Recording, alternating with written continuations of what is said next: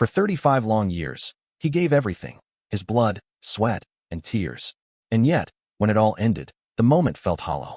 All his life's work, the needle so fine it could pierce without pain, gears tinier than a grain of rice, craftsmanship more delicate than a sliver of a banknote, were born of world-class Japanese precision. A legacy built by the hands of artisans. People like him. At Fujimura Manufacturing, a man in formal attire confronted the elderly craftsman. Takuma Fujimura, now 70, faced him down with steely defiance. The deal was impossible, insultingly low compensation, an absurdly short deadline. Fujimura rejected it outright. The visitor, unfazed, dismissed his protest. There were others, after all, easier, cheaper, more obedient. From the start, he thought Fujimura and his kind were outdated and inconvenient. To him, old-school skill had no place in the modern market. It wasn't about mastery, it was about efficiency. Men like Fujimura should be grateful for even being considered. That kind of thinking, that arrogance, pushed Fujimura over the edge. He snapped, grabbing the man by the collar. He had spent a lifetime refining his craft, putting pride into every creation. There was no way he'd produce work he couldn't stand by, not even for a paycheck. He told the man off in full. The visitor backed away, vowing revenge through corporate channels. This altercation, he said, wouldn't go unpunished. But the damage was already done. Fujimura's future prospects were all but erased. Standing alone, he stared at the clock. What now? Who would hire a 70-year-old man with no ties to anyone? No family, no support. He shook his weathered hands, hands that had known only this one world. A world of machines, precision, metal, and discipline. He had no idea what came next. Still, he figured he'd manage somehow. He always had. He stepped outside, facing the building he had poured his soul into. Fujimura Manufacturing. The name itself held a lifetime of memories, of mistakes, lessons, triumphs. He had walked the path from apprentice to master to independent craftsman. He had seen the best and worst. If nothing else, perhaps his life had been a job well done. Yet one regret gnawed at him. Just once, with his own two hands, he wished he could have tested his skills on the world stage. One last chance to see how far his craftsmanship could reach. He reached up to remove the wooden signboard. As he strained, his body gave in. A sharp pain surged through his chest. He collapsed. He realized, too late, how little attention he had paid to his own body. Breath escaping him, his vision faded. All he could think was, if only there was more time. But then, everything changed. He found himself face down on a surface that wasn't concrete. The smell of grass. The whisper of wind through trees. Unfamiliar sounds in a sky he didn't recognize. The world around him had shifted. He had no idea where he was. But it was not Japan. And it was not the world he knew. He raised his head. Fujimura sat upright. Somehow, without realizing it, he had become younger. His gaze drifted toward the castle. He observed it passively. A translucent screen appeared before him. Maikugen, eye of the master craftsman. He turned and spotted what appeared to be his workshop. Looking down at his arms, he noticed how oversized his clothes had become, the jacket sleeves flopping around. Uncertainty gnawed at him. This didn't make sense. He was sure he had collapsed back in the lot. And now here he was, swimming in clothes far too large for his smaller frame. He rolled his sleeves up to his elbows. The sharp clank of metal reached his ears. He turned toward the sound and saw a figure striking a wooden log with a sword. It was a woman, Frau von Freya, a healer. She was breathing heavily, clearly fatigued, but she went at the log again. This time, her prosthetic arm came loose and hit the ground with a dull thud. Her jaw clenched as she stared at the fallen limb. Fujimura took in the sight. A prosthetic hand. She retrieved her artificial limb. He approached and called out, asking where they were. She flinched in surprise. He remarked about being lost and requested her patience to hear him out. She blinked, confused by his choice of words. Old coot. He didn't quite understand the reaction. Later, they made their way into what he assumed was his workshop. Inside, he mused to himself. This had to be a dream. But what kind of dream sends him back to being a bratty kid abroad in Europe? That castle sure looked European. And he'd never even set foot outside Japan. Freya broke his train of thought by checking on him. She asked if he was all right. He'd seemed down earlier. He brushed it off, insisting it was nothing. Then he focused on the device in front of him, tightening a screw. He presented it to her. He told her to try it on, mentioning it was just something he had thrown together casually. Freya's eyes widened the moment she slipped the hand into place. The new prosthetic clattered slightly against her arm, and her astonishment deepened. She was amazed. The balance, the fluidity, it all felt so natural. Light yet stable, with full motion. She couldn't believe he made it in such a short span of time. She compared him to the dwarves of legend. mythical craftsmen renowned for their smithing. Curious, he asked her to elaborate. She explained that these dwarves were said to be apostles of the gods, creators of legendary weapons bestowed upon heroes. Heroes? Freya continued, her voice laced with admiration. She spoke of magical weapons forged to seal the Demon King, a sword that summoned destructive lightning, a staff capable of raising the dead, a shield that warded off calamity. Freya explained that even with all the legendary weapons in the world, they made little difference. The Demon King's army had revived and was once again on the move. Her dream was to become a great hero wielding such arms. But the reality was far more sobering. She was just a powerless healer. Recently, she had even been kicked out of her party.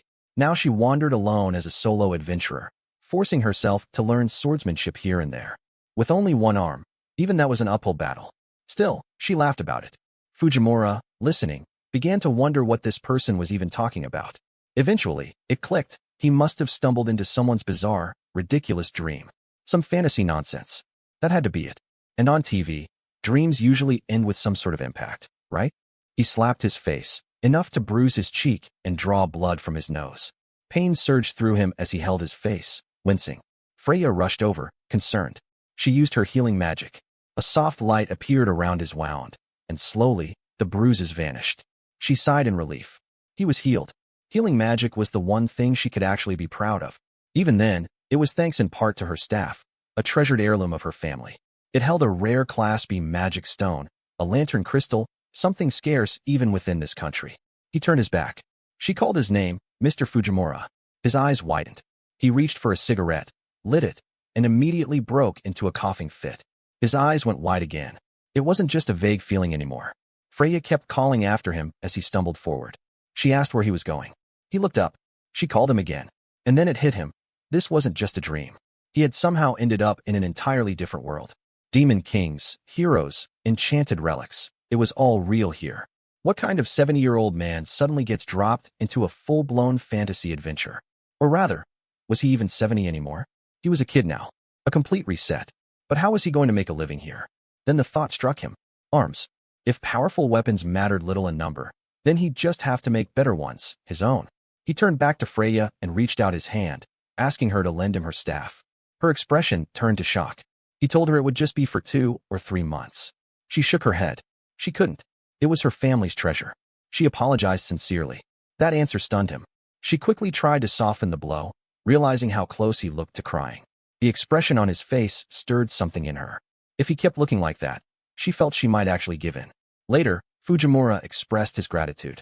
He said he expected no less from someone aiming to be a hero. He promised this old man would take good care of the staff. Freya, still hesitant, clarified again. She was only lending it. While they were at it, she asked if there was anything else he wanted. Fujimura thought for a moment. Good point. He suggested they head back to the workshop, grab something to eat. And if she happened to have a book about this world, would it be all right for him to borrow that too? She replied with a simple nod, understood. Fujimura reflected on his situation. At least he could understand the language, and apparently, he could read the writing too. Freya informed him that she would be returning to town for a while. He acknowledged her, calling her a young lass. She corrected him, saying her name was Frau. Before leaving, she gave a warning. Never go near the northern mountains, especially at night. Strange sightings had been reported there, something called the Eyeless. Curious, Fujimura asked what that was. Freya explained that it was a demon of the night responsible for the destruction of numerous villages in the past. A bat-like creature with a subjugation rank BBB. Supposedly, the kingdom's knights had taken it down several years ago, but lately, more and more people had been seeing it again. Fujimura simply responded, "Is that so?" which irritated Freya. She reminded him this wasn't some small matter. They were talking about a BBB threat. He told her to shut it, saying he already had too much on his plate. She apologized softly. This was the fantasy world of Elvana, a place where minerals played a unique and powerful role. Among the most valuable resources were magic stones, crystalline substances that could emit electricity, heat, or light just by channeling mana into them. In essence, they functioned like natural batteries. These stones were the foundation of the world's magic, utilized in everything from daily life to warfare. Fujimura decided to tinker with them. In his hand was a peculiar mineral. Its texture and behavior made no logical sense to him. But still, a mineral was a mineral. Eventually, he'd figure it out. He held the Kaisekigen, the eye of analysis. It gleamed in his palm. As he focused on it, the gem began to emit light, illuminating the surrounding stones. Then it ignited. Startled, he stared at it. This thing was on an entirely different level from the rest. Possibly a luminescent stone? He took a saw to it. As he cut into it, small shavings fell onto the table. Immediately, lightning crackled. The particles began to float. A blinding flash erupted. What followed was a significant discovery. Within the stone was a high-purity crystal core. It comprised only 20% of the stone's internal volume. The rest acted as limiters, suppressing its magical output. In other words, the magic in this world was diluted. What people considered magic was only a fraction, just a tenth, of the original energy. The real potential was sealed away. The shavings from this stone exploded with just a tiny amount of magic. Wild stuff. The stone's consistency was gummy and unstable. It reminded him of real-world materials like titanium or inconel, both notoriously difficult to cut due to their toughness and poor heat conductivity. This was going to be a challenge, and Fujimura relished it. Metalworking itself was a complex art. First came material and tool preparation, then cutting, next shaping, finally drilling and threading. Mastering these steps wasn't just about following instructions. It demanded an artisan's intuition, selecting the right tool, applying the right amount of force, making judgments on the fly. To be exceptional, a true craftsman had to detect even the slightest changes in sound, resistance, or heat. The subtle warping of metal, the reformation under strain, even the heat rising on the surface of the skin, all of it, a true craftsman registers instinctively. Immediate adjustments are made without thinking. Through this process, the quality and precision of their work goes far beyond what machines can match. Fujimura exhaled. An explosion rang out from somewhere nearby, but he didn't even flinch. He just continued his work. Throughout the process, he burned through several cigarettes.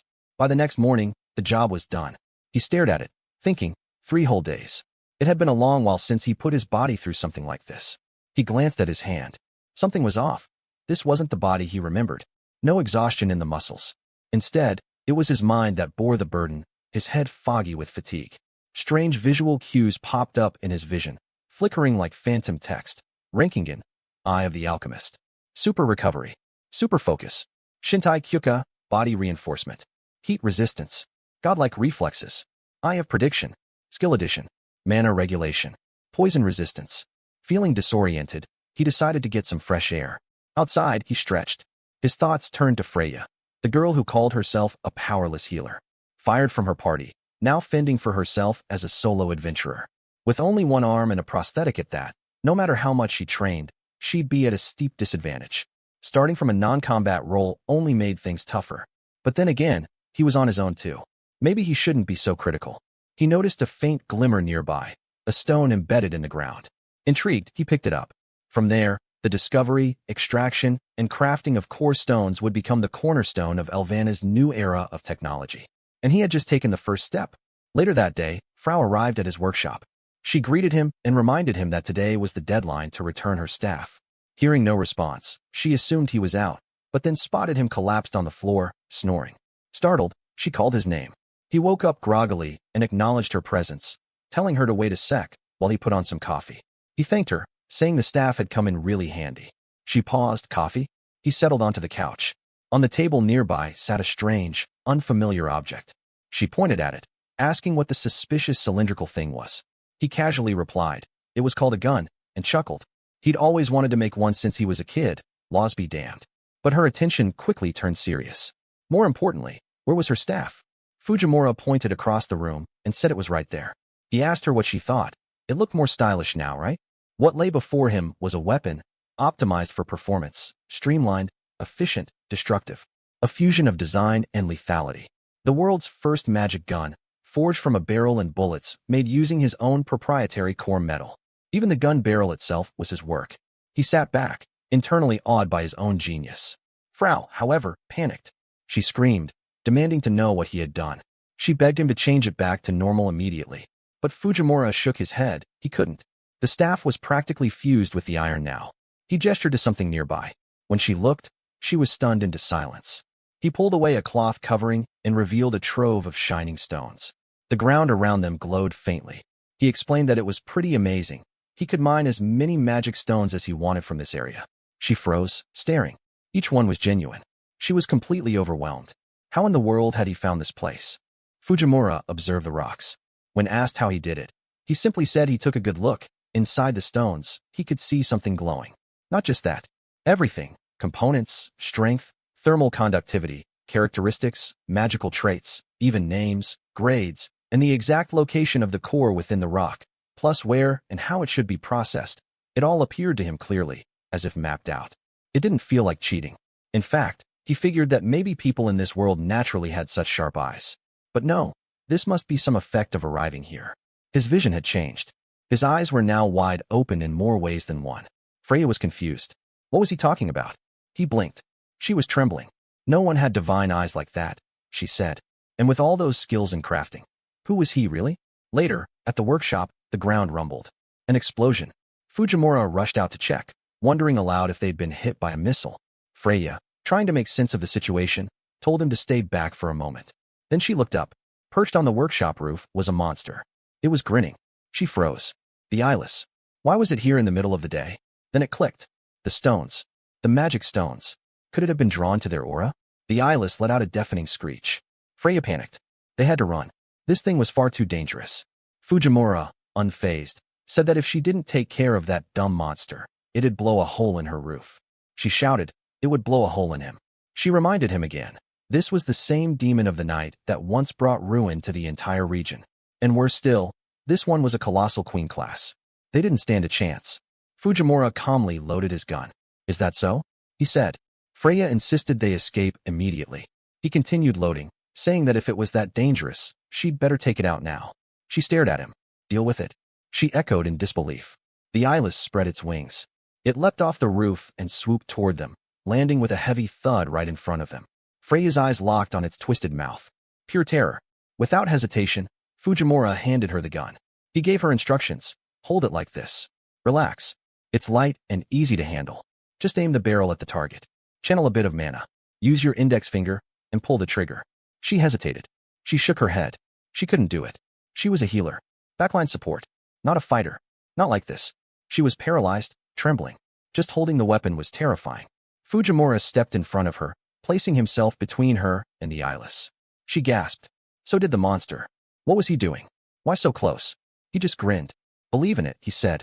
Believe in the craft he had poured 54 years of his life into. Freya's eyes flicked between him and the weapon. The eyeless leapt again. She looked up. It was charging straight for them now. Fujimura warned her. Brace yourself. She flinched. But then she raised the gun, trembling hands pointing it toward the creature. The eyeless roared. Freya's thoughts raced. No way. This tiny little cylinder? Against that? The monster screamed as it closed in. Fujimura shouted. Fire. Her hand shook. She squeezed the trigger. A bullet flew. An explosion erupted on impact, violent and blinding. Freya stood frozen in disbelief. The monstrous eyeless, a threat too terrifying to imagine facing head-on, now lay motionless on the ground. It had been defeated by her hand. Her mind reeled at the outcome. Meanwhile, Fujimura inspected the aftermath with calm satisfaction. The output stability test was complete. He credited it to his own patented magic stone manufacturing technique. This wasn't just a weapon. It was a refined piece of magical equipment. It concentrated all the waste energy typically lost in a wand and funneled it into one focused burst. He had designed every detail meticulously. A core bullet as its main offensive component. A core barrel to spin the shot, increase speed, and extend range. A magic stone casing to suppress energy release until the moment of firing. He called it the Bakuin Fujimura, a name as explosive as its purpose. Patent pending. Freya stared at the device. It was overwhelming. Far too powerful. Far too dangerous. Fujimura chuckled, saying it had given him quite the headache. For a long time, the output was unstable. He couldn't count how many times it had nearly killed him during development. But now, it was finally complete. And by the way, he added, when unloaded, it could still be used to cast healing magic, just like her old staff. He told her to try it out. Freya tried to protest. Wait a second, but her words trailed off as she followed his gaze. Fujimura had casually wandered over to a pile of fallen eyeless. He looked over the area where his discarded prototypes had gathered. Apparently, this had been his test site for the last 3 months. He spoke proudly. His invention was safe, practical, and usable by everyone, from children to the elderly. It was, in his eyes, the ideal tool. He turned back to Freya, his expression full of energy. She'd better get ready, he said, because he was going to make her the world's strongest hero. Freya couldn't process it. It didn't make sense. Fujimura pressed on. declaring his plan to demonstrate his skills to the world, and that their ultimate prize would be the Demon King himself. Plain and simple, she would become the hero of her dreams. And he would be acknowledged as the greatest craftsman the world had ever seen. A win-win. He burst out laughing. Freya stared. What is this man even saying? Her thoughts spun. It was so far removed from reality, she couldn't keep up. Then he extended his hand toward her. Would she give it a shot? She hesitated. There was no way. Someone like her, doing something so legendary. It felt impossible. But Fujimura smiled, urging her on. The only thing left now, he said, was to prepare to become a hero. This was the turning point. Freya was stunned. Even though he spoke of the Demon King like it was just another job, even though his words sounded absurd, something about him, this miracle craftsman, made her heart race. She heard it pounding in her chest. And then, slowly, she reached out and took his hand. She said, if he could truly make that happen, then she would follow him. All the way.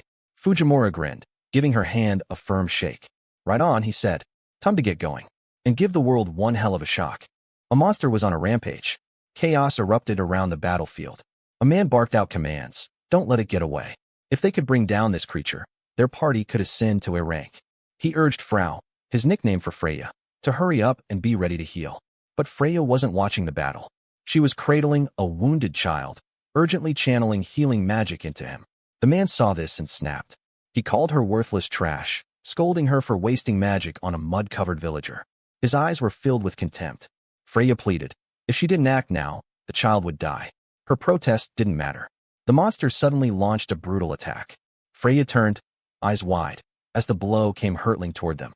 Later, after the chaos subsided, Freya woke up with her head bandaged. Her vision cleared to find the same man standing over her.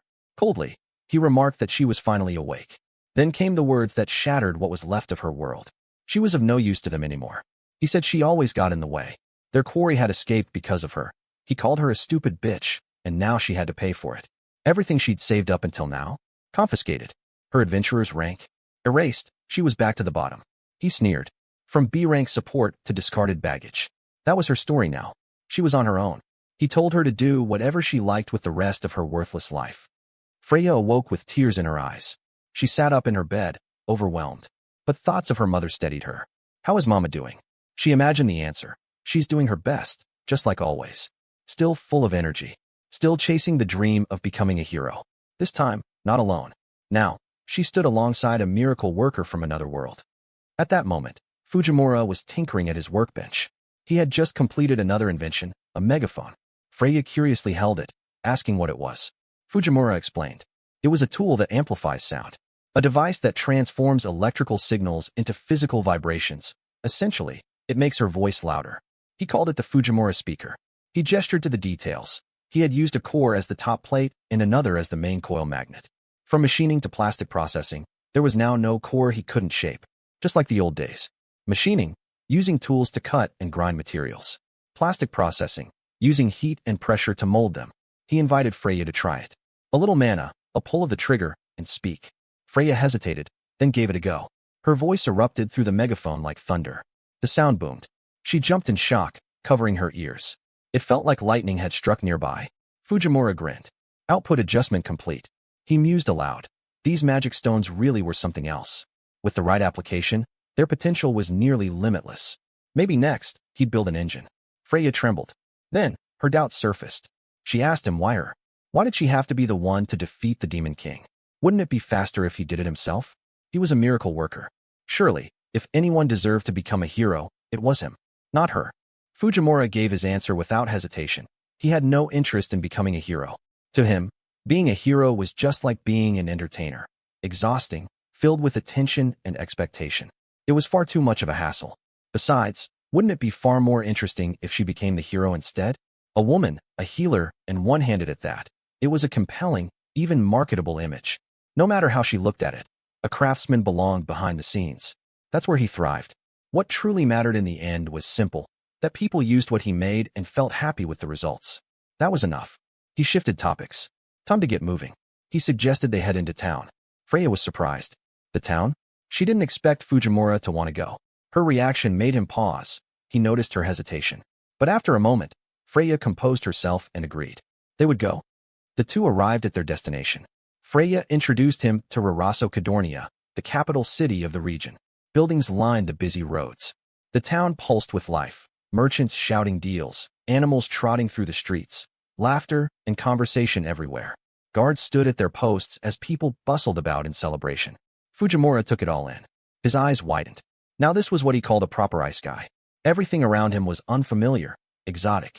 He stretched out his hand to a dog, jokingly calling it over. "Come on, Fido, shake." Freya pulled him aside, whispering urgently. He needed to avoid drawing attention. His foreign appearance already made him stand out more than enough. Fujimura retorted, accusing her of looking odd. Why was she so bundled up under the blazing sun? She must be sweating bullets under there. Flustered, Freya said it was to cover her face. She laughed awkwardly. He paused. Her face? Oh, right. He remembered noticing her burn scars when they first met. She quietly confirmed it. It must be nice, she thought, for someone like him to speak so freely about what's on his mind. Just behind them, shouting broke out. Two men were squaring off. One yelled, demanding to know what guild the other belonged to. The man with the horn sneered back, calling the first a pissy D-ranker. Onlookers started to gather. Someone remarked that a fight was about to break out, a D-rank swordsman versus a C-rank spear user. Fujimura grinned. He casually bet 5,000 endo on the spear user, saying it felt like some kind of festival. Was it always like this? Freya shook her head. Raraso was only a small kingdom, really. Despite being labeled a royal capital, it was generally a quiet provincial town. But recently, everything had changed. In Cadornia, a second dungeon had appeared. Freya explained its significance. A century ago, the dungeon known as Cavern Pass Embo had emerged. Dungeons, underground labyrinths said to have existed since the world's creation, differed in terrain, structure, and complexity from country to country. Some stretched down hundreds of floors, becoming more perilous the deeper one descended. But they all shared one unchanging truth, the promise of monsters and treasure. That allure still gave birth to new heroes. Dungeons drew people, adventurers, compelled by dreams of wealth, glory, and the unknown. Naturally, as adventurers gathered, trade and culture followed. Cities and towns blossomed around these mysterious ruins. And now, for this newly emerged dungeon, a selection tournament called Feist would be held the next day. It was a competition to determine who would earn the right to be the first to explore it. In the world of adventurers, the first to enter a dungeon gained exclusive claim to all the treasure inside. That's what Feist meant, to be the very first to make contact with the unknown. There were rumors that this dungeon held enough riches to take over the entire country. A true heroic saga. Fujimura nodded. That settled it. They would enter the tournament. They would seize this chance, and maybe uncover some fascinating new stones while they were at it. Freya's eyes widened in disbelief. That was impossible. Adventurers from across the nation, and even neighboring realms, would be gathering for this. The rules allowed parties of up to 5 members. And they were just 2. Worse yet, A-rank parties would be competing. She knew how steep the odds were. But Fujimura? He didn't flinch. Fujimura told Freya not to worry. She had the weapon of absolute destruction, the Baku Fuji, on her side, didn't she? But Freya panicked. If she used something that powerful in a public place, she'd probably be arrested in front of everyone for mass murder. She didn't even realize she'd said that out loud. Then someone nearby spotted her. Hey, isn't that Freya? Fujimura looked around. More people were staring. Someone else confirmed it. Yeah, that's her. Those burn scars are a dead giveaway. It's Freya the betrayer. They whispered about her. They said she'd abandoned her team in the middle of battle and ran away. She used to be a B-rank adventurer, but now she was nothing more than a solo F-ranker. No one would trust a traitor like her. And even worse, when she fled, a monster chased her down and she barely escaped with her life, losing a hand in the process. They muttered she was a disgrace to adventurers. Fujimura heard it all.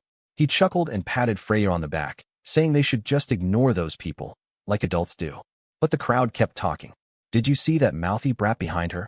No way. Is he part of her new party? Probably just some lost kid. He looks kind of stupid. Mean little eyes, maybe a new goblin type? Fujimura raised an eyebrow. Goblin. He looked at himself and told Freya to hand over the gun. He suddenly felt like testing a rapid-fire mode. Freya quickly stopped him. No way, not in his current condition. Then another group showed up. One of them smiled cruelly and said what a surprise it was to see such a familiar face in a place like this. He added that it was nice to see Freya was just as useless as always. Freya's eyes widened. She knew that voice. It was her old party, the A-rank team Shurden. The man talking was Vok Donner, the dual swordsman. People around them got excited. Whoa, it's Sword Flash Shurden. They say they're about to reach S rank.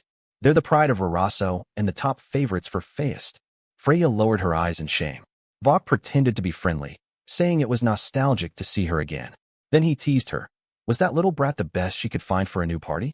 He leaned in and whispered, not that someone like her could build a real team anymore, not after the rumors he spread. Freya's eyes widened in shock. She remembered now. He was the one who started the rumors that ruined her. Vok said that even if she was trash, she had been a decent healer. It would have been annoying if she joined someone else. That's why he made sure she couldn't. Freya stayed quiet.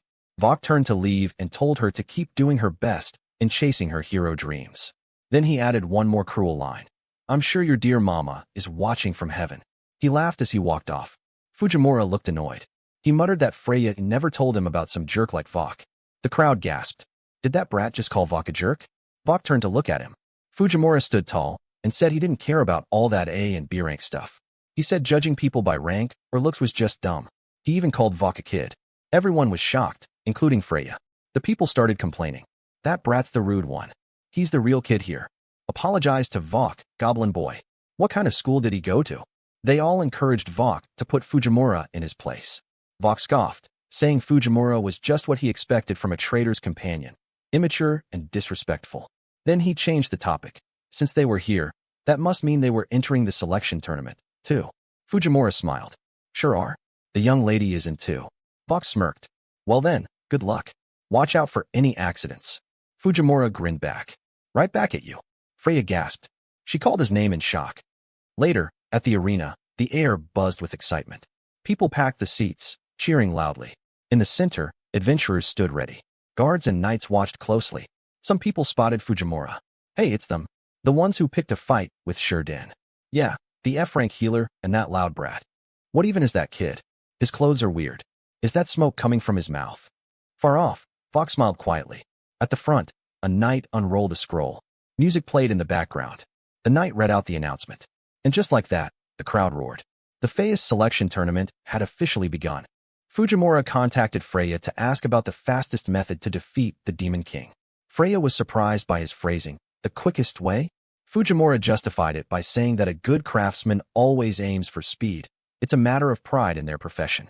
Freya then explained that, regardless of his intentions, Fujimura would first need to attain SS rank status to even set foot in the Demon King's domain. Only then could he proceed. She went on to describe the elite rank of Sun, a title reserved for the 7 greatest adventurers in the world. These individuals carried the hopes of humanity and had exclusive access to Adzuma, the most dangerous frontline against demonic forces. They were not just adventurers, but figures who stood on the verge of being called true heroes. Elsewhere, at the center of a grand arena, the Feist selection tourney was about to begin. A knight announced its commencement, calling for those who wished to participate to enter the ring. Among the crowd, someone cast a glance at Freya. A shiver ran down her spine. Anxiety gripped her as she questioned her presence in such a hostile, intimidating place. Whispers rippled through the spectators, mocking voices identifying her and Fujimura. A nobody healer and some kid, they sneered. They seriously picking a fight with Shurden? What are they even doing here? Are they underestimating Feist? Freya echoed those doubts internally, doubting her own right to stand there. She nervously bumped into someone, a towering man clad in full armor. He noticed the impact and turned, puzzled. Freya froze in terror. Another adventurer drew his sword in indignation, demanding to know who had dared to behave so rudely. Panicking, Freya ducked behind Fujimura and began apologizing repeatedly. The large man looked at Fujimura, called him kin, and paused. He then regarded Fujimura with exaggerated concern, wondering aloud what children were doing in a place like this. Was he lost? Were his parents missing? Were the knights doing nothing? Poor child, trembling with fear. But Fujimura wasn't trembling in fear. He was boiling with rage. He forcefully grabbed Freya's mouth and turned to the giant man. His tone shifted. Sharp. Confrontational. He demanded the man listen closely, calling him a mega geezer. Then, he introduced himself and Freya with full confidence, declaring their names as sacred and destined to beat the Demon King to a pulp. Laughter followed. The term mega geezer drew a few amused reactions from the crowd. But mostly, they found Fujimura's claim ridiculous. Demon King? What was this lunatic talking about? Typical nonsense, they muttered. Exactly the kind of madness they'd expect from the party of the betrayer. An infestation. The enormous man, amused, responded sarcastically. noting how nice it was that children still dared to dream. The murmurs of disgust continued from the crowd, dismissive and scornful. Fujimura met the gaze of the massive man without flinching. Suddenly, the large man exhaled, an overwhelming, odorous breath. Groans of disgust erupted from those nearby. Fujimura, unamused, coldly asked what kind of trick this shitty geezer was trying to pull now. The enormous man stared at Fujimura, noting the sharpness in his eyes, not the look of an ordinary warrior. Then, without warning, his tone and demeanor changed. He respectfully lowered his head, addressing Fujimura as master, apologizing for having treated him like a child moments ago. He introduced himself as Gandalf, the leader of the B-class adventuring party known as Gardener, and gestured to the two warriors behind him, the twin swordsmen, Jin and Kin. Gandalf formally greeted Fujimura and Freya and stated his hope that, should they cross paths in the upcoming selection tournament, their battle would be a fair and heated one, fought with all their strength. Cheers erupted from those watching. The word heated echoed among the crowd, followed by laughter. The mood had shifted. Freya commented on how Gandalf seemed like a surprisingly decent man. Fujimura remained silent, eyes sharp and unreadable. Above the arena, a knight watched the commotion. His thoughts drifted. So this was it, the Fea's selection tourney at last. He half regretted not placing a bet. In Cadornia, bets were always high on Shurden, the reigning favorite. He did a mental calculation. If he left his post immediately, he might still make it in time to wager. But then he reconsidered. If the captain caught him slacking again, there'd be hell to pay. That man had no patience for jokes. Suddenly, something below the fortress caught his attention. Movement in the trees. Figures emerging from the shadows of the forest. First 3, then more. And more. Monsters. A swarm. His eyes widened in horror. He rang the alert bell and shouted the warning. A monster horde had appeared. Down below, Fujimura took notice of the sudden alarm. Confused, he muttered under his breath. Freya speculated that it was probably the mast. Fujimura asked what that meant. Freya explained. Although the full reasons remain a mystery, when a new dungeon manifests, it somehow triggers the local monsters. Occasionally, this results in a phenomenon where they gather en masse and stampede toward the dungeon, an event known as the mast. Fujimura took it in stride, commenting dryly on the twist of fate. Freya reassured him. Even though they were in the frontier, this was still the royal capital. The royal knights were stationed here, and a large number of powerful adventurers had gathered for the tournament. Surely the monsters would be repelled or lose interest before causing serious trouble. More knights gathered. One arrived, panting heavily. The others asked what the rush was. If it was just a mast, it would be over soon. But the knight shook his head. Something wasn't right. He said he had done a quick count from the watchtower. Over 1,000 monsters, easily. While the majority were goblins, there were also ogres among them. And they'd reach the capital in just 30 minutes. The news struck those present like a thunderclap. 1,000. That was comparable to a siege force from one of the 5 great dungeons. Someone laughed, a tall figure. It was Vok. He stepped forward, amused, and made a bold proposition. The situation could be turned into an impromptu competition. Whoever defeated the most monsters could declare themselves the winner of the Fea's tournament. After all, dungeons and monsters had always been the realm of adventurers, not bureaucrats. So why not bend the rules a little? Everyone present could benefit. They'd not only gain glory, but possibly be hailed as national heroes for saving the capital. Whispers rippled through the crowd. Vok's idea made sense. Murmurs turned to excitement. They had Shurden, their strongest, among them. Confidence surged. If the knights had a problem with it, then they wouldn't fight. This was an adventurer's challenge now. The knights hesitated briefly, then gave their verdict as Vok stood confidently, his grin unwavering. The tournament rules were changed on the spot. The Fea's selection tourney was officially transformed into a live battlefield, a high-risk A-rank mission titled the Mass Repulsion Battle. The decision was sanctioned by the King of Raraso. This wasn't a mere contest anymore. It was now a formal request from the kingdom. The adventurers, as those sworn to defend the realm, were to demonstrate the full extent of their strength and resolve. Freya stood frozen, her thoughts spiraling. Everything had escalated too quickly. Moments ago, it was just a tournament. Now it was war. Then came the signal, the command to open the gates. With no time to hesitate, the battle began. A flood of adventurers surged out toward the approaching horde. Goblins made up the bulk of the enemy line. Blades clashed. Magic flashed. Screams and roars filled the air. Shiden's party arrived on the battlefield. Vok activated a series of buffs, enhancing his team's strength, reaction speed, magic resistance, and agility. The goblins paused in confusion. With a single, calm order, Vok commanded his team to crush the enemy. He lunged forward, slicing down goblins with practiced grace. His companions followed suit, striking with lethal precision. The clash of steel echoed. A woman among them cut through monster after monster with such skill that even in the chaos, she stood out. Arrows whistled through the air as archers rained death from above. The coordinated chaos of battle was relentless. Freya stood trembling at the edge, unable to move. Then Fujimura grabbed her roughly, snapping her out of her stupor. He asked what was taking her so long. Why wasn't she out there helping? Freya stammered, frozen with fear.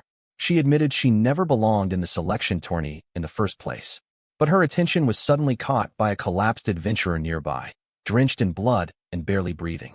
Without thinking, she sprinted to his side. She knelt beside him, arms trembling as she supported his weight. Using her gun, she shot the adventurer to heal him. The wounded adventurer coughed blood, barely conscious. Then, in an instant, Freya's healing light surged through him. His breath steadied. His wounds closed. He stared at her, disbelief etched across his face. Healing on that level, that speed, it was beyond what he thought possible. But a new threat loomed behind Freya. A goblin approached silently, weapon raised. Fujimura spotted it. He yelled at her, calling her a bloody idiot and warning her to watch her six. Before Freya could react, the goblin was already slain, its body dropping at her feet. Gandalf had arrived. He signaled Kin and Jin, his twin blades, who immediately jumped into action and began cutting down the goblins surrounding Freya. The area was cleared in seconds. Gandalf turned to her and asked if she was unharmed. She nodded, grateful. Then Gandalf posed a question. Was she truly satisfied with this? If she continued only patching wounds from the rear, she would lose her chance to participate in Feist. Freya paused. Then she smiled. She said she was a healer. If someone collapsed before her, she couldn't ignore them. It didn't matter who they were. That's just how she was. She recalled her mother, a powerful and gentle woman who always placed others before herself. If her mother were still alive, Freya believed she would have done the same. Gandalf asked about this woman. Freya replied. Her name was Mares von Freya. A woman she revered. A woman she wished to surpass one day. Freya's dream wasn't just to defeat the Demon King. For her, a true hero was someone who became the embodiment of hope for the weak. Gandalf, hearing the name, nodded slowly. He had heard many stories about Mares von Freya. The man known as Gandalf recalled the stories. A woman from a noble lineage of the northern realms, the first female among the elite Solin. She was called the Flame Princess, Mares von Freya, a renowned healer and the genius architect of the fulminating flame, a legendary magic. According to wartime records, she had fallen 15 years ago, slain in battle during the Great War against the demons. The idea that her bloodline might have survived, that her kin would appear in this place, had never crossed his mind. Gandalf, standing still, slowly scratched his helmet.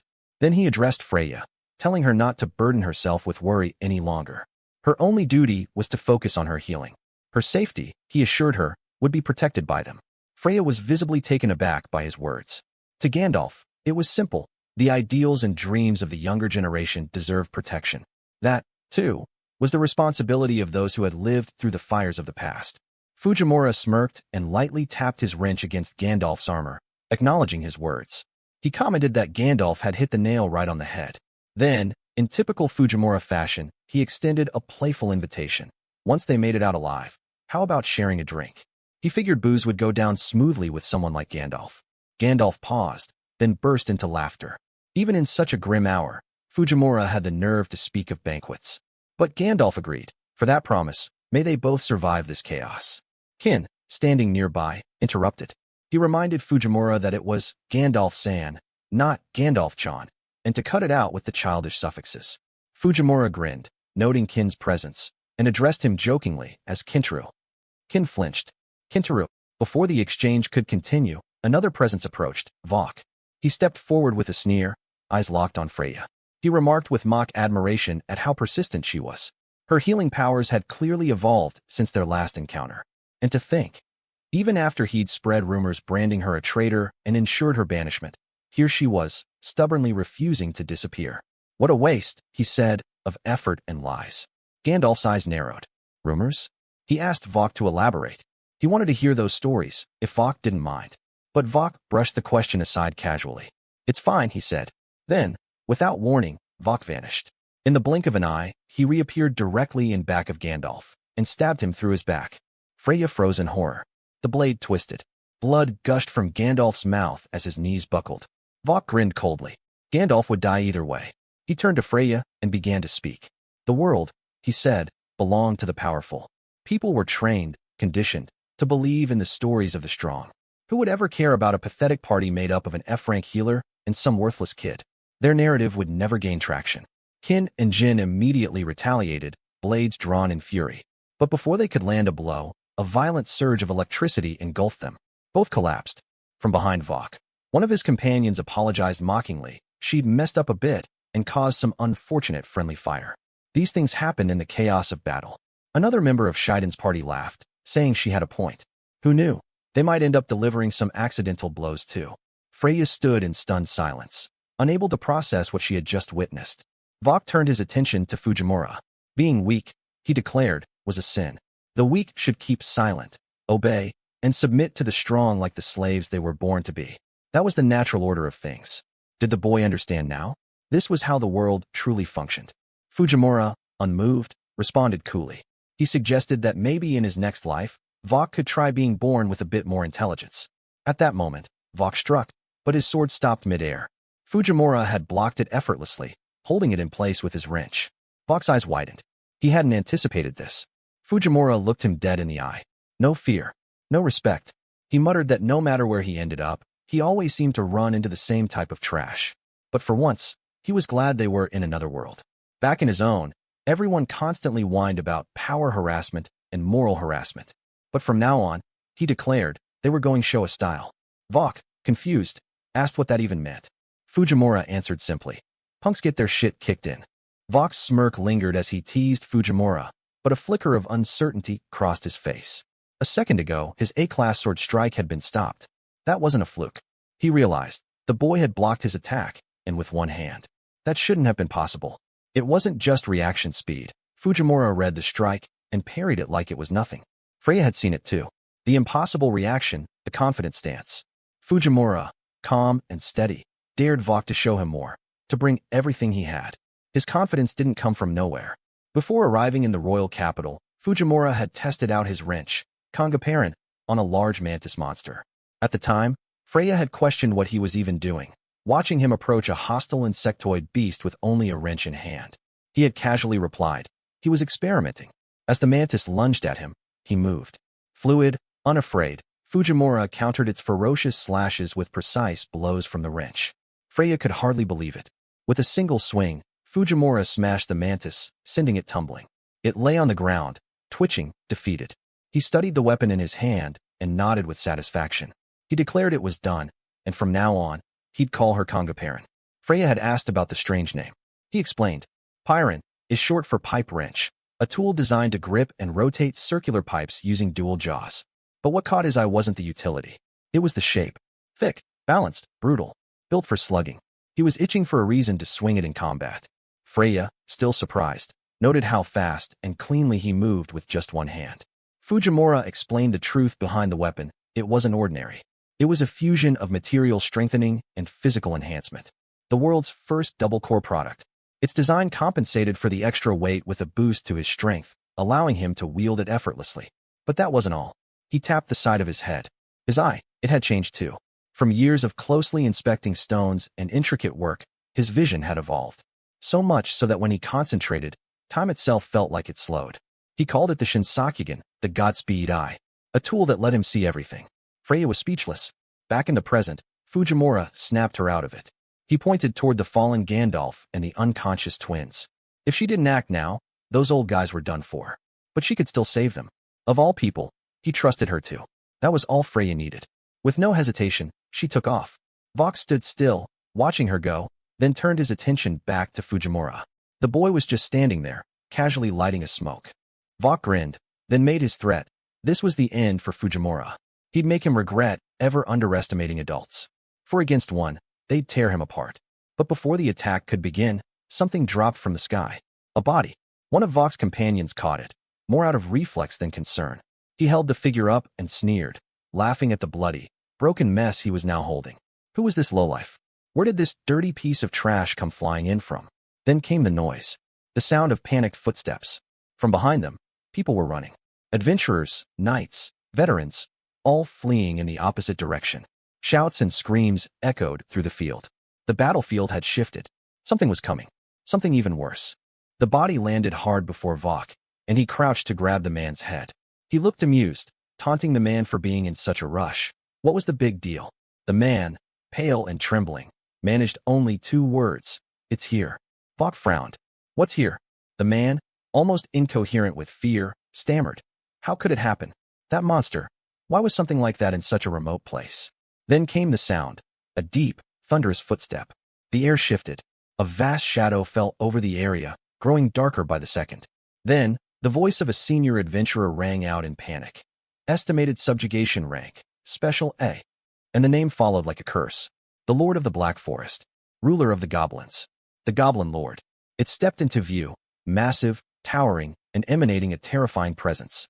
Before the adventurers could even decide what to do, orders rang out in panic. Fire! Fire! Fire! Magic and arrows filled the air, hurtling toward the towering figure.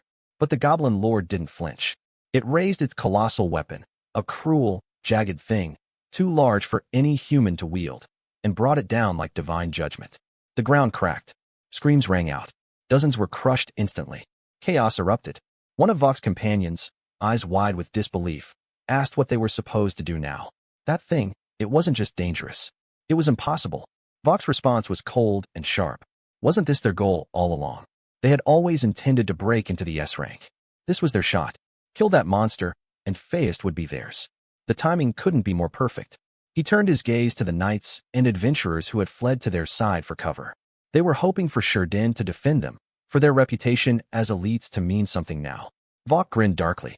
They had just found themselves the perfect supply of meat shields. Excited laughter erupted from the rest of the Sherdin party. The bloodlust was rising.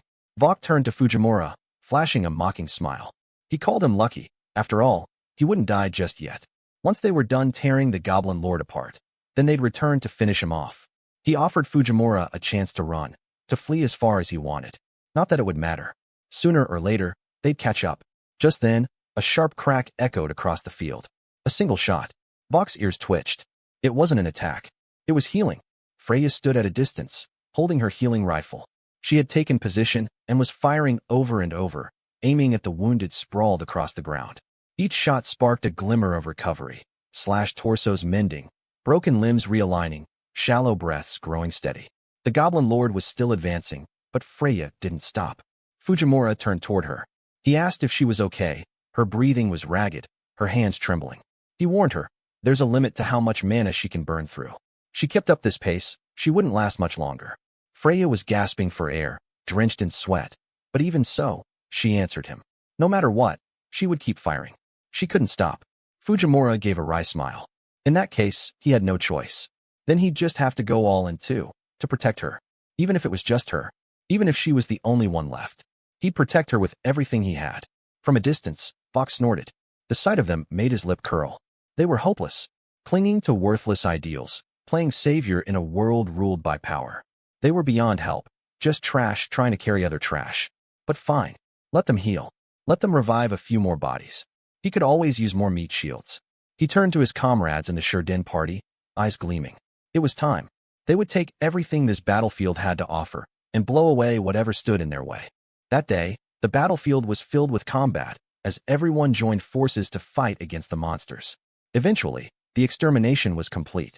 Adventurers reacted with triumph. A foot landed heavily on the fallen monster's body. Vok stood atop it. He assessed the battle's outcome with satisfaction, attributing the victory to Shaiden's contribution and concluding that Feist was now virtually secured. Fujimura checked on Freya. She nodded in response, though her body trembled with exhaustion. He regarded her with mild exasperation, noting how she pushed herself too far. Vok approached and commented on the effort the others gave, particularly Freya, who had been tirelessly healing the wounded throughout the fight. Yet even with all that effort, they had lost some of their own. Vok looked toward a fallen companion on the ground, Eltico. He dismissed them as a failure and announced that it was over for them. He began to speak about the future now that the elf was no longer among them. But before he could finish, Freya raised the healing gun and pointed it at Eltico's lifeless body. Fujimura was caught off guard by her sudden action. Before Vok could intervene, a loud discharge erupted. Eltico's eyes snapped open. Vok stopped mid-step, sneered in distaste, and walked away. Around them, other adventurers looked on silently. Freya collapsed, face first, from the strain. Fujimura cried out in panic. Later, the mood in the city shifted to one of celebration. As Vok and his party made their way through the streets, the townspeople hailed them as the saviors of Raraso, returning in triumph. Girls called out for Vok's attention. Whispers spread among the crowd, rumors of Vok's party defeating even a goblin lord. Someone mentioned that Shurden had landed the final blow. Another person responded in awe, saying Vok's party was on an entirely different level. Later, in a formal gathering, the knights made an announcement. The right of Feist would be granted to those who had rendered distinguished service during the repulsion battle. Though the king would ultimately decide based on recommendations from participating adventurers, it was already assumed that Shurden would be chosen. Without delay, the knights declared who had earned the right to challenge the new dungeon, Embo. As this was announced, Vok's thoughts turned inward. He urged fate to deliver the reward he desired. With Feist came recognition, trust, and power. It would be the platform he needed. From there, ascending to S-class, or even achieving the legendary status of Salyuan, would be within reach. He invited the world to watch, those beneath him, the insignificant masses, and bear witness to the rise of a true hero. The knight came to a halt, then called for Frau von Freya to step forward. Freya was stunned. So was Vok. He stared in disbelief, trying to process what had just been said. In his mind, it didn't make sense. Why would a traitor like her be summoned in such a way? Vok clenched his teeth in growing rage. He couldn't believe what he was witnessing. That someone so weak, someone who couldn't even fight, was being named the Feist? He questioned how she had any right to the title. This had to be the result of a recommendation. But who would betray him like this? After all he had done, slaying the behemoth, was this his reward? One of Vok's comrades tried to calm him down, suggesting he let it go. Another traveler, overhearing the commotion, was confused. They noted that Vok was acting like he had taken down the monster on his own. Clearly, they thought, Vok was letting his A-class status go to his head. Vok's internal fury boiled. How dare these nobodies insult him? Someone else interjected, saying it was time Vok faced the truth. Everyone owed their survival to Freya's efforts. And so, the crowd had chosen to stand behind her. Vok couldn't believe what he was hearing. When had so many people begun supporting Freya? Fujimura stepped up behind Freya and gave her a congratulatory pat on the back, teasing her about her new status, calling her Miss Feist. Freya herself was still in disbelief. Her? The Feist? Vok lashed out in protest, declaring that this was absurd. He demanded the presence of the king. He would only accept the decision if it came directly from the lips of the country's greatest authority. From behind, Gandalf stepped forward and told Vok to give up. The matter had already been settled. Vok turned on him with contempt. He said he didn't want to hear anything from an old fool like Gandalf, someone with no authority here. Then the knights raised their spears and aimed them at Vok. He stared at them in disbelief, questioning what they thought they were doing. Gandalf chuckled at Vok's ignorance. Senile, was it? Clearly, Vok's perception was lacking. With a slow, deliberate motion, Gandalf removed his helmet. Kin and Jin immediately dropped to their knees before him. Vok was left stunned. Kin turned to Vok and told him to show respect. The man before him was none other than the 17th king of Raraso, His Majesty, Lord Gandalf de Raraso. Freya and Fujimura were both struck speechless by the revelation. Gandalf turned to Fujimura and reminded him of a promise they had made. He was now ready for that banquet Fujimura had spoken of. Would Fujimura be joining him tonight? Freya's shock only deepened. Gandalf laughed heartily. He confessed that adventuring had always just been a hobby. The front lines had been too quiet lately. Fujimura chuckled awkwardly, admitting that Ganshan really caught him off guard. Kin, visibly scandalized, demanded that Fujimura stop referring to the king so informally. At that moment, a terrible realization struck Vok. He remembered. He had stabbed Gandalf. His eyes widened in panic. Behind him, Gandalf spoke with a calm authority. It was a shame, he said. Soon, tales of Vok's disgrace would spread far and wide. He didn't deny Vok's strength, but strength alone was never enough. Without heart, the world was nothing but a hollow shell. Gandalf turned his attention to Freya. From the Feist of this nation, or rather, from a true hero, he expected only one thing. Then Gandalf and all the people behind him knelt before her. He continued. What he sought was the spirit of someone who becomes stronger for the sake of others, not for themselves. A righteous heart, unbreaking, unwavering, and filled with noble resolve. Freya stood still, speechless. Her hand remained at her side. She thought about the question that had haunted her for so long. How could someone like her ever be a hero? She bowed her head, remembering all the things people had said about her in the past. Fujimura rested his arm casually over her shoulder. He remarked on how things had turned out. She was chosen, in the end, not because she fought, but because she hadn't. A one-handed F-rank adventurer, scarred with burns. A loner hated across the kingdom.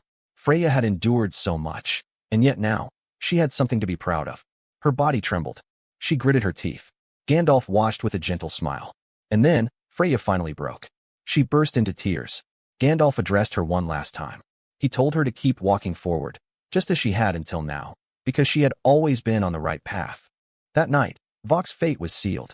While he sank into disgrace, Gandalf, Fujimura, and the others indulged in celebration. The atmosphere was lively as the feast carried on into the night. Gandalf, drunk and beaming, raised his voice to the crowd, encouraging everyone to enjoy themselves without restraint.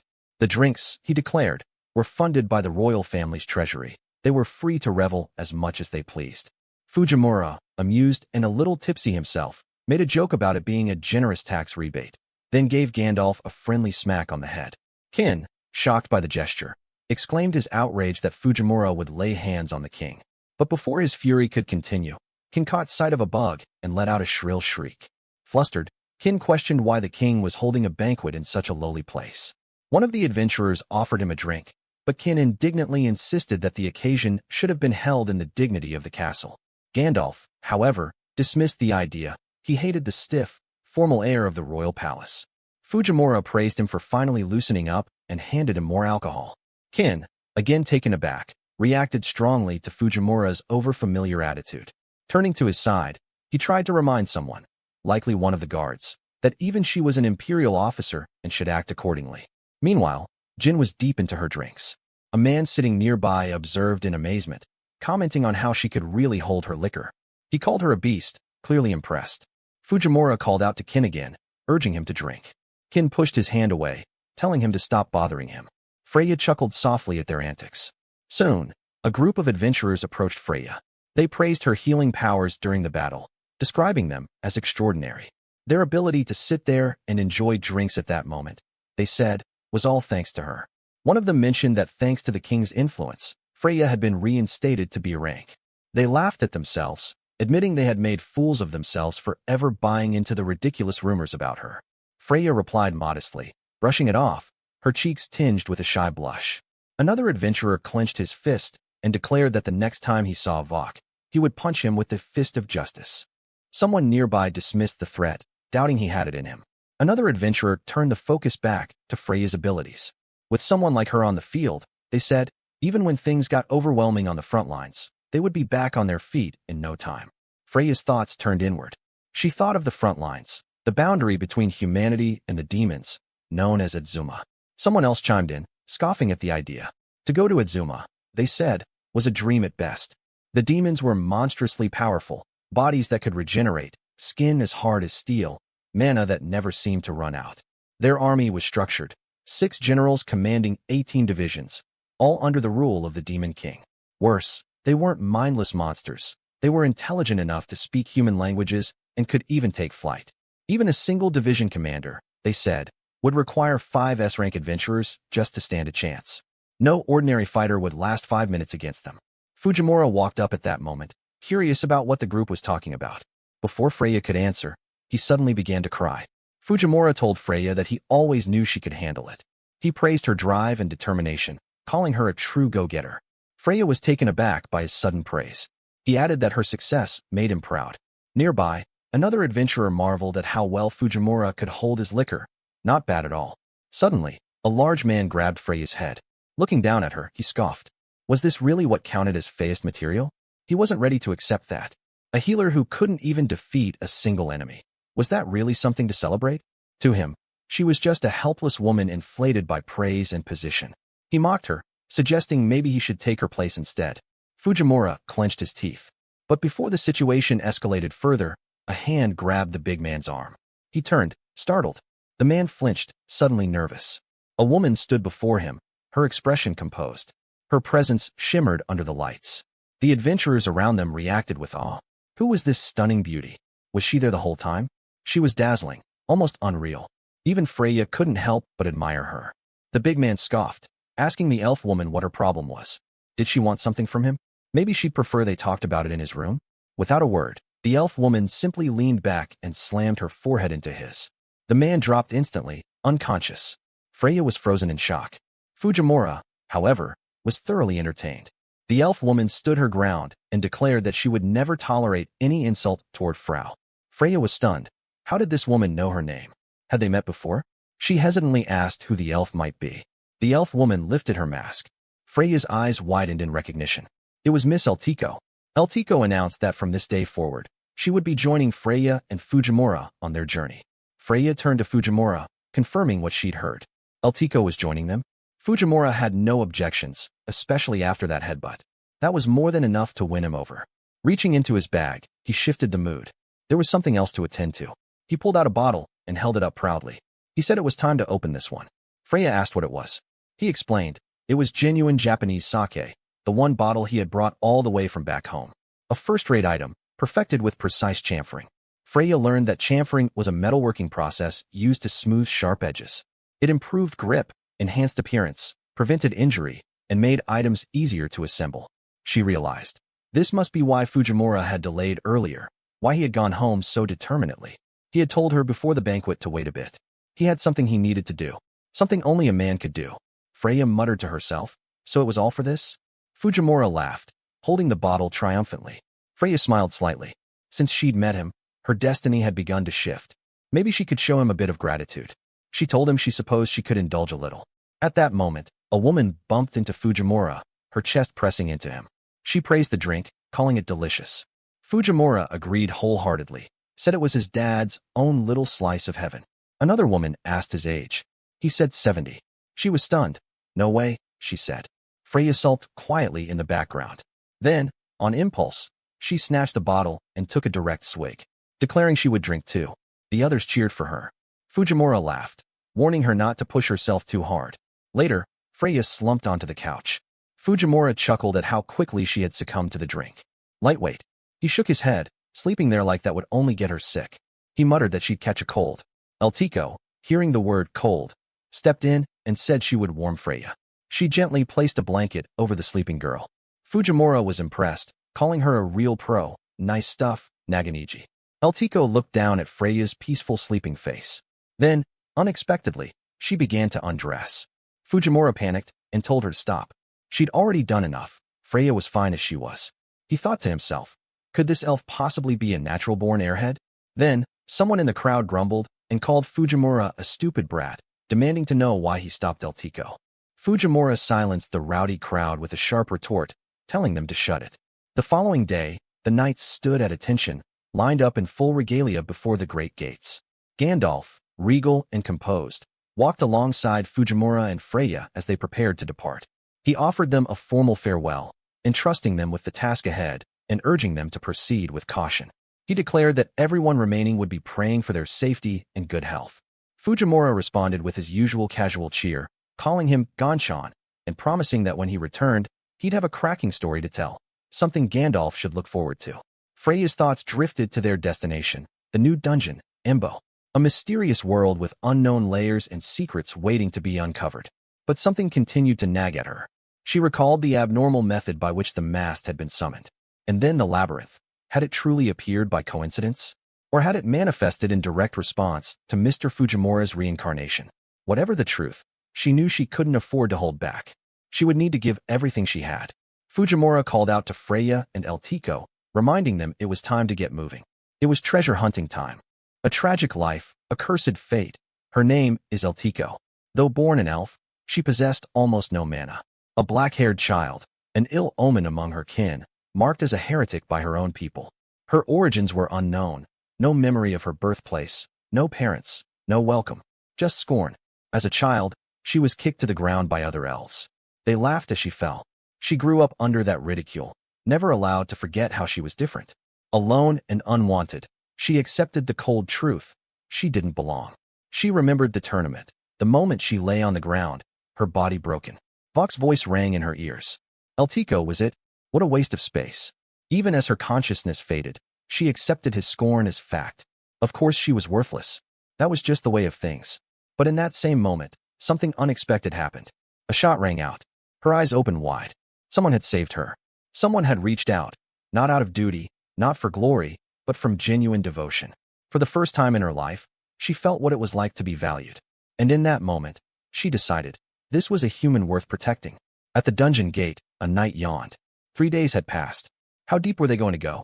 He recalled that phased recipients had 5 days of priority access to the dungeon. After that, it would be open to the rest.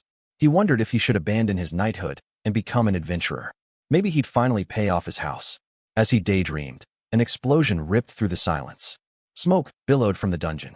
Then, a foot emerged. A man stepped out, inhaling deeply. Ah, sweet fresh air. The knight froze. His eyes went wide. It was the Faest and her team, Freya, Eltico, and Fujimura, returning from the depths. Freya coughed at the thick air and questioned what exactly was fresh about it. Eltico handed her a cloth, suggesting she wipe her nose. Fujimura mentioned the crab on the bottom floor, a tenacious foe. Freya confirmed it was the dungeon master. Eltico casually added it had been quite tasty. The knight scrambled to report back to the king. Word spread quickly. The Faest had returned, and they had successfully traversed the dungeon. The king arrived promptly. Freya presented the report, a full account of the dungeon's layers, creatures, and resources. The king and his advisors were speechless. Fujimura chimed in, proudly showing off a ring embedded with a glowing gem. He had acquired a number of powerful stones. Freya realized the king wasn't just surprised by their swift return, he was stunned by what they had found. The king hesitantly asked if that was the mythical SS-grade magic stone, the transition crystal. Fujimura confirmed it. But, he said, its ability was limited. He could only teleport to places he had previously visited. Still, he added, nothing beat a hot bath after dungeon diving. A circular light appeared beside him. He reached into the portal and pulled out a bag. The king recognized the magic again, a spatial storehouse, another mythical grade stone. Fujimura casually mentioned he had found many more interesting stones and couldn't wait to get them back to the workshop. The king reeled at the implications. SS-grade stones, 2 of them, recovered from a dungeon in his own kingdom, one of them being the legendary transition crystal, once held by a great hero. If the other nations found out, the king fainted. Qin shouted in alarm, rushing to his side. 2 of the king's men watched the scene with sharp eyes. They whispered to each other. This was a huge opportunity. 2 mythical stones in a single expedition? Unbelievable. They approached Fujimura with forced smiles. Casually, they asked if maybe, just maybe, he wouldn't mind taking them along next time. But before Fujimura could respond, a shadow fell over them. Something was descending, fast. He saw the massive shape coming from above. He shouted for them to move. Only one of them listened. The other, the man with braided hair, remained where he stood. The object crashed down on him. Dust exploded into the air.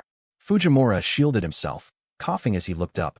The massive object grew taller, rising from the impact site like some grotesque sculpture. He stared at it in horror. What in blue blazes is that thing? The surviving man rushed to what remained of his companion. Only the bottom half of the body remained. Panicked, he ran to Freya and pleaded for her help. Freya clenched her fists. She bit down on her trembling lip. As she was now, she couldn't help him. Once someone was dead, there was nothing she could do. The man wept in horror. Freya's tears followed. Her body trembled as despair washed over her. The towering object before them began to split apart, cracks spreading like veins through its surface. A sinister hissing escaped from within. Eltico's breath caught. A chill ran down her spine. From the cracks emerged bony fingers, clawed, skeletal hands pushing outward, revealing the form of a grotesque supernatural being. Its face was gaunt, and its eyes burned with an unnatural gleam. It locked its gaze on Freya, who now stood frozen, chest rising and falling with rapid, panicked breaths. The creature hissed once more. Then it spoke. It demanded to know, what kind of stones had they found? The soldiers gasped in disbelief. This monster could speak. The king's eyes widened in horror. He recognized what they faced. A variant, an intelligent demon, a member of the demon clan. The creature sneered. It revealed that the demon lord had suspected strange activity in this cave and had sent him to investigate. With each word, more of its arms cracked into place, unnaturally long and twisted, joints popping as if reforming themselves. Then it lifted its many limbs toward the sky and declared that it would begin by crushing the humans before him. A sick form of courtesy, it said. From none other than the 6th Division's vice commander, Death Bludgeon Matora. The name sent a shiver through the knights. A division commander? A ranked demon? They weren't prepared for this. Fujimura, unshaken, let out a sigh and a smirk. Well, he muttered to himself, This is happening sooner than I thought. The demon's head turned sharply toward him. Fujimura stood firm, his hand tightening near his side. He could already feel it, goosebumps crawling across his skin. He grinned. He couldn't wait to see just how powerful the demon forces really were. The being lifted its hand, voice heavy with disdain as it made a statement about humans. Fujimura cursed under his breath. The demon continued, mocking their arrogance. With sudden force, it slammed its massive fist into the earth. The impact shattered the ground. Its grotesque face twisted into a wide grin. Bludgeoning complete, it declared. The attack had a name, Matsui, the demonic iron mallet. The knights stared in horror at the cratered earth. Fujimura wiped his brow and muttered, he'd barely dodged it. Good thing he had the transition crystal on him. The demon's eyes narrowed. So that's what it was, transition magic. It had figured it out. In a blur, the being moved. The king didn't hesitate. He ordered the magic core to prepare another volley, and instructed his knights to assist Freya's party. The mages unleashed their second barrage, but as the smoke cleared, it became clear. Their attacks had done nothing. The demon stood untouched. It mocked their feeble efforts, scoffing that weak attacks like those were worthless against a demon. One of the knights clenched his jaw, powerless. Then, panic. The knights turned to flee. The demon extended a hand. A black circle swirled into existence. Koketsu, blackened blood. It hurled the cursed spell at the retreating knights. Dark matter exploded. Blood sprayed violently. Screams filled the air. The demon relished it all. He had missed this freedom, this chaos. Solo missions truly were a delight. If they thought they could run now, they were dead wrong. Freya stood frozen. Her heart pounded. There's no chance. Not against a monster like that. What the hell are we even supposed to do? Suddenly, a loud crack. Fujimura appeared behind the demon. His wrench swung hard, slamming into the back of the creature's skull. The demon stumbled, startled. Fujimura glared at it. He barked. Where do you think you're looking? Because your opponent is right here, bastard. A mechanical click sounded. A gun was being loaded. Fujimura spoke again, louder this time. This isn't some carnival shooting gallery Freya's used to. This is the big leagues. But could she handle it? Because he sure as hell believed she could. Freya steadied herself. Her trembling hands raised the gun. She aimed. A man with animal ears shouted in disbelief. What were they even doing? Their firepower was hopeless against the demon. That gun, wasn't it made for healing? What good would that do now, when they were all going to die? They needed to think about escape, not heroics. Fujimura calmly lit a cigar. He turned and barked at the man. To shut it. Sit back. And witness a legend in the making. That girl. She was going to be the first female hero in history. The one-armed hero, Freya. Eltiko suddenly stepped forward, pushing Freya behind her. She declared she'd protect her. Fujimura snapped. Eltiko was blocking her shot. The animal-eared man blinked, stunned. The one-armed hero? The demon sneered. Hero? Did they mean to tell him that this fragile girl, was the one fated to defeat the Demon King? The last hope of humanity? The creature burst into laughter. How rich? Then let him propose a wager. If this so-called hero lost, he would wipe their country off the map. As punishment, the king bellowed, never. The animal-eared man fell to his knees, trembling. It's over. This country is doomed. Fujimura called Freya over and instructed her to press a specific button beneath the hammer of the weapon. As she confirmed the button with a click, Fujimura grinned, having gauged the weapon's power from the last time she used it. All she had to do now was get close enough and unleash it to blow the demon to kingdom come. Something clicked in Freya's mind as he explained further. The weapon, dubbed the Fujimura 10 or Heaven, was a wide-radius, short-range configuration inspired by a megaphone he once made. Designed not for pinpoint destruction but for wiping out an entire area, it was perfect for overwhelming force. Freya smiled with confidence. If Fujimura had built it, then she trusted it. The reaction surprised him. This girl, who once doubted her worth as a hero, had chosen to believe in him and face a monster others wouldn't dare. That spirit, Fujimura believed, was exactly what made a hero. Meanwhile, the demon declared the start of battle and slammed its arm down with overwhelming force. But Fujimura stood ready. This was the true test. Freya stepped forward and began her chant. Dreams, hope, faith, the power of a core, the strength of manufacturing. She fired, and a thunderous explosion ripped through the field. Everyone froze as dust filled the air. The demon had been half erased, its regeneration failed, and it vanished entirely. Fujimura exhaled, telling her there was nothing to worry about.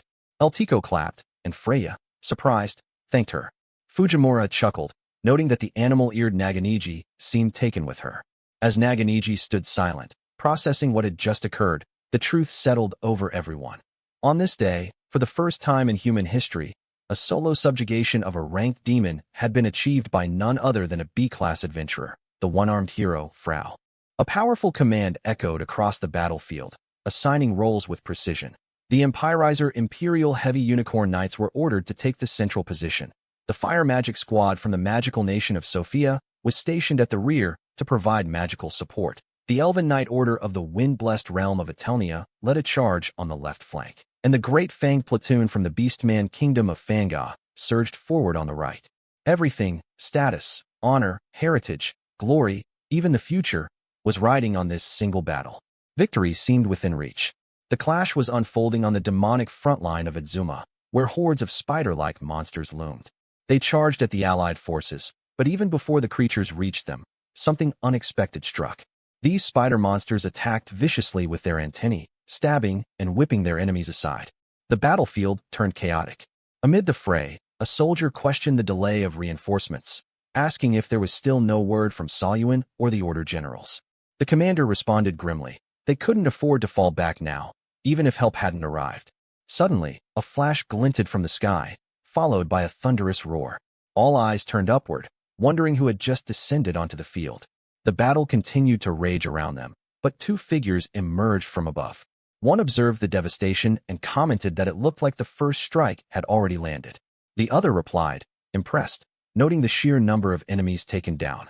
Salyuan's fever-lash Heathland expressed surprise at the scale of the attack, but his companion took off her helmet and confidently pointed to an enormous heap of defeated monsters. That one strike was hers, twice as many as his. It was none other than the Imperial Order General, Leviathan Aklina. She challenged him teasingly, asking if he had any objections. Heathland, clearly enamored with her, sulked slightly but offered no protest. He, an SS-class adventurer, had hopelessly fallen for her. The morale of the soldiers surged. They cheered. Salyuan had arrived. And so had the Order. Another soldier remarked that the one next to Aklina was the Salyuan famously always at her side. High above the battlefield, Aklina brought up recent rumors to Heathland. Curious, he asked about them. She explained that word had spread from the far eastern redlands of Rarasso, a small country. Something had occurred there.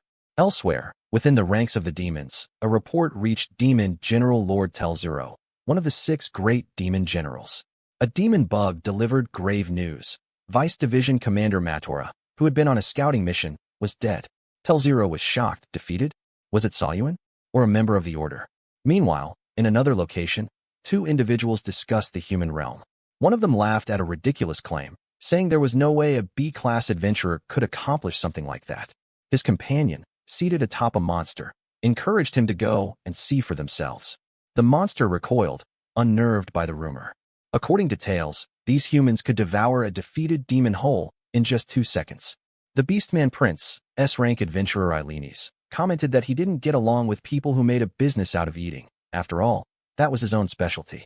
But with a confident smile, he assured everyone it would be fine. The monster began to move. Among the Salyuan, the youngest, Enosis, known as a prodigy, was prepared. He would accompany Eilenes, ensuring his safety with confidence and skill. Eilenes had no reason to worry, for Enosis was no ordinary companion. Still, Eilenes recalled another rumor that troubled him even more, a tale of a weapon capable of slaying a demon in a single strike. Between all the rumors, that one unsettled him the most. Meanwhile, Fujimura was in the middle of preparations. The king inquired about his intentions, and Fujimura, ever determined, had his sights set on achieving his hero's goal. The next destination was the very doorstep of the demon king, Adzuma. Freya was taken aback at the mention of the front lines so soon. The king acknowledged the challenge ahead. Even under the best circumstances, traveling from their current location to Adzuma would take at least 6 months by the finest horse and carriage. With additional considerations, such as the horse's stamina, weather, wild magical beasts, and rough terrain, the journey could easily double in length. But Fujimura had a different plan in mind. He noted that a horse could travel around 50 kilometers per day, but that wasn't something to worry about. He pulled back a cover, revealing something unusual for this world, a vehicle. Specifically, his truck, nicknamed K-Truck. He explained that this machine, called an automobile, could make the journey in just 2 weeks. Surprisingly, magic stones worked perfectly as a substitute for fuel, making it a highly convenient mode of transport. The king, astounded, marveled at the two travelers who constantly defied his expectations. He pledged that the support of Uraso would always be at Fujimura's beck and call, should he require it. The others stood in awe before the truck, taking in its unfamiliar, wondrous design. Fujimura called out to Eltico and Freya. With resolve, he reminded them, it's a long climb to reach the top of the food chain, and they needed to get moving. Fujimura presented a prosthetic hand to Freya and prompted her to try it on. As she slipped it on and flexed her fingers, she noticed the remarkable fluidity and lifelike quality of the mechanism. It felt almost indistinguishable from the real thing. He explained that it was an enhanced version, made possible through another Embo magic stone similar to the Meridian Stone, which significantly amplified neural responsiveness. With its silky motion and reliable performance, it promised seamless operation without electrical concerns. Fujimura remarked on how convenient their current location was. Given a bit of effort, he could craft substitutes for nearly anything. He reached for his cigar box, but found it empty. With a disheartened look, he searched the table frantically, only to resign himself in disappointment. It was the one thing he couldn't replicate. He slumped, the idea of giving up smoking hitting him hard, and staggered under the weight of the realization.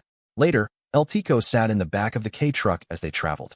Freya looked out in awe at how far they had already come in such a short span, expressing her amazement at the performance of Fujimura's custom K-truck box. Fujimura remained sullen, chewing on something. Freya, curious, realized he was biting into leather. He complained about the road conditions, wondering aloud if it had been laid while blindfolded, and doubted they'd make it through in one piece at that rate. Fuel consumption also became a concern, as they were burning through their supply of petroleum stones more rapidly than expected. Freya, examining a map, suggested they make a detour to Bonus, the second-largest city in Goldoro and the world's greatest hub of commerce. It was famed for its vast trade in magic stones from across the continent, and housed a notable figure, the current Minister of Justice, who was once the great sage of Salyuan, said to be among the most brilliant minds alive and a veteran of the last great holy war. Back in the truck, Freya reasoned that meeting this minister might even help them on their journey by providing critical information, perhaps even something on the Demon King. Fujimura was intrigued by the mention of such a high-caliber intellect, and joked about paying him a visit. Maybe the minister could also supply him with new cigars. Freya questioned his sudden change of heart, referencing his earlier resignation from smoking. Energized again, Fujimura declared himself reinvigorated, and Freya teased him for abandoning his resolve so quickly. Abruptly, Fujimura noticed something up ahead. A figure collapsed at the roadside. Drawing nearer, they discovered a half-human, half-beast woman, unconscious and bruised, bound in chains. He stopped the truck and got out to investigate. Freya followed, asking what was wrong. Fujimura approached the girl, who stirred slightly, dazed and frightened, repeatedly apologizing. Her stomach growled from hunger. Calmly, Fujimura accessed his spatial storage and offered her some bread, reasoning that she needed to eat and settle herself before anything else. Fujimura handed a piece of bread to the starving woman, who immediately began to salivate before devouring it with urgency. He prompted Freya to administer healing, and she obliged. As Freya's healing magic took effect, the woman's expression turned to shock. Fujimura then turned his attention to the chains binding her and used an angle grinder, an industrial tool designed for high-speed polishing, grinding, and cutting, to sever them. The chain snapped cleanly. Observing her desperation while eating, he noted how hungry she must have been, reassuring her that no one would take the food from her and she could eat at her own pace. The woman looked at him with eyes wide, overwhelmed by his kindness, and broke down into loud sobs, her tears streaming freely. Freya took note of the woman's features and concluded she was of the Beastman race, likely having traveled a long distance to escape captivity. She pointed out a mark on the woman's shoulder, identifying it as a slave's brand. When Fujimura inquired, Freya explained that within the darkest corners of society, children are often sold into slavery due to being orphaned, kidnapped, or forced into arrangements like marriage. Such individuals are subjected to cruel labor and objectification. The beastmen, she noted, were often treated the worst of all. Suddenly, the sound of hooves approached. 3 men on horseback arrived, and one of them spotted the woman. He expressed annoyance at having to chase her down, criticizing her for escaping on her own. With condescension, he asserted that she couldn't escape from them as long as they had a special stone. The chains and the stone were linked, allowing them to track her via its signal. She recoiled in terror as he declared it time for her punishment.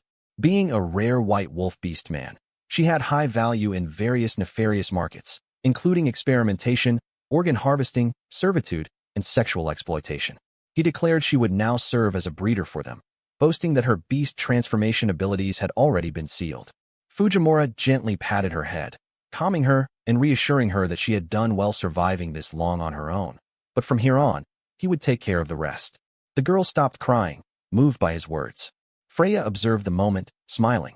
Suddenly, Eltiko stepped forward, her eyes burning with fury as she fixated on the man. Fujimura was startled, asking what Eltiko was doing and expressing concern she might accidentally harm him in her wrath. One of the men mocked the situation, dismissing them and commenting lewdly on Eltiko's appearance. The others laughed, suggesting they might take her for themselves.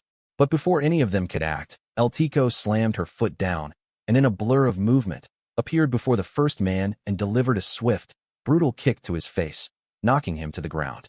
The other two were stunned, unable to comprehend how she closed the distance so fast. Freya stood in shock at the sheer speed of Eltiko's attack. One of the remaining men angrily demanded to know who she was and attempted a counterattack, swinging his sword at her. Eltiko calmly raised her arm, letting the blade clash against the armored plating there. The sword scraped ineffectively against her armor. The man was stunned to find the armor unyielding. With no hesitation, Eltiko punched him with such force that he was launched away. Fujimura, impressed, commented on the performance of her new equipment, calling her by name, Naginiji. Eltiko confirmed with satisfaction that she certainly was enjoying it. Freya noticed a piece of equipment and asked Fujimura about it. He explained that eventually, they might be forced to deal with human enemies, and in such cases, capturing them alive would be more useful. While Freya's firearm packed a devastating impact, the new equipment he had crafted was designed for a different kind of engagement. Eltiko, whom Fujimura also referred to as Naginiji, possessed little in the way of mana. Still, the gear could collect and channel even faint mana signals to temporarily enhance her physical power. Freya pondered the implications of this mana-accumulating mechanism. Fujimura added that even without this assistance, Eltiko was already incredibly strong, a force of nature in her own right, an A-rank powerhouse with the brute strength of a gorilla. Because her mana output was relatively weak, the duration of the boost wouldn't be long, but used effectively, the potential to reach an even higher class, possibly even S-rank, seemed within reach. He remarked that the equipment's output could easily be modulated to suit her natural strength, making it ideal for neutralizing vulnerable human targets. He named the equipment Shippu. As the last of the slavers tried to escape Eltiko, he collided with another figure and fell to the ground. Looking up, the man was shocked to see that the one in his way was Vito Rai. Unfazed, Vito muttered that this fight looked troublesome but admitted he needed to pull his weight somehow. The fallen man laughed triumphantly, shouting to Fujimura that this marked the end for them. He explained that Vito Rai was no ordinary opponent. Once a knight of the Holy Imperial Order of Empirizer, celebrated as one of the world's strongest, and having returned to the front lines as the vice-captain of the Imperial Knights. Additionally, he held a high position within their organization. But Vito abruptly struck the man's head and dismissed his claims, asserting that as far as he was concerned, he was now just a wanted man, a fugitive pursued by an entire nation. The only place left for someone like him was the shadows of society. Freya, stunned by the revelation, questioned if he had truly once been a holy knight. Fujimura asked about his strength. Freya elaborated. Knights were elite warriors, trained from childhood under rigorous discipline, loyal to their respective nations, and schooled in advanced combat strategies. Even the lowest among them were said to possess the strength of a B-rank fighter. Their expertise was critical in the human war effort against the demon race. And this was no ordinary knight. This was a former vice-captain of the Empirizer, a title too formidable for her to even begin estimating his true power. Meanwhile, Vito nonchalantly stretched his arm, noting it had been a while and that perhaps a bit of exertion wouldn't hurt. He lamented how life had lost its flavor, no matter where he ended up. Deciding to begin with what he perceived as the greatest threat, he targeted Freya, the healer. He lunged at her with speed and intent. But just as he closed the distance, a powerful kick from Eltiko struck him, knocking him to the ground.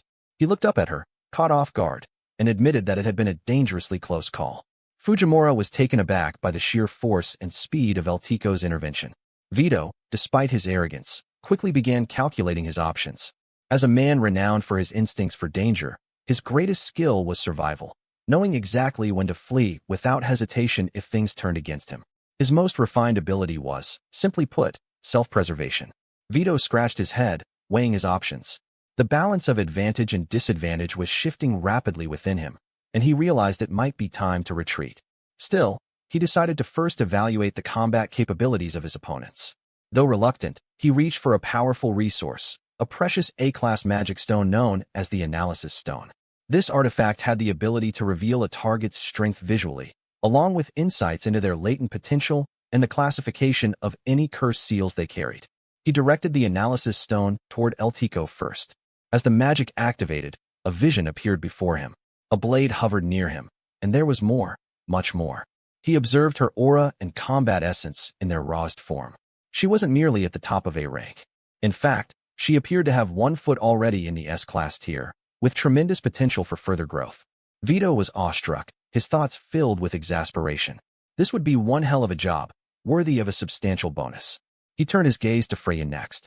Freya tensed the moment his eyes met hers. The analysis triggered again, and the vision began. At first, there was darkness. Then a distant light appeared.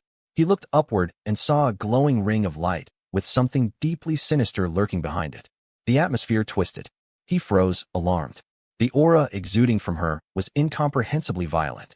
It wasn't just an intense presence. It was overwhelming, as though he were facing an entire army condensed into a single being. He had assumed the elf would be the strongest. That assumption was shattered. Next, Vito turned his analysis toward Fujimura. Casually, Fujimura asked if something was wrong, if perhaps Vito had lost his nerve.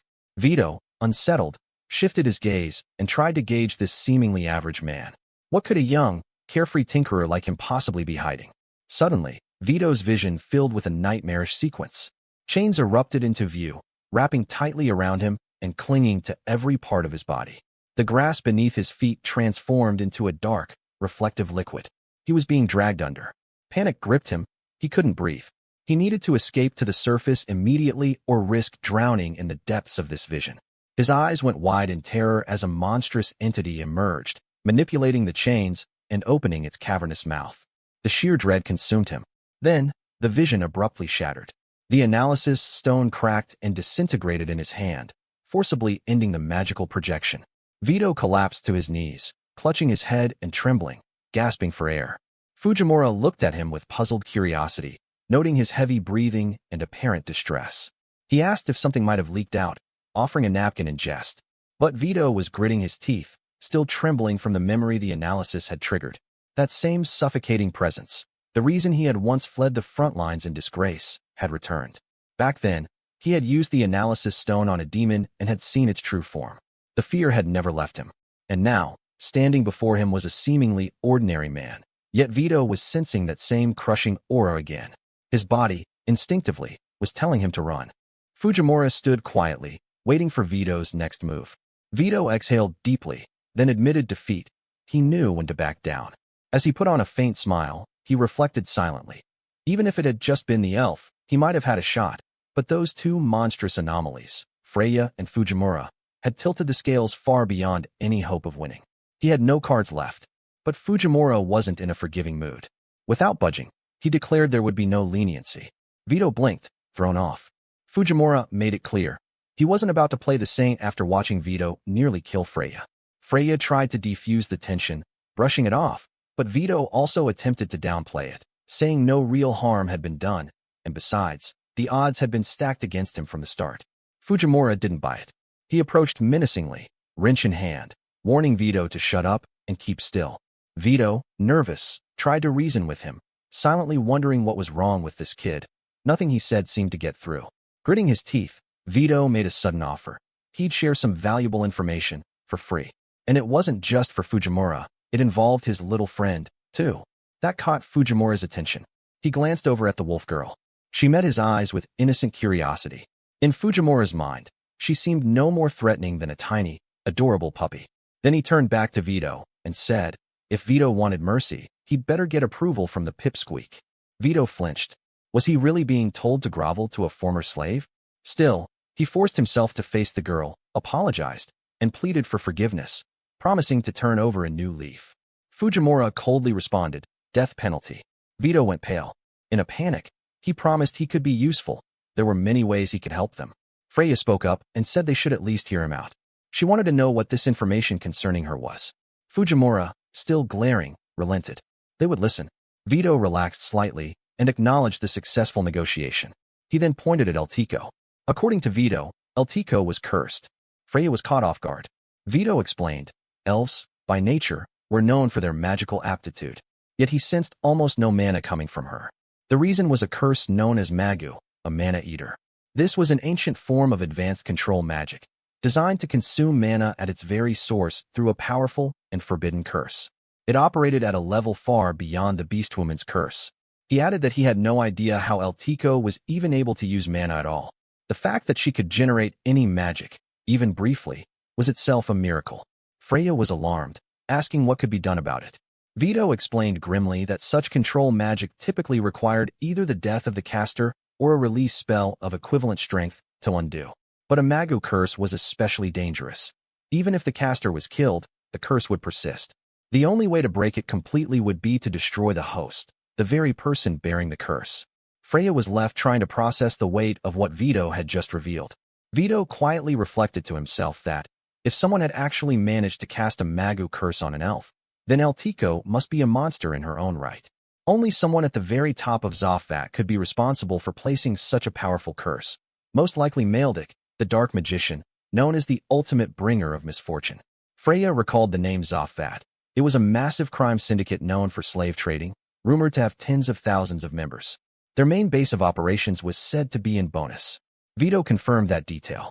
Fujimura raised an eyebrow. Wasn't Vito concerned about revealing all this? Vito shrugged it off. He felt no particular loyalty to Zofat. As far as he was concerned, his own survival came first.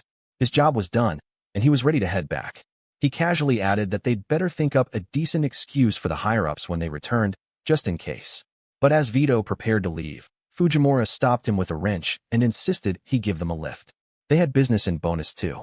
Fujimura even suggested that Vito take them straight to the center of the syndicate's hideout. Vito was baffled. Hadn't Fujimura heard a word of warning? That place was crawling with scum. In his mind, Vito questioned whether Fujimura was being serious. If Zofat realized he was betraying them, he'd be dead. But Fujimura glanced back at El Tico and the wolf girl and promised them that he'd break the curse soon. Both girls were visibly moved. The wolf girl hugged him affectionately, calling him Fuji. Fujimura laughed and called her a happy bunny, joking about her size with the usual pipsqueak. She called him Fuji again with even more warmth. Then Fujimura's tone darkened. No suffering could compare to what had been done to these girls, and he was determined to tear Zofat apart piece by piece. Vito panicked and asked him to calm down, but Fujimura, enraged, declared he would never forgive child abduction. Soon after, the K-truck engine started. Fujimura ordered Vito to get in. Vito cursed under his breath, not understanding why he had to go along. Despite the strength of his new allies, this situation didn't sit right with him. But Fujimura repeated the order, firm and non-negotiable. Later, as they all sat in the truck, Vito muttered that it really felt like he was the one being abducted. Fujimura retorted that criminals don't get the luxury of choice. Eventually, they arrived in Bonus, the second great city of Goldoro. The city was teeming with people and overflowing with exotic stones and trade. Freya was overwhelmed by the scale and diversity. The streets were vibrant with beer halls and bustling crowds. Fujimura announced that check-in was done. He praised a man named Ganshan, remarking that even if he was king of a small country, he was still a king, and had been generous enough to lend them a good amount of money.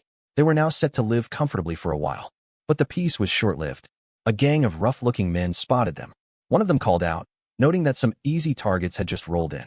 Another commented on Fujimura's openly displayed gold, mocking him for his carelessness and announcing he'd take it as payment for being so naive. Vito groaned inwardly. He was trying to keep a low profile, and this was exactly the kind of attention he didn't want. One of the thugs recognized him and greeted him, surprised to see Vito out in public. He slapped Fujimura on the back, calling the group Vito's new slaves, and ridiculed Fujimura's appearance, calling him a tacky brat. He guessed Fujimura must be some clueless noble from a backwater kingdom and asked how much Vito planned to sell him for. The talk shifted to Vito's alleged new status in the organization, and the men teased him about joining. But suddenly, one of them was struck in the head with a wrench. He collapsed instantly. Fujimura stood over him and declared that if they were looking for work, they'd better look elsewhere, because that organization they were so excited about, it would soon be nothing but ruins. It had been 50 years since the day her daughter vanished without warning. In that time, her husband's condition had deteriorated, now frail and barely able to walk. Her daughter had once been a gentle and dependable presence in their home, always helping with the chores and caring for the younger children. She had been the light of their lives, their treasure. Even after all these decades, the mother could still recall the sound of her daughter's voice, her innocent smile, as if it had happened only yesterday. Had her daughter survived, she would be 56 by now, but the mother still kept all her clothes. She couldn't bring herself to throw any of them away. That day had left her with lingering regret that she hadn't stayed closer to her daughter, that she couldn't do anything to protect her. Fujimura had listened to the old woman's story earlier that day, and it had weighed on him deeply ever since. Stories like that were exactly what drove him to punch the kind of people who caused such pain. The woman had insisted that before her time came, she wanted at least one chance to see her daughter again, to apologize for her failure to protect her. She was already 80. Her tears and trembling voice stuck with him. Fujimura thought of himself as just a simple craftsman, an old man with no real power, no real means to help. But he clenched his hand tighter and considered that maybe, just maybe, there was something he could do. That night, back in Bonus, the dinner plates were empty. Freya and Vito silently observed Fujimura, who was clearly in high spirits. The town was overflowing with good food, alcohol, and bustling life. Exactly the kind of place he liked. He said he planned to get serious tomorrow, hit the markets for new equipment, and maybe even visit a figure known as the Great Sage. Vito flinched at that. The Great Sage was basically the head of the judiciary, not exactly someone on their side. Fujimura, however, seemed unconcerned. He decided it was time to wrap things up for the night and prepare for tomorrow's early start. Vito was already calculating his exit strategy. He wanted to get out before anything unpredictable happened. But Fujimura wasn't letting him off the hook. Clapping a heavy hand on his shoulder, he said they were hitting up another bar. The night was still young, after all. Vito tried to make excuses, saying he needed sleep and had always been cranky without 12 hours of rest. Fujimura just grinned, tightened his grip, and insisted he'd cover everything. Vito caved and agreed. As they walked toward the door, Fujimura cheerfully told the others not to worry, promising they wouldn't overdo it. Behind them, the wolf girl began crying and called out for Fujimura. Freya held her gently and watched them go, seeing Fujimura's bright smile as he led the way out into the night. Later, walking through the city, Vito asked where they were headed. He joked that maybe they should visit the place where his sister worked. Fujimura had something else in mind, Vito's own hideout. Vito was startled. He couldn't believe Fujimura was serious. And more than that, Fujimura planned to go in alone? Fujimura explained that this plan of his was born purely from personal motivation. He didn't want anyone else to get caught up in something that stemmed from his own selfish desire. Vito sighed inwardly. If he stayed around this lunatic any longer, it wouldn't matter how many lives he had. He'd lose them all eventually. But watching Fujimura's determined back, something occurred to him. Vito suddenly took off, telling Fujimura to go die on his own time. But in a flash, Fujimura used his ring, instantly appearing in front of Vito. Stunned, Vito barely had time to react before Fujimura slammed his wrench into the ground, shattering the stone below and causing the earth to rumble. Vito was rattled. Fujimura then admitted that perhaps he had it backward. He was the one asking for a favor. Now, Vito had no choice but to lend a hand. Vito's thoughts were in disarray. Was that some kind of spatial transition technique? He had thought those only existed in fairy tales. And Fujimura's physical enhancement, it was unreal. Just who was this kid? Fujimura asked again. Should he crack open Vito's head like a melon as penance for all his past sins? Vito, overwhelmed, surrendered. Eventually, they reached their destination. Vito announced their arrival. A massive fish-like beast thrashed in the water before them. Fujimura was amazed by the scale of it all. Vito explained. This was the real reason Zafat, the colossal crime syndicate, had never been brought down. Hidden at the heart of Bonus was a dungeon, the Waterfall Labyrinth, also known as Aquarium. The syndicate's headquarters was right at the center of it, specifically on the 15th level, deep enough that any slave who tried to escape wouldn't stand a chance. Then, Vito stepped forward, pressed a hidden stone, and a secret passage opened. It was an exclusive route reserved for the organization's top executives. Fujimura questioned the sudden shift in attitude, skeptical of Vito's motives. Vito played it off as a lingering nightly spirit, though in his mind, he saw this as an opportunity. If he could manipulate Fujimura and use his strength to subdue some high-level monsters, then perhaps the rest of the syndicate would be forced to acknowledge him as their true leader. He smirked at the thought. As they descended the staircase, he considered fallback options. If things went sideways, he could always disappear into another criminal underground. They soon stood before a large metal door. the last gate separating them from the core of the hideout. Vito pressed his hand into the embedded magic circle. He explained that the gate was built from steel as thick as a warrior's arm and enchanted with a magic stone that repelled all forms of magic. The only way to open it was by applying a specific mana signature. But as he tried to activate it, he froze. Cursing, he slammed his fist against the gate. His mana signature had been deleted. They had caught wind of his betrayal faster than expected. Sighing, Vito slid down against the wall, defeated. He told Fujimura that they'd reached a dead end. No one would be able to open the gate without a magic key, and now that he had revealed himself, someone was surely on their tail. Fujimura approached the gate, evaluating it with a craftsman's eye. About 1,000 millimeters thick, he estimated. Without a word, he reached into his spatial storage and retrieved a bundle of equipment. He told Vito to move aside. Vito watched, baffled, as Fujimura laid out a collection of strange tools and claimed he was going to open the gate. Vito laughed, exasperated. Had Fujimura not been listening? Without the correct mana signature, there was no way to bypass the magical steel. But Fujimura calmly strapped on a pair of gloves and responded with confidence. Steel was just steel. He said he would show Vito something he called modern magic. He pulled out what looked like a metal torch and ignited it. Adjusting the flame, he began to explain.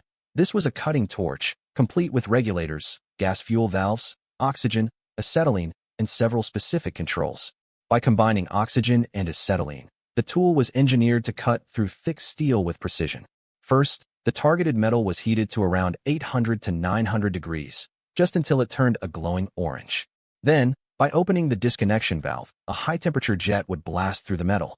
Vito stood there stunned, watching as the blue flame carved into the gate. Fujimura moved the torch steadily, keeping a consistent speed and height, watching for subtle shifts in the steel. A section of the gate, once thought impenetrable, cut cleanly and fell with a thud to the ground. Fujimura turned off the torch. The massive, enchanted steel door, designed to be unbreakable by magic, now had a rectangular hole carved straight through it. He remarked that while this tool had its limitations, struggling with certain metals like aluminum or stainless steel, it was affordable, reliable, and didn't even require electricity. And if they encountered something more resistant, he'd simply switch to plasma cutting. Vito's jaw hung open. None of this made sense. Fujimura was speaking in terms Vito had never heard, wielding devices he didn't understand, doing things that seemed like magic, but without using any magic at all. He demanded to know what Fujimura really was. Fujimura brushed him off with a grin, telling him to stop fussing. He was nothing more than a humble craftsman. In the silence of the night, Freya awoke and noticed Fujimura had still not returned. She recalled his earlier comment about it being the perfect time for adults to enjoy themselves. But even so, the fact that he was still out so late raised concern. As she approached the window, she spotted the young wolf girl, Pip, pacing around outside. Surprised to see her at this hour, Freya questioned her presence. Pip responded with cheerful determination. She was heading out to find Fujimura. Freya hesitated, realizing how vast the city was, and how difficult it would be to locate someone in it. But then she remembered that Pip, being a beast man, had a sense of smell far superior to that of a human, likely 100 times more sensitive. Still, she recalled Fujimura referring to it as adult time, and decided it would be too dangerous to let Pip go alone. She volunteered to accompany her. Suddenly, Eltico spoke up, insisting she would join them as well.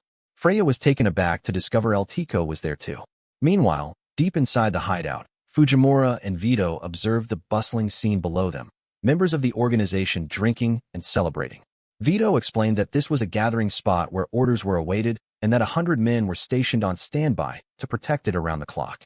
Fujimura decided they needed to slip away before being noticed, remarking that this secret route had turned out to be quite useful.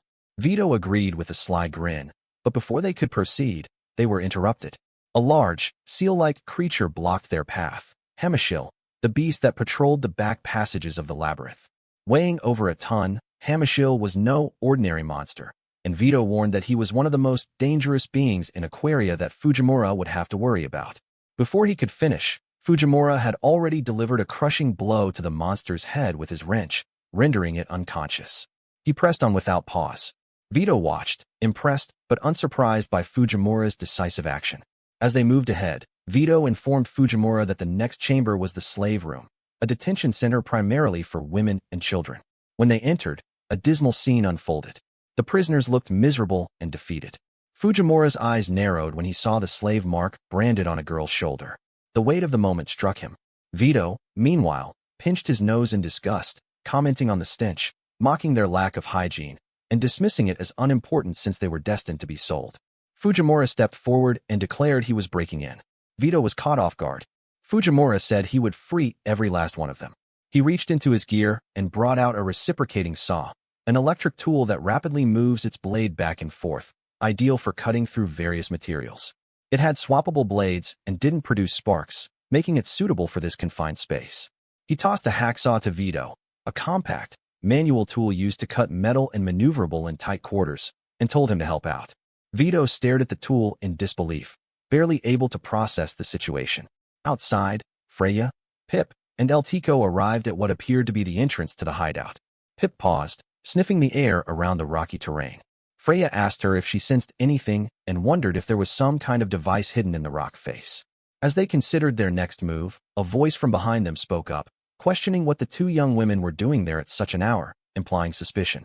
Freya tried to defuse the situation with nervous laughter, explaining they were just out looking for someone. The man descended smoothly from his perch, landing beside them. He observed them carefully, then placed his hand against a particular stone.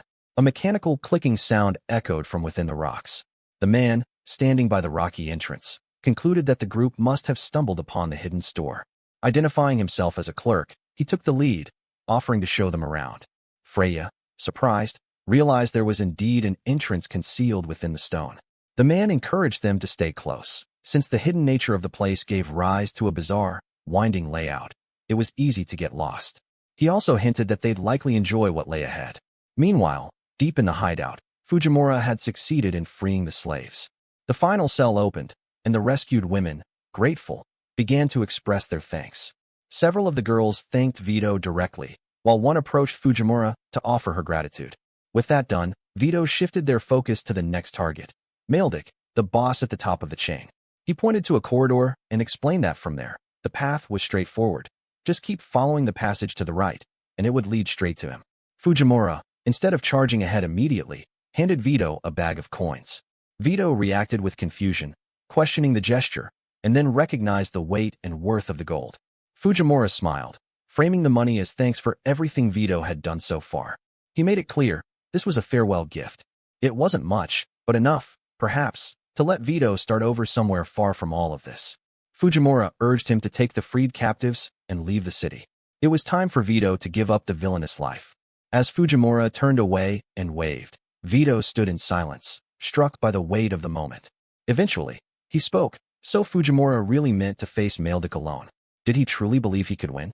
Fujimura admitted that maybe he wouldn't. But for him, the regret of retreating now would be worse than losing. His conviction was clear. Vito's expression shifted.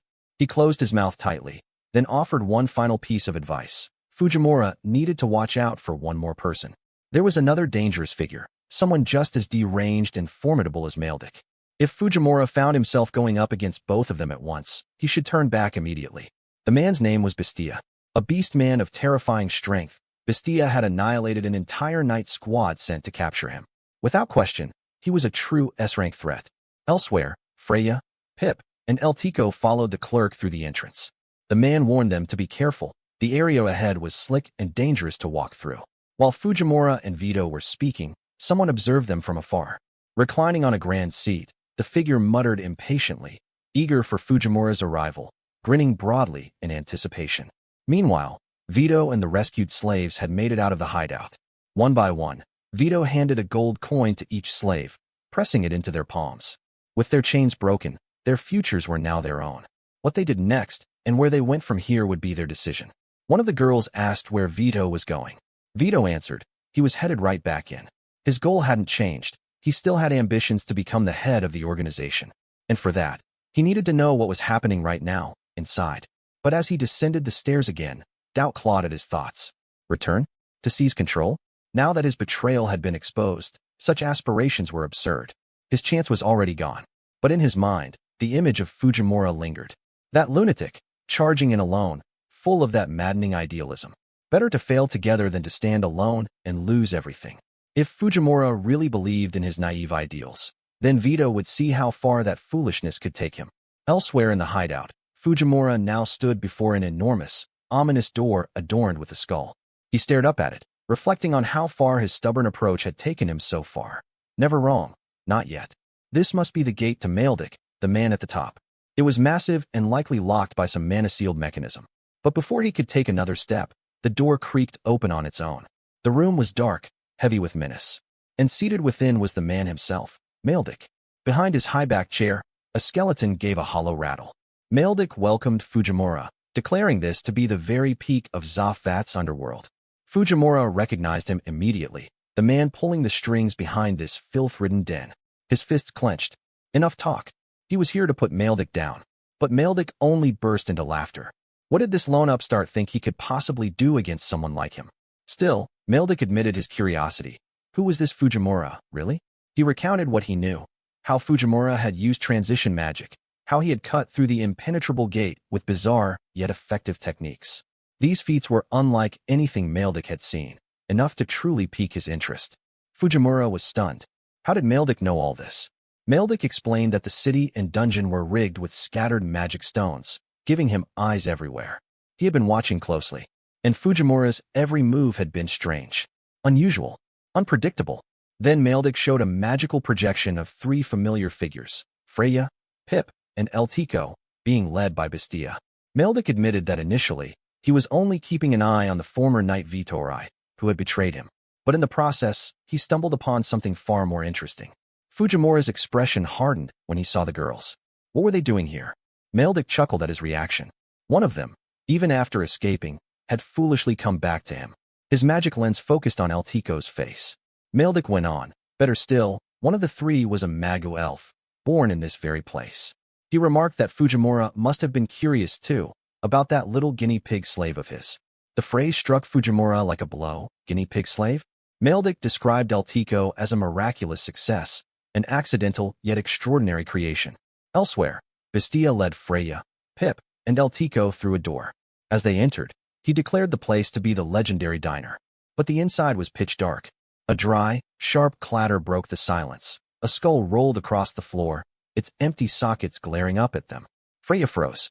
A sound followed, and light suddenly illuminated the chamber.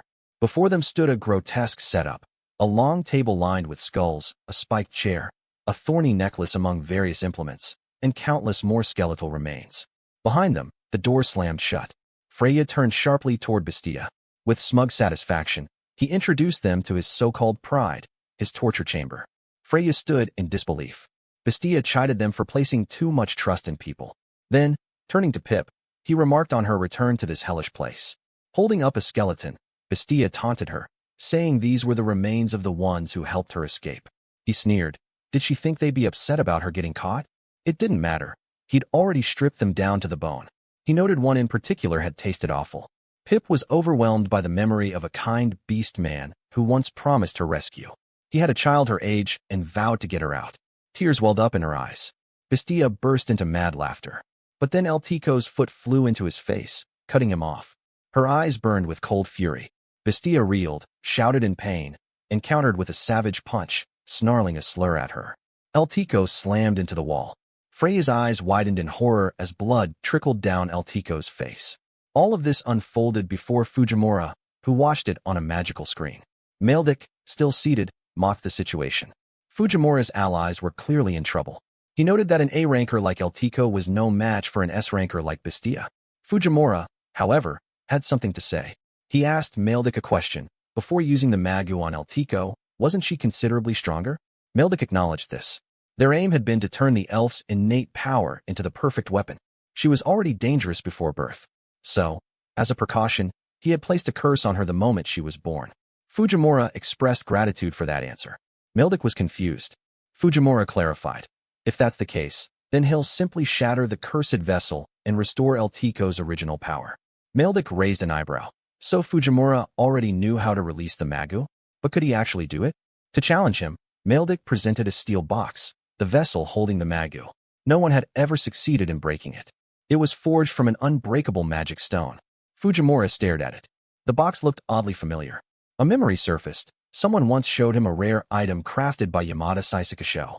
As they spoke, microscopic letters became visible. The engravings and the pedestal were just 3/1000 mm thick, around 1/30th the thickness of a sheet of paper. The surface was flawless. Such precision was impossible with machinery alone. It had to be handcrafted. To Fujimura, there was no doubt. This kind of engineering couldn't have originated in this world. The box had to be a relic from his own world, his Earth. But the question remained, how did something so precisely made end up in this strange place? Fujimura demanded to know where Maildick got the mysterious, impossibly refined box. Maildick casually explained it was a family heirloom from his predecessor, likely forged in Edzuma. There were even rumors that it dated back to ancient times. As he spoke, the magical eye of the skull-shaped monster glowed and surged with energy. The creature lunged at Fujimura. Calmly and without hesitation, Fujimura obliterated it with a single strike. The skull beast froze, stunned by its instant defeat. Maildick watched with fascination, inwardly admiring the precision and power of Fujimura's blow. Fujimura declared his intent to finish things swiftly. He had no time for games. In a blink, he charged at Maildick, but a sudden impact forced him back. A translucent shield surrounded Maildick's body, nullifying the attack. Maildick informed him that the barrier completely blocked physical strikes. Fujimura leapt back to reassess. He was surprised to find such technology or magic existed in this world. Maildick, identifying himself as a dark mage, explained that having physical defenses was a given for magic users. By his calculations, Fujimura's physical enhancement capabilities were on the level of a 6th-grade technique, placing him at roughly a B-rank warrior, strong, but ultimately a physical specialist with no magical edge. Maildick acknowledged that Fujimura's transition ability was an unexpected problem, but nothing he couldn't handle eventually. Suddenly, sharp objects began protruding from the walls, revealing themselves to be a swarm of needle-nosed, fish-like monsters. They launched downward. Maildick issued a challenge, curious to see if Fujimura could avoid them all. In response, Fujimura's body tensed. His eyes lit up with supernatural awareness. As the monstrous swarm descended like a rain of spikes, he moved, fluid, flawless. Each attack missed. He dodged them all. The entire group of monsters ended up embedded in the floor, while Fujimura stood untouched. Maildick was left speechless, stunned by the feat. Fujimura coldly noted that such weak enemies weren't even worth using his transition ability on. The fish-like creatures collapsed in ruins. From the hallway, Vito secretly watched through the door. In awe, he realized Fujimura had managed to avoid every strike. In that moment, Vito began to believe Fujimura might actually be capable of defeating Maildick. Maildick, still wide-eyed, muttered in amazement. The precision, the control, such raw talent at such a young age. He questioned where Fujimura had grown up, what kind of bloodline he possessed. His instincts as a seeker ignited. He longed to tear Fujimura apart and analyze everything about him. Not since El Tico had he been so intrigued. Fujimura repeated the word, guinea pig, and questioned what exactly El Tico was. Maildick admitted it. El Tico was an elf-demon hybrid, a forbidden and unnatural being. Vito, still watching, was visibly shaken. Fujimura stared silently at Maildick. On the screen, El Tico was being supported by Pip and Freya, her face streaked with blood. Maildick explained further, it was a grotesque fusion, a union born of the highest taboo. Meanwhile, Freya drew her gun and fired, not at the enemy, but to administer healing to El Tico. Her wounds closed, and El Tico regained her stance, ready to fight again. Freya exhaled, thinking rapidly. She couldn't risk firing offensive shots in such a tight space. All she could do was keep healing. Bestia groaned, irritated that healing her was proving so troublesome. El Tico was more resilient than she appeared, and this battle was clearly going to take time. He grumbled that he had really wanted to toy with her more. Maildick laughed through the magical communication, mocking Bestia for having trouble with what he called a couple of measly slaves. Bestia snapped back angrily, insisting he had things under control. Turning back to El Tico, Bestia told her to stop hesitating and use that thing. The secret weapon she was holding back. He knew it would be worth it. Bestia, deciding to deal with the troublesome weapon first, seized Freya's gun. Both Freya and El Tico froze in place. As he examined the firearm, Bestia leered at Freya, licking her face and revealing a disturbing fixation on human women. He declared that she would be saved for last, his palate cleanser after the rest. El Tico moved to intervene, but Bestia reacted immediately, striking her with brutal force. She flew back and crashed into the wall, blood spilling from her mouth as she collapsed. As she lay coughing, Freya rushed to her side. Bestia, looming over them, mocked El Tico, demanding to know what life had been like after escaping the facility. El Tico, trembling and bloodied, tried to speak, but more blood spilled from her lips. Bestia sneered, noting her black hair, mana-stripped and symbolic of elven heresy. He guessed that life outside had been no better than what she endured within these walls. He recalled a flash of rage she once had and seemed to understand it now, rooted in that same shame and suffering. From afar, Vito watched it all unfold through the surveillance screen. His thoughts were racing. Why were they still there? Couldn't they see how hopeless this was? They had no chance, not against Bestia. El Tico tried to rise, but another violent kick from Bestia slammed her back down. He barked a rhetorical question, demanding to know who gave her permission to move. Freya flinched. Bestia continued his tirade, proclaiming that slaves have no human rights. No matter how far she runs, El Tico was still just their tool. Freya's teeth clenched with helpless anger as Bestia added that although El Tico's mother, formerly a researcher, had once escaped them, the daughter wouldn't be so lucky. He vowed to grind El Tico's bones to dust by the end of the day. As the pain intensified, El Tico's mind drifted. She returned to fragmented memories of long ago, a faint, warm presence. A young woman's gentle voice. Her mother, apologizing softly as she handed the infant El Tico, then called Lafrel, a small stone imbued with mana. She had stored it specifically for this day. It was a single-use transition stone, capable of teleporting one person. If Lafrel used it, it would transport her directly to the Elven village, a sanctuary beyond the reach of their captors. In those fading memories, baby Lafrel chuckled as she held the woman's finger. The child called her Mama. The woman, eyes filled with tears, clutched her baby and whispered her final plea, to live on, for both their sakes. That as long as Lafrel survived, someday she would find happiness. Someday, she would smile again. But that moment of tenderness was abruptly cut short. The enemies closed in. Shouts rang out. The woman, resolute, hurled her child away to safety. She knew Lafrel's path would be harsh. The curse would weigh on her, and trials would never cease. But she believed that someone out there would one day care for her daughter, love her, give her reason to smile. That parting wish lingered in El Tico's soul. Now, back in the present, El Tico rose again, battered and bloodied, but unyielding. She stepped forward and placed herself in front of Freya, shielding her. El Tico, shaped by a life of rejection, contempt, and exploitation, had never known kindness or luck. But none of that mattered to her anymore. She stood unwavering. Freya, overcome with emotion, cried and begged her to stop, but El Tico declared her sole reason for living was to protect Freya, and she would not retreat. Vito, watching from a distance, was struck silent, his eyes widening as he witnessed her resolve. Elsewhere, seated with smug detachment, Maldic sneered with disdain. He loathed emotional speeches and righteous resolve. This kind of fiery, sentimental resolve soured his mood. He activated his magic, conjuring a small sphere, and sent out a command to his men. It was time to gather at the diner. He promised them a feast, a cruel metaphor for the violence to come. The soldiers laughed among themselves. Finally, Maldic was letting them loose on the intruders he'd mentioned. There were women involved too, they noted with malicious amusement. First come, first serve, they jeered, eager to pounce. Bestia tried to rein Maldic in, asserting that he had things under control. He had even transformed, after all. But Maldic dismissed the notion. He addressed his men again, telling them this was about giving those who still resisted a taste of despair.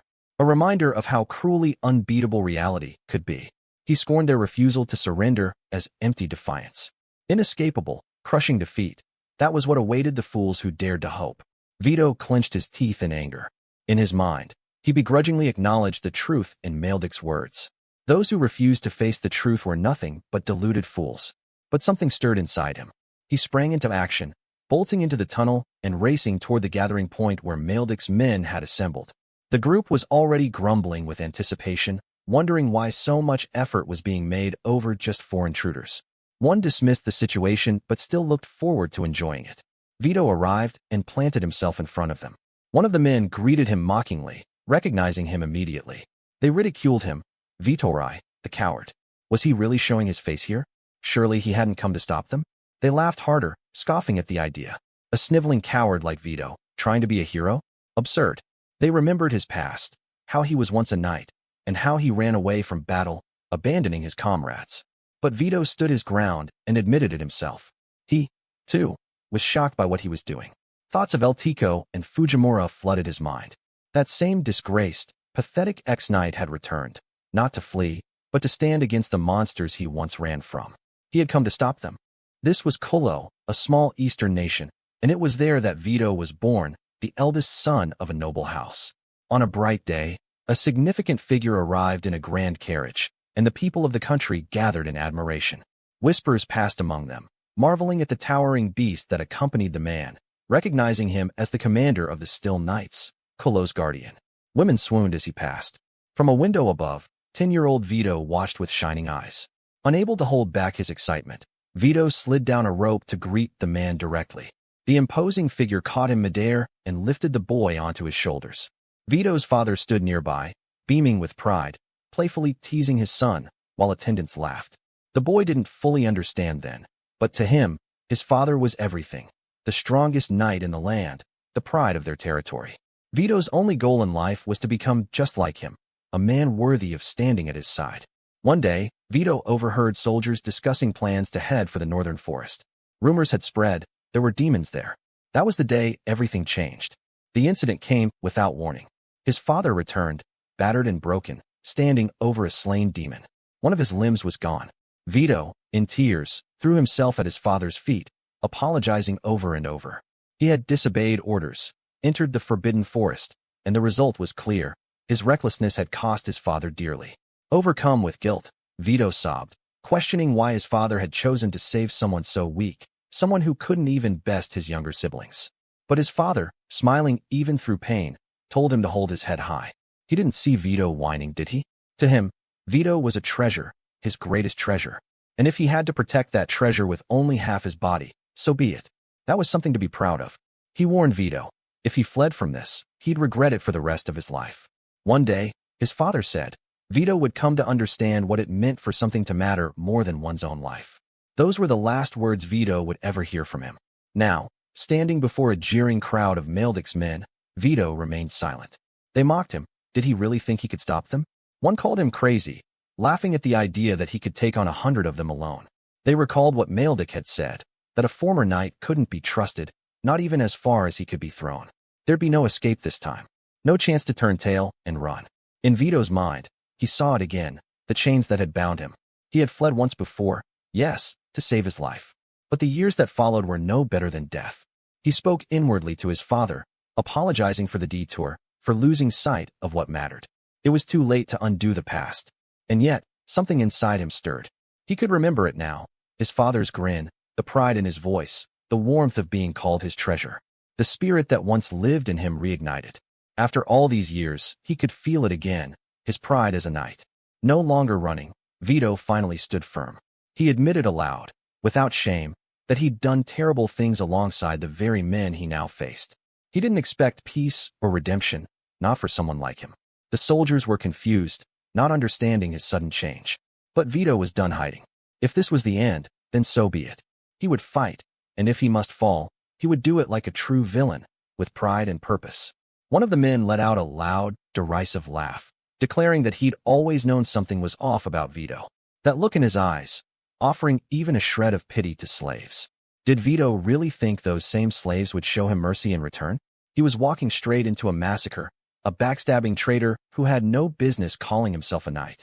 The man mocked him, claiming he was already far too familiar with Vito's so-called swordsmanship to take him seriously. Almost pitted him, really, just another washed-up ex-knight. But then Vito raised his hand.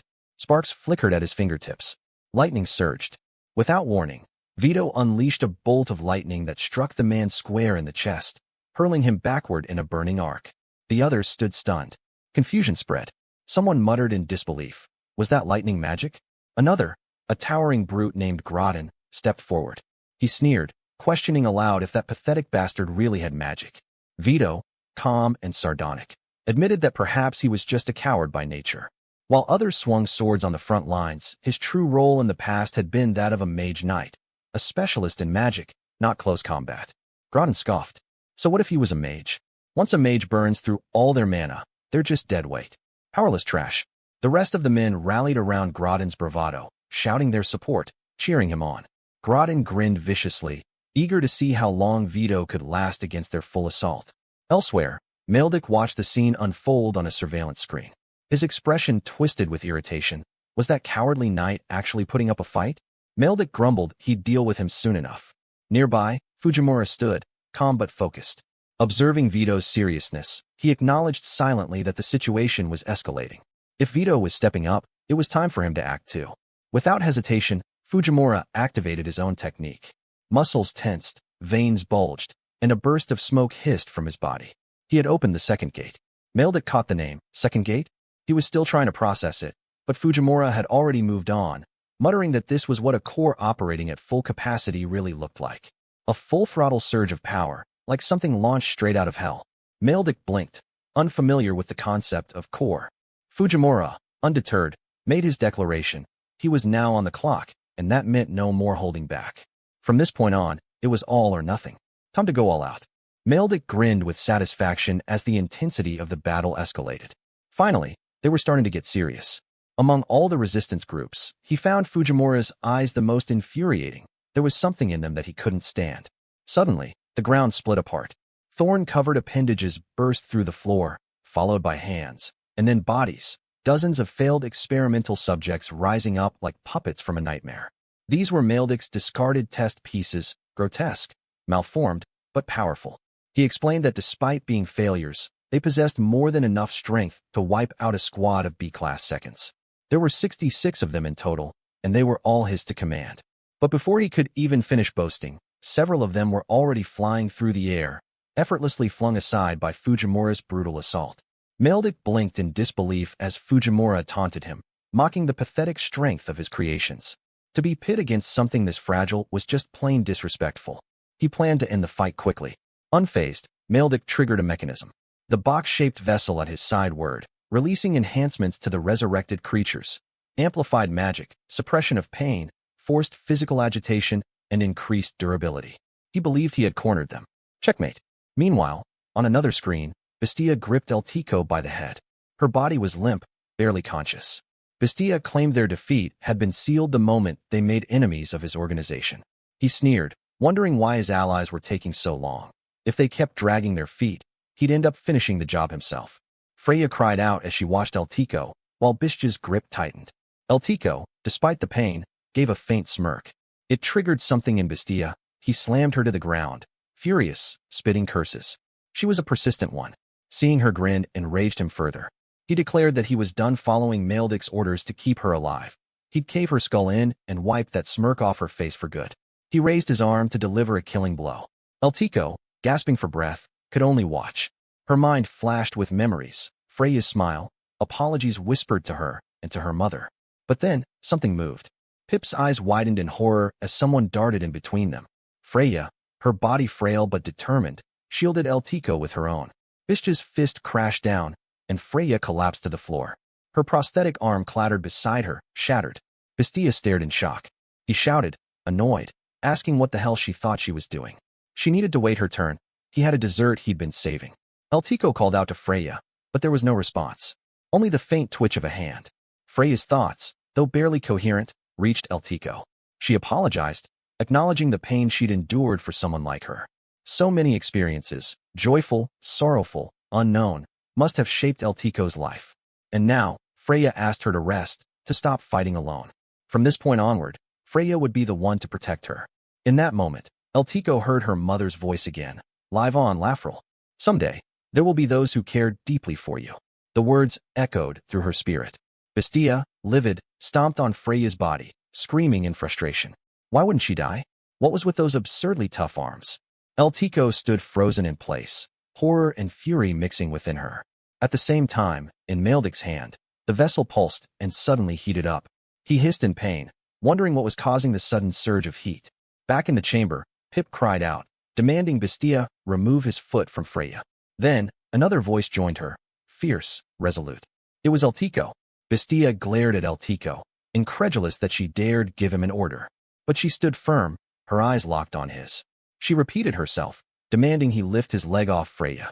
A sudden flash of blinding light erupted from El Tico's body. Bestia tensed, his instincts kicking in. He immediately jumped back, shaken. That overwhelming surge, raw, lethal, was unmistakable. It couldn't be. Had the seal been broken? Elsewhere, Meldick felt it too. The vessel he held burned against his skin, glowing with volatile energy. He cursed under his breath. The power output was becoming unstable, more than he had anticipated. It took all his effort, but he forced the seal closed again just in time. The heat subsided. He panted, shaken. The fact that Eltico nearly shattered the seal terrified him. She was far more dangerous than expected. He knew then.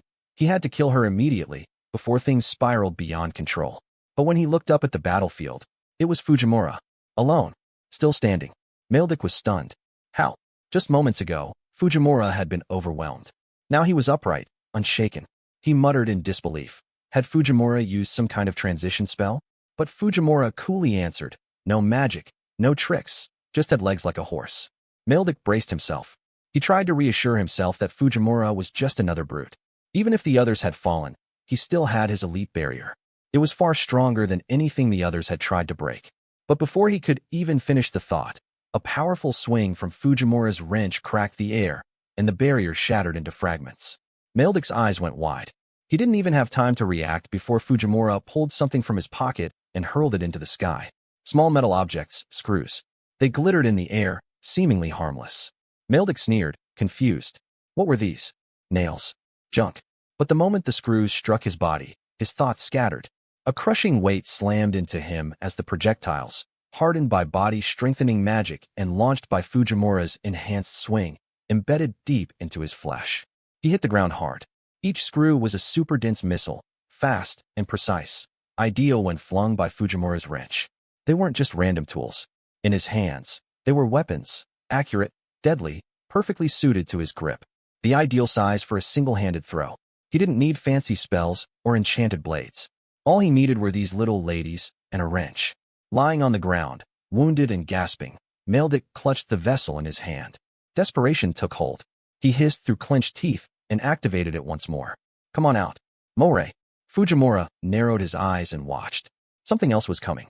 In Meldick's mind stirred a turbulent thought. Who, or rather what, was this boy standing before him? Fujimura rose to his feet and calmly surveyed the scene before reaching for his megaphone. He called out to his comrades. Freya, barely conscious on the ground, twitched in response, her body limp but her will not entirely broken. Vito, bloodied and breathless, forced out a strained word. Boss. Pip shouted Fujimura's name, while Eltico remained silent, seemingly lost within herself. Fujimura's voice cut through the chaos as he urged them to endure a little longer, assuring them he would end this now. Meldick reacted with unease, while the 100 men surrounding him scoffed, laughing at the idea that a mere boy would finish it. But Fujimura leapt down toward Meldick, unwavering. Bestia, witnessing this, declared that it was they who were finished, and with a roar charged toward Eltico. Pip, refusing to back down, spread her arms to protect her. Bestia sneered at her defiance, amused by her small frame and determination, mocking her for trying to play the shield. Freya could barely whisper Pip's name, her heart heavy. Within Meldick, the instinct to destroy flared again. He had always erased any opposition, leaving no exceptions. Once more, he would do the same. He summoned Magu, a monstrous entity, which charged directly at Fujimura. Meldick vowed to drain every drop of his mana. But Fujimura wasn't fazed. He launched upward, suddenly appearing before Meldick through a transition technique, catching the tyrant off guard. With stern resolve, Fujimura unleashed the weight of Meldick's sins upon him. The lives torn apart, the sorrow of those left behind, the long years of pain and anguish. The divine chisel was struck upon the sealed box, and from it burst a tremendous explosion. Meldick was struck down. Fujimura whispered an apology for the delay to Nagajiji. The box began to crack. A small fissure widened until the entire seal fractured. Fujimura grinned. Eltico was free. The shattered remnants of the box fell as Meldick collapsed lifeless to the ground. Yet danger still loomed. Bestia lunged at Pip with savage intent, vowing to tear her apart. His claws struck forward, only to meet empty air. Eltico now stood where there had been none. She had moved, swift and silent, shielding Pip just in time. Pip looked up in astonishment, wide-eyed and speechless. Eltico stood transformed, her wounds gone, her hair flowing, her clothes now radiant and new. Fujimura watched with a smirk. Freya, eyes flickering open, caught the sight of the reborn Eltico. With steady arms, Eltico lifted Pip, ready to protect her. Bestia stared in disbelief. Who was this woman? Eltico's answer was simple, laughable. One man sighed, reflecting on his situation of struggling without a job. He thought about trying bonus next. The other man responded with a laugh, warning him to avoid bonus at all costs. Despite being the financial capital of the continent, and a popular destination for thrill seekers, Bonus was a dangerous place to leave, as only the wealthiest could afford to live there. For everyone else, the options were grim, death, slavery, or addiction. The criminal organization Zafat had its headquarters there, and the city was overrun with its thugs. Its crime rate was among the highest in the continent. The first man asked about the big shots who supposedly intended to stop it all. The second man shared rumors that ministers and aristocrats were in Zafat's pockets. The economy was now so intertwined with the organization that no one seemed to care. The rich squandered their wealth while slaves labored in the shadows. The city had already been taken over, and even the great sage, once a Saluan, was powerless. The first man expressed disbelief, but the second man confirmed he'd heard disturbing tales of children kidnapped and forced to dig tunnels. The reality was grim, and commoners couldn't do a thing about it. It was the sad truth of Bonus. Elsewhere, Eltico steeled herself for the punishment she intended to deliver. Bestia, scoffing at her, remarked that he expected more from someone known as the strongest weapon, only to find that Eltico remained the same, with just a small change in her appearance. Her hair had changed color, but otherwise, she was still the same as before. As Eltico hid Pip behind her, she recalled Fujimura's words about her gear, which could gather mana. Bestia dismissed her as weak, but Lafrel took a step forward. She levitated, casting a spell that surrounded Bestia with a swirling black wind. As Lafrel chanted, a tornado formed, and Bestia tried to fight back, swinging his fist in defiance. But something was wrong. He heard a snapping sound and felt his fingers break and twist in every direction. A gale of force slammed into him. In pain, Bestia screamed as the wind continued to batter him. Suddenly, a figure appeared before him. Eltico, now encased in full armor, eyes filled with stern determination. Bestia was trapped beneath her. Fujimura, observing from a distance, murmured encouragement to Nagajiji, urging her to show the full power of her winds. Eltico's armor shimmered as she leapt into the tornado, her boots transforming into drill-like weapons. Bestia tried to flee, but it was too late.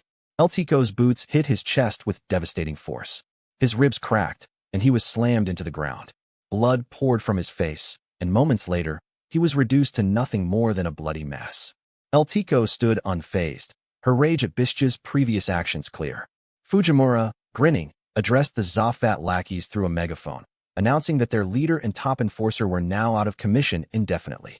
Vito, Freya, and Pip, battered and weary, felt a wave of relief wash over them. Fujimura added a final, mocking remark, declaring that the Zafat forces were nothing more than sore losers and idiots. The men murmured among themselves in disbelief. Fujimura's presence and actions baffled them. How could he still be standing, let alone fighting back? Their confusion deepened as they questioned how the brat was still alive, especially after defeating two formidable enemies. The realization dawned on one of them. If those two were beaten, then whoever did it must be dangerous beyond comprehension. Vito, though bruised and battered, confirmed their suspicion with a note of grim amusement. He figured the victors were probably headed their way at that very moment. Panic erupted among the men, scattering them in all directions. As calm settled briefly, Vito sighed heavily, realizing that perhaps his time to die hadn't come just yet. Freya, still catching her breath, turned toward Eltico with quiet awe, acknowledging what had just occurred. But before the moment could settle, Eltico suddenly wavered and collapsed. A sharp hiss escaped from her hair as she hit the ground, causing Freya's eyes to widen in shock. Nearby, a weak cough broke the silence. It was Maldic, still alive, barely. He wheezed and rasped, reasoning aloud that Eltico's body must have reached its limit. She had awakened to a power far beyond what her physical form could endure, compounded by the earlier injuries she had taken. It was too much. From his perspective, she was already as good as dead. But to him, it had still been worth witnessing, her full, true form revealed. Fujimura, watching everything unfold, scowled. He refused to accept that Eltico was going to die. Slamming his hand onto the ground, he focused. If he applied second-tier hardening to the power he now wielded, then in a dungeon of this level, he might still be able to locate what he needed. His target, the core. He needed to pinpoint its location, the same way one would search for a magic stone. He recalled Freya once telling him that no one possessed eyes like his. If they truly were unique, then now was the time to prove it. Fujimura pushed his vision further, wider, deeper, sharper. And then, success. He located the gun. His eye of clairvoyance, Tawashigan, activated. With its coordinates locked, he prepared to transition his body to that exact location. Meanwhile, Eltico remained unconscious. Freya could only watch, paralyzed by fear and helplessness. Her mind refused to accept it. Eltico couldn't be gone. Her thoughts raced, memories flashing, and then she willed her to wake. Her voice rose in desperation. And then, a gunshot echoed. Freya's eyes snapped open, locking onto Eltico's just as they fluttered back to life. Smoke drifted from the barrel of the gun. Fujimura stood over her with a grin, announcing the end of the battle. They had made it. Now, they could finally relax. Tears welled in Pip's eyes as Eltico gave him a subtle thumbs up. Freya, overcome with emotion, rushed to embrace Fujimura, sobbing against him as he smiled, relieved. Elsewhere, Maldik remained sprawled across the ground, still breathing. His thoughts churned with disbelief. That healing spell Fujimura had cast, he couldn't comprehend it. A warrior capable of such high-level physical techniques, using healing magic at that scale? It was unprecedented. This was no mere multi-attribute magic user. This was a multi-expert. Something beyond anything he'd ever encountered. In Maldik's final thoughts, he recognized the truth. What stood before them was no longer just a man. Fujimura was a magnificent monster. Fujimura rallied the group, declaring it was time to reconnect with their old ally and finish liberating the remaining slaves. Without hesitation, he fired the gun at Vito. Its magic restored Vito's body. In response, Vito silently pointed in the direction of a slave labor site. The scene they approached was grim. Countless slaves toiled away, endlessly digging. A man overseeing them sat relaxed in his chair, until Fujimura struck him from behind with a heavy wrench. The blow knocked him off balance and sent him tumbling to the ground below. Fujimura, standing above with a megaphone, proclaimed freedom to the workers. The reaction was immediate and explosive. Shackles were shattered. The slaves erupted in cheers, their joy raw and overwhelming. Gratitude filled the air as voices rose in unison, thanking Fujimura. They were free at last. No more forced labor, no more endless holes to dig. Amid the celebration, one man jokingly suggested Freya should marry his son. Caught off guard, Freya stood frozen in confusion. Meanwhile, Pip sniffed the air with intent, her nose picking up a scent. She signaled to Fujimura, and the two followed her lead, eventually arriving at a hidden cave. Within the cave, they discovered another prison cell. Someone was trapped inside, an old man, frail and still. Fujimura took in the sight with disgust, whispering his contempt for those who would even stoop to kidnapping the elderly. Scum like that, he thought, were beneath contempt. He quickly sawed through the bars, breaking the man free, and hoisted him onto his back. Rejoining the group, Fujimura carried the old man with a light-hearted attitude. When asked where he had gone off to, he patted the old man's head and explained that he had found the man deeper inside the cave. At first, he'd mistaken him for a Jizo statue, a small stone figure common in Japan, representing the guardian deity of children and travelers. Laughing, he admitted how close he came to leaving the old man behind. The elderly man stood calmly, unmoved by the commotion around him. Freya's eyes widened in disbelief as realization struck her. Fujimura kept joking, rubbing the old man's bald head like a mischievous child and teasingly asking if the master was sensing any kind of disturbance in the force. Freya could hardly process it. The old man standing before them, humble and silent, was none other than the great sage of Bonus. Fujimura, caught off guard, confirmed it with surprise. The sage himself responded, affirming it was indeed so. He was the great sage, the town's former head, once known as Salyuan, the pinnacle of knowledge and a master of light magic. With that, the sage turned to Fujimura with sincerity and asked how he might now express his gratitude for the kindness he had received. Everyone around them was stunned. The old sage smiled warmly at the gathered crowd. The former slaves, overwhelmed with emotion, expressed their relief and joy that the great sage had survived. With his return, they believed they finally had a chance to drive out the oppressive Zafat organization and restore Bonus to the peace it once knew. Nearby, Fujimura took notice of another group, figures that stood with stiff posture and distant expressions. He questioned who they were. Freya informed him that they were nobles and ministers of Bonus who had been captured as well. Fujimura made a comment about the deep trust they must have placed in the sage. Freya affirmed it, noting that such reverence was natural for someone like Philosophe, once known as Salyuan and the great sage of the land. Fujimura then remarked that getting himself captured wasn't the wisest move for someone of such stature. Philosophe flinched at the jab and explained that he had been taken in his sleep. Fujimura reacted with skepticism. Philosophe clarified further. It had been the Magu, and even active soldiers might not have stood a chance under the same circumstances. His expression grew bright with a peculiar sense of pride as he mused to himself that, Being who he was, it was only natural that he alone could have emerged alive. No one else could have survived such an ordeal. Fujimura remained unimpressed, sarcastically dismissing the claim, suggesting the sage was hardly old enough to be sleeping so deeply. Philosopher's expression soured, declaring Fujimura the worst youth he had met in all his 300 years. Fujimura countered with a sharp jab, implying those centuries must have been miserable ones. Freya, flustered, bowed and apologized repeatedly to the sage. Philosophe smiled gently and reassured her. After having seen the group's actions and efforts, he was ready to vouch for them. One bore divine eyes, another was a demon elf, and with them were a cleric of the Lantern Flame, a former knight of Empirizer, and even a child of the White Wolf tribe. Whether it was fate or something else, the group they had formed was undeniably extraordinary. Freya blinked at the mention of the Lantern Flame and asked Philosophe to clarify. He responded with surprise. She truly didn't know? She confessed she didn't, and Philosophe explained. The Lantern Flame was a rare talent, one that produced an explosive fire with one hand, while using that same heat to heal with the other, a double positive effect. To his knowledge, only one person was known to wield such a gift, the current Flame Princess of Salyuan. Her name, he recalled, was Mares von Freya, or something close to that. Freya froze. That was the name of her late mother. She was stunned and demanded to know more. Philosophe looked at her curiously. Dead, she said. Was that truly certain? It was believed Mares had died about 15 years ago, yes, but there had also been rumored sightings of her, specifically, in the Beastman nation of Manga. Freya could barely believe what she was hearing. Philosophe added more context. These rumors, although dated, came from a rural region of Manga, more precisely, from the White Wolf village. His gaze drifted toward Pip, the child of that tribe.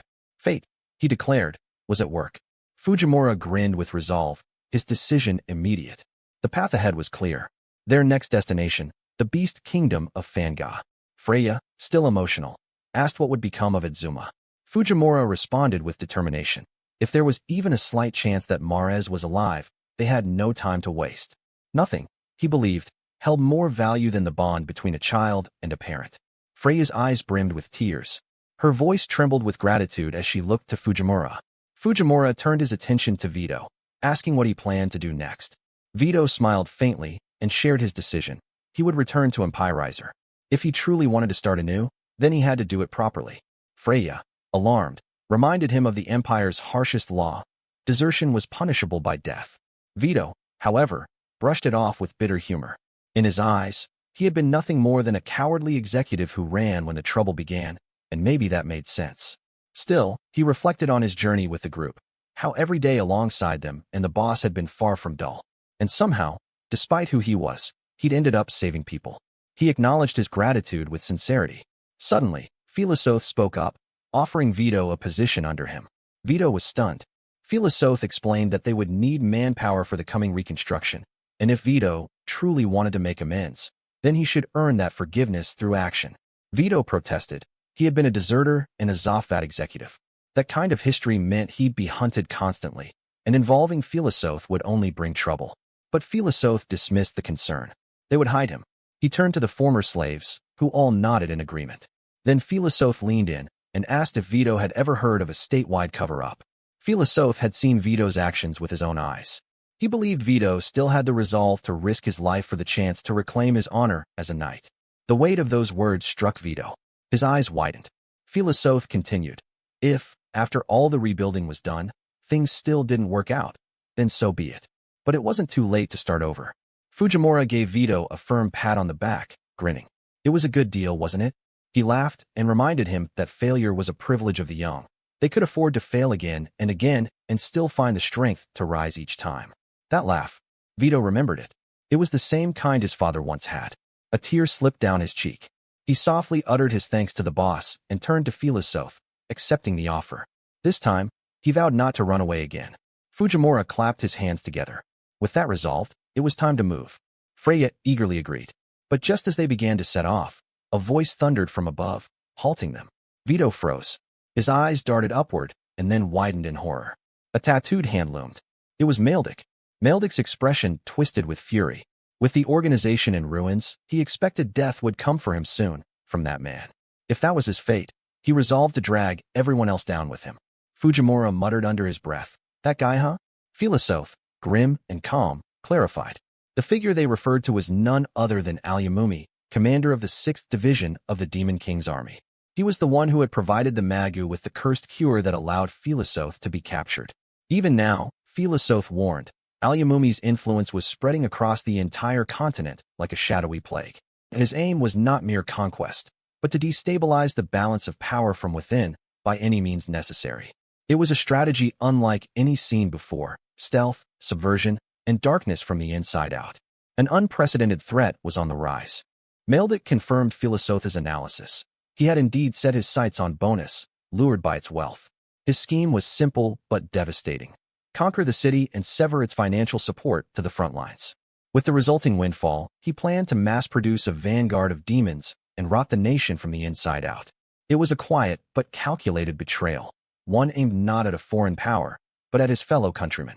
Suddenly, a surge of raw energy erupted. Eltiko's body tensed, her power flaring wildly. Her eyes glowed red, thin cracks crawling across them. But her strength faltered. With a thud, she collapsed to the ground. Philosoth observed grimly. Despite her body regaining its physical integrity, her mana reserves were still dangerously depleted. From Meldick's back, long tentacles of bone began to extend, twisting grotesquely. Using them like limbs, he advanced, his skeletal appendages slithering across the ground with unnatural ease. Philosoth noted that when someone was driven into a corner, they often turned to forbidden arts, powers so destructive they demanded the user's own life in exchange. And such a dreadful magic had now awakened. Freya, disturbed, questioned the very existence of such magic. Philosoth's silence said enough. Then, from the arcane depths of the land, skeletons long buried began to stir. Meldick summoned them with a chilling chant. The skeletal warriors rose from the earth, drawn toward him. One by one, they fused into his form as he offered his life as fuel. Bone clung to bone. Corpses piled into his body. He was no longer a man, but an amalgamated monstrosity, a massive, pulsing construct of death. Fujimura cursed him, recognizing the madness behind it. Meldick declared the act final. An end. No escape. The former slaves, watching from a distance, were paralyzed with fear. The abomination grew to colossal proportions, its weight and form casting a shadow like a falling star. Vito looked on in horror. What now loomed above them was not just a spell, but a corpse-pressurized bomb. A weapon of utter annihilation. The throbbing of arcane energy became deafening, a monstrous roar tearing through the chamber. Vito realized the truth. The entire labyrinth was on the verge of collapse. Philosoth steadied himself and summoned a shimmering array of radiant barriers, his old light-walled battle formation. It had been years since he last called on it. The massive force bearing down on them was immense, yet he stood firm. Freya watched in awe. Philosoth, the great sage himself, was holding back that monstrous construct of death alone. With unwavering resolve, Philosoth declared that his spirit would never break. But then, a sharp crack came from his back. He winced. The spell was draining his mana at an alarming rate. He couldn't hold out much longer. Fujimura, ever the realist, pointed out what everyone was thinking. Philosoth had just thrown out his back. Without wasting a moment, he grabbed Freya by the arm and told her it was now or never. At their current distance, she could fire with full force. Guiding her hand to aim her weapon, Fujimura offered to be her right hand. Freya, breath caught in her throat, acknowledged him. Onlookers doubted them. How could such a small weapon possibly affect something so massive? Fujimura barked at Philosoth to drop the wall.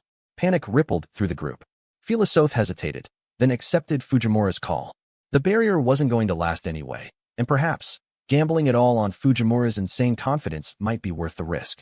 Everyone watched the pair with held breath. Fujimura lent Freya some of his own energy and told her to show them all what the one-armed hero could do. Vito echoed the word, hero. Fujimura grinned. He had a good feeling about this one. He urged Freya to let everything out, to fire every shot she had. Freya nodded. She pulled the trigger. Fujimura chanted, Voidal Sky, sixfold. An eruption followed. The blast ripped through the air with a thunderous roar. Smoke and wind surged. When it cleared, the abomination that had loomed over them was gone. In its place, only a gaping hole remained. Vito stared, stunned, then smiled. There was no way anything could have survived that. Freya, Pip, and even Eltiko were struck speechless by the scale of the attack. Fujimura laughed, teasing them. They looked absolutely exhausted. Seemed like it wasn't just the gear that would need a little R&R once they got back. Philosoth chuckled. It was thanks to Fujimura's intricately designed tools, he said, that they'd managed to survive this battle at all. Freya blushed, her thoughts drifting toward Fujimura. The once doubtful nobles and ministers stepped forward and bowed with sincerity. On behalf of Bonus, they offered their deepest gratitude. They declared their support for Fujimura's group and pledged to help however they could on their future journey. Fujimura thanked them and said that next time they were in town, they should all share a good meal. Then he turned to Vito and called out to him. Fujimura told him he had high hopes. If Vito had the courage to stand against 100 men, then there was nothing beyond his reach. Vito's eyes welled with tears. He remembered his father's voice. Go forth, Vito, and follow your heart. His father believed in him. He had called Vito his treasure. Tears spilled as Vito wept. Fujimura gently patted his back. Vito swore not to repeat his past mistakes. One day, when he became strong enough, he promised he would return, to fight by Fujimura's side once more. Fujimura, upbeat as ever, announced that he was starving and suggested they all head into town. But then, something struck him. He suddenly yelled out in dismay. Freya, startled, asked if something was wrong. Fujimura turned to the sage with urgency and asked if he knew what tobacco was. Philosoth spun around with theatrical innocence, claiming to have no idea. Fujimura tried to explain. Dried leaves you can light. Inhale, smoke comes out. Philosoth maintained his act, insisting again that he had no clue. Frustrated, Fujimura demanded he think harder, calling him an old fart and scoffing at the title Great Sage.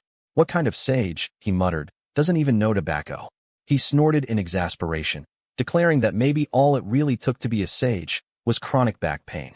Philosoth smirked and said that even if he did know what tobacco was, Fujimura would be the last person he'd tell.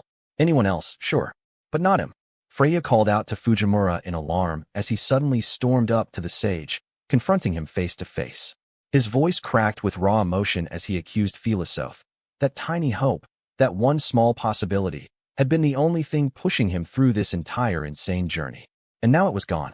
Freya, bewildered, questioned whether something like tobacco was really worth breaking down over. Fujimura's reaction had begun to scare her. Philosoth simply chuckled and tossed a crude jab, suggesting that the younger generation, especially the ones who hadn't fully matured down there, should watch their words. Fujimura squinted and shot back. Hair. Philosoth was one to talk. His head was so shiny, he could use it as a mirror. Philosoth's face twisted in outrage. He declared he did still have a few strands left. Fujimura scoffed. Is that really something to be proud of, you wrinkled old fart? Freya turned to El Tico, pleading for her to step in and stop the two from spiraling further into childish bickering. But El Tico didn't interrupt. She simply stood there, smiling gently. In her heart, memories of her mother returned. Her mother's words echoed. Live on, Lafrel, for both of us. One day, you'll be able to smile from the bottom of your heart. El Tico remembered the weight of that wish, one passed down to her through her name. Lafrel, meaning smiling face. And in that moment, she let out a wide, open-mouthed grin. Everyone turned toward her, shocked. In El Tico's mind, she quietly reaffirmed her resolve. She would live up to that wish. She would carry the name Lafrel with pride and smile, truly, freely. Fujimura gasped. Nagajiji had smiled? And so, on that day, it was done. The greatest criminal syndicate on the continent, Zafad, was eradicated. Not by an army, not by the nobles, but by a single adventuring party. Unbeknownst to them, however, someone had been watching. From a shadowed, distant vantage point, a figure let out a quiet chuckle. The plan had failed. The man muttered with disdain. It seemed all the effort he'd gone through to lend Maldika Magu had amounted to nothing. Humans, as always, were such a disappointing species. Hovering beside him, a small, grotesque, floating brain-like demon agreed. The man, Alyamumi, reflected further. That weapon they had seen at the end, it was extraordinary. He asked the creature next to him if it had ever heard of the dwarves. He recalled that they were an ancient race of master blacksmiths whose craftsmanship had been so divine, it angered the gods and brought about their extinction. Every SS-class weapon in existence today, he mused, could trace its lineage back to those legendary forges. In fact, there were even sacred weapons, rarer still, that surpassed SS-class, much like the Magu. These were not simply tools, but unique relics, hidden treasures lost to time, constructed with designs so intricate that modern smiths could not even begin to replicate them. They were the work of something beyond human, something divine. The floating demon pondered this. An ancient artifact that even surpassed SS class? That sounded far too mythical. Alyamumi elaborated. Such treasures were said to have been forged by the very first of the dwarfs, their originator. the one who struck the first hammer against the anvil, the blacksmith above all others, the Grand Dwarf, or so the legend named him, a myth, a foundation, and maybe a threat yet to come. Human territory bordered demon territory, and between them stood a line, a border known as the absolute front line, Edzuma. Within the stronghold, tension brewed. A knight approached with urgent news for General Ruel. The second defense gate had been breached. It had happened only recently. Ruel the wily, imperial general of sharp mind and sharper instinct, paused to recall who had been assigned to that gate. It was Amista, the ironclad, the righteous general. But the knight clarified that Amista had temporarily left her post to support the third gate, and the enemy had seized that opening to overrun the second. Ruel muttered to herself, unsurprised. It was just like Amista to move in aid of others, even at tactical risk. From above them came a mocking, amused voice. A figure seated above the rest chuckled and made light of the situation, calling it sweet. Ruel recognized him immediately. Saluan Flydom, the unsinkable. Flydom's words dripped with reckless bravado. He mused aloud that Adzuma was the same as ever, a land of opportunity. If he were to recapture that second gate all by himself, he figured he'd earn style points, even if only half. Ruel turned toward him, incredulous. Did Flydom even understand the magnitude of what he was saying? She reminded him that superiority and inferiority in battle were determined by sound strategy and numbers. They needed proper planning, not theatrics. Flydom brushed it off. He didn't care. As a Saluan, he was a freelance warrior. Saluans like him weren't bound by chains of protocol or command. They came to Adzuma drawn by the promises of freedom, by the glory, riches, and status that top-tier quests offered. Compared to them, even the knights felt rigid and constrained. He added that even Heathland had made an appearance, though the prize that man sought was a different kind altogether. Ruel agreed, recalling that Heathland had made himself a near-permanent fixture at the fourth gate, which was under the command of General Acclina. Flydom grinned knowingly. Of course, that figured. Then he warned those listening. Heathland was a fool, a stalker in disguise. The moment Heathland heard about the breach at the second gate, Flydom was sure the man would charge straight there just to impress the female general. A complete idiot. Which was why Flydom had decided he would act first, get there before Heathland could. He would steal the show. Ruel, alarmed, requested to accompany him. If a demon general was involved, it would be too dangerous for even a Saluan to go alone. But before she could finish, Flydom cut her off. She didn't get it. That was exactly the point. If Flydom pulled this off by himself, he would become a legend. The knights around them stood slack-jawed in disbelief. Ruel asked, in deadpan sarcasm, what sort of legend he imagined himself becoming.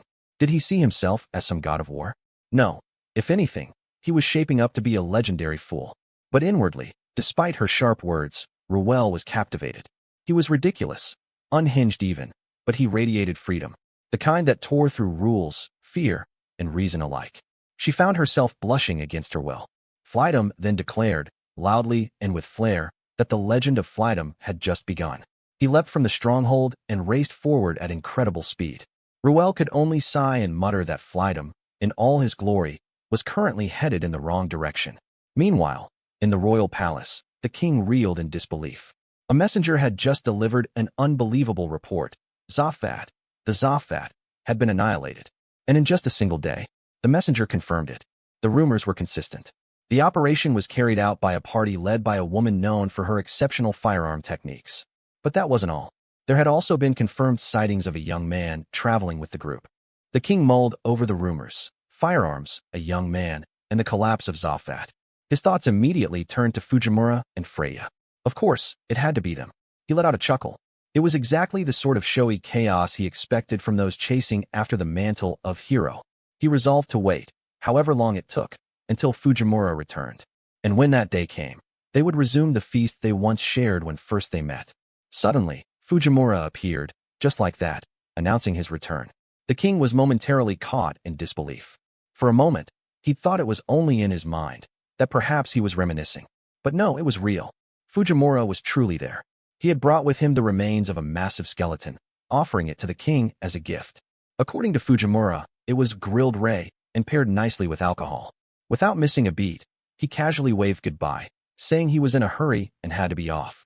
The king called out for him to wait, still brimming with questions, but Fujimura had already vanished, back to his workshop.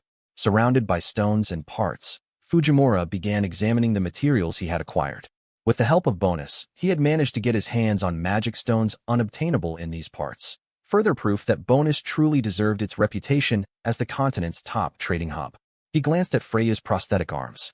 There was an overwhelming amount of work ahead, repairing the car, improving all their gear, and now experimenting with the cores they had retrieved. Memories of the battered Freya and El Tico flashed in his mind. The next upgrades had to emphasize defense. They had been too vulnerable. For now, he would start tinkering. He was growing increasingly adept at using his eyes, the special ones no one else possessed. He needed to make the most of them. Core extraction, a singular ability granted by the world to him and no one else. As he worked, he began to understand, faintly at first, that the cores he had been handling were far more intricate than even he initially believed. But that suited him fine. He would show them, show the world his craftsman's soul. And so, the work continued. That same day, El Tico, Freya, and Pip were all presented with newly crafted gear, boots, arms, and bracelets. The king marveled at the results. Pip beamed with joy and hugged Fujimura. Freya, moved, told him she would take great care of it. As they entered the car, the king asked if they truly intended to leave so soon. Fujimura confirmed it. There was much to do, and their journey was far from over. When the king inquired about their next destination, Fujimura grinned and announced it, the country of Manga, specifically, the White Wolf village. With a final wave, the car pulled away. The king repeated the name, White Wolf. The official beside him explained. Among the Beastman tribes, the White Wolf was one of the 3 great clans, along with the Gold Hawk and Black Lion. Renowned for their immense combat strength, the White Wolf tribe inhabited a village deep within a forest known for countless disappearances. A hellish region where only the strongest survived. Worse yet, the White Wolf tribe was infamous for their hatred of humans. The king froze, stunned, then shouted Fujimura's name in disbelief. By then, Fujimura's vehicle had already reached the forest. They brought the car to a halt at the edge of the jungle. He stepped out, surveying the terrain. They had made it this far, but the road would no longer carry them. From here on out, they'd travel by foot. Freya noted the place at once, Fanga territory. The Great Vern Jungle. A colossal expanse of green said to consume nearly a third of the entire Beastman country. It was a region close to the demonic realm, largely unexplored, still holding mysteries untouched by mankind. Dense, wild, unforgiving. They would need to proceed with extreme caution. Suddenly, heavy panting echoed through the foliage. Pip's sharp ears picked up the sound immediately. A figure burst into view, being chased by a massive, dinosaur-like beast. The man was clearly in trouble. He lamented his misfortune. Of all days, his beast-warding stone had to fail him now. He was completely unprotected. As he ran past, Fujimura nonchalantly grabbed him by the collar. The man protested, yelling in panic. Who even was Fujimura? Could he not see he was about to be devoured? He shouted for Fujimura to let go. If that beast caught him, he'd be stripped to the bone. The creature lunged, just as the man screamed again, begging to be freed. But Fujimura, calm as ever, casually brought down his wrench on the beast's head. The creature dropped instantly. The man was frozen in shock. Fujimura simply told the beast to shut up. He was in the middle of a negotiation.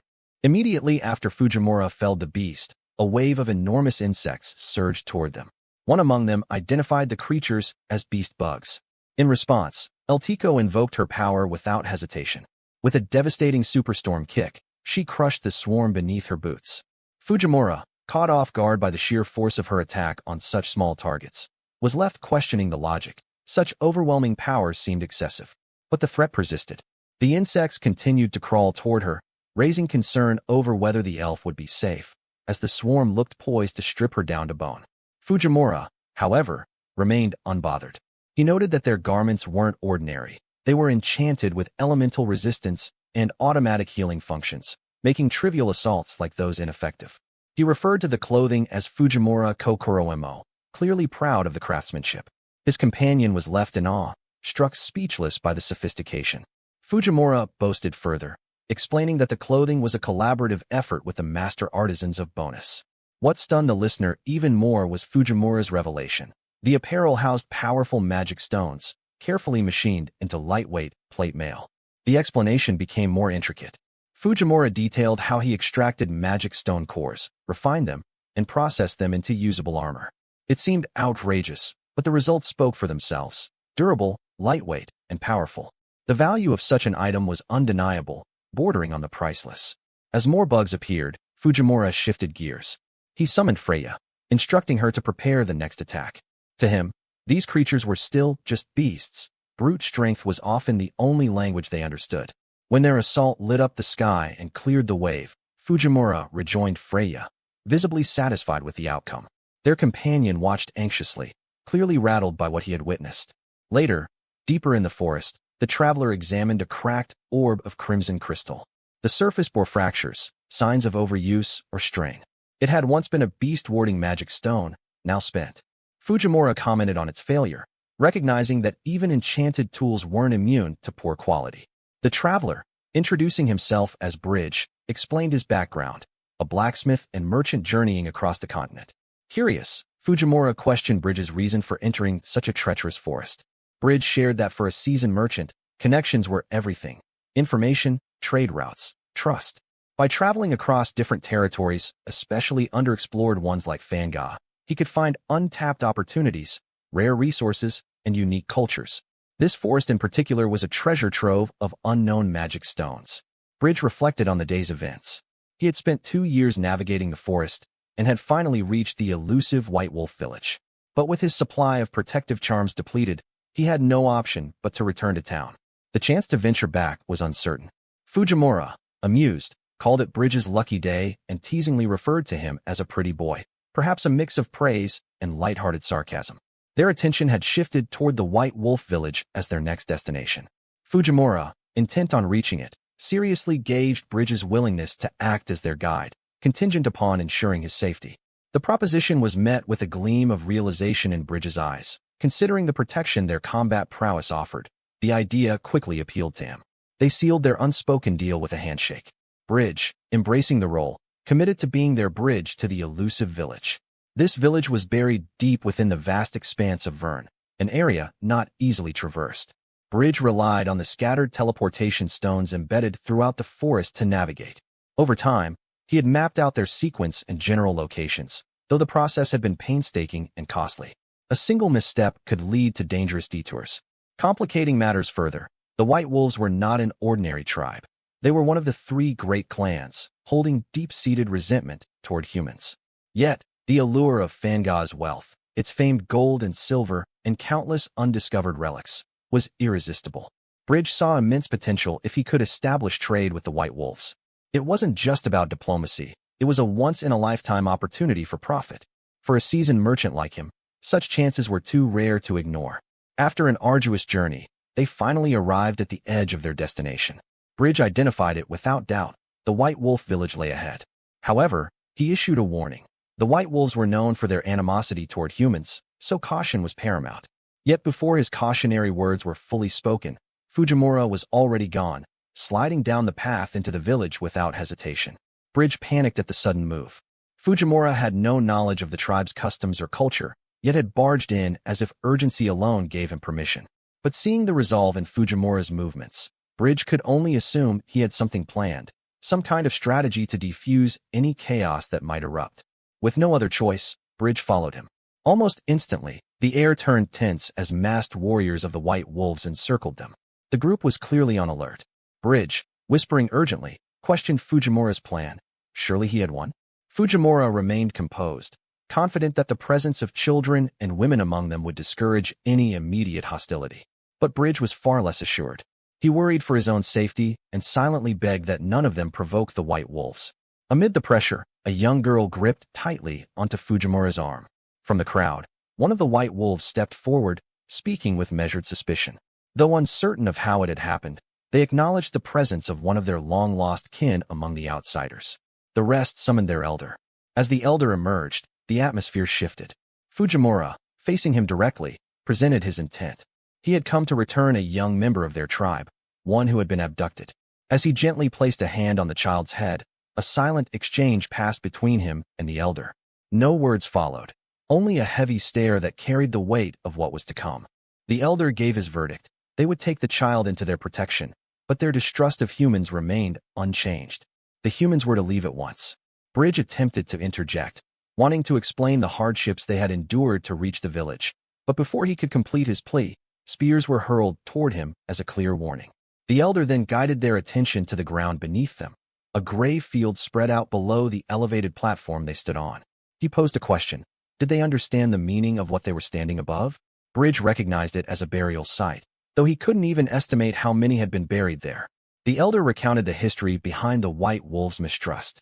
Unlike other tribes, the White Wolves, with their rare lineage and formidable strength, had always lived under the looming threat of extermination by human clans. That threat became reality during the Black Dragon incident several years prior. A monstrous dragon, wielded by humans, had ravaged their village. It slaughtered indiscriminately warriors, women, and children alike. The survivors were driven from their homes and forced into hiding. At the center of the gravesite lay a colossal battle axe. Fujimura spotted it immediately. The elder identified it as the weapon once wielded by their ancient champion, a legendary warrior of the White Wolves said to have once saved the world, Lord Lupus. That axe, a sacred heirloom, had since become a symbol of the village's pride and resilience. But even that revered relic had been defiled by human hands. To warrior clans like the White Wolves, a weapon was not merely a tool, it was their soul. Passed down through generations, especially when born by a veteran, each carried history and honor. The desecration of such a relic was an unforgivable insult, an embodiment of the selfish conflicts brought on by humans. Bridge, taking in the weight of it all, admitted to himself that the damage, both physical and emotional, was likely beyond repair. Trust, once shattered, rarely mends easily. The elder, with heavy finality, asked if they now understood why no human could ever again be trusted. Fujimura then stepped forward, presenting a proposition. If the humans who had shattered their pride were no longer worthy of trust, perhaps trust could be placed in the humans who would restore it. A bold offer hung in the air. He would recover what was lost. Not with words, but with action. The elder, taken aback, questioned the meaning behind this offer. The largest axe stood displayed in all its glory. A young white wolf child looked at it with sparkling eyes and a pounding heart. Nearby, an adult white wolf noticed and commented that the child had come to see the axe once again. The child turned, overjoyed to see his father. The father began to explain. That axe belonged to the legendary white wolf who fought alongside the hero's party and defeated the Demon King. It was Lord Lupus' axe, the pride and treasure of their white wolf village. It was said that the axe could cleave the earth in a single swing. Their people had revered and safeguarded it for generations. The father spoke of his own journey, devoting his entire life to becoming a warrior worthy of it. To him, the axe was a symbol, a guiding light for the entire tribe. The boy beamed wider, declaring that one day he, too, would grow into a warrior worthy of the axe. His father encouraged him, naming him Fulman, and told him to become a warrior who would fall to neither man nor demon. Back in the present, the elder of the village turned to Fujimura and questioned him. Was he really claiming he could repair the axe and restore their pride? Fujimura confidently affirmed. Bridge interjected with skepticism, offering his professional opinion, to quit now. He pointed out that the axe was too far gone. The thick metal was shattered, rusted through, and even the embedded magic stone had been used to its limit. Recasting would require melting it down completely and starting from scratch. On top of that, they likely didn't even have a mold suited for an artifact this old. And as for the magic stone, it was so degraded that they couldn't even identify what type it once was. Fujimura activated his analysis ability, the Kaisekigen. His vision revealed a glow within the stone, allowing him to discern its true nature. He announced that it was an earth-type rock crusher stone, containing crystals attuned to ground manipulation.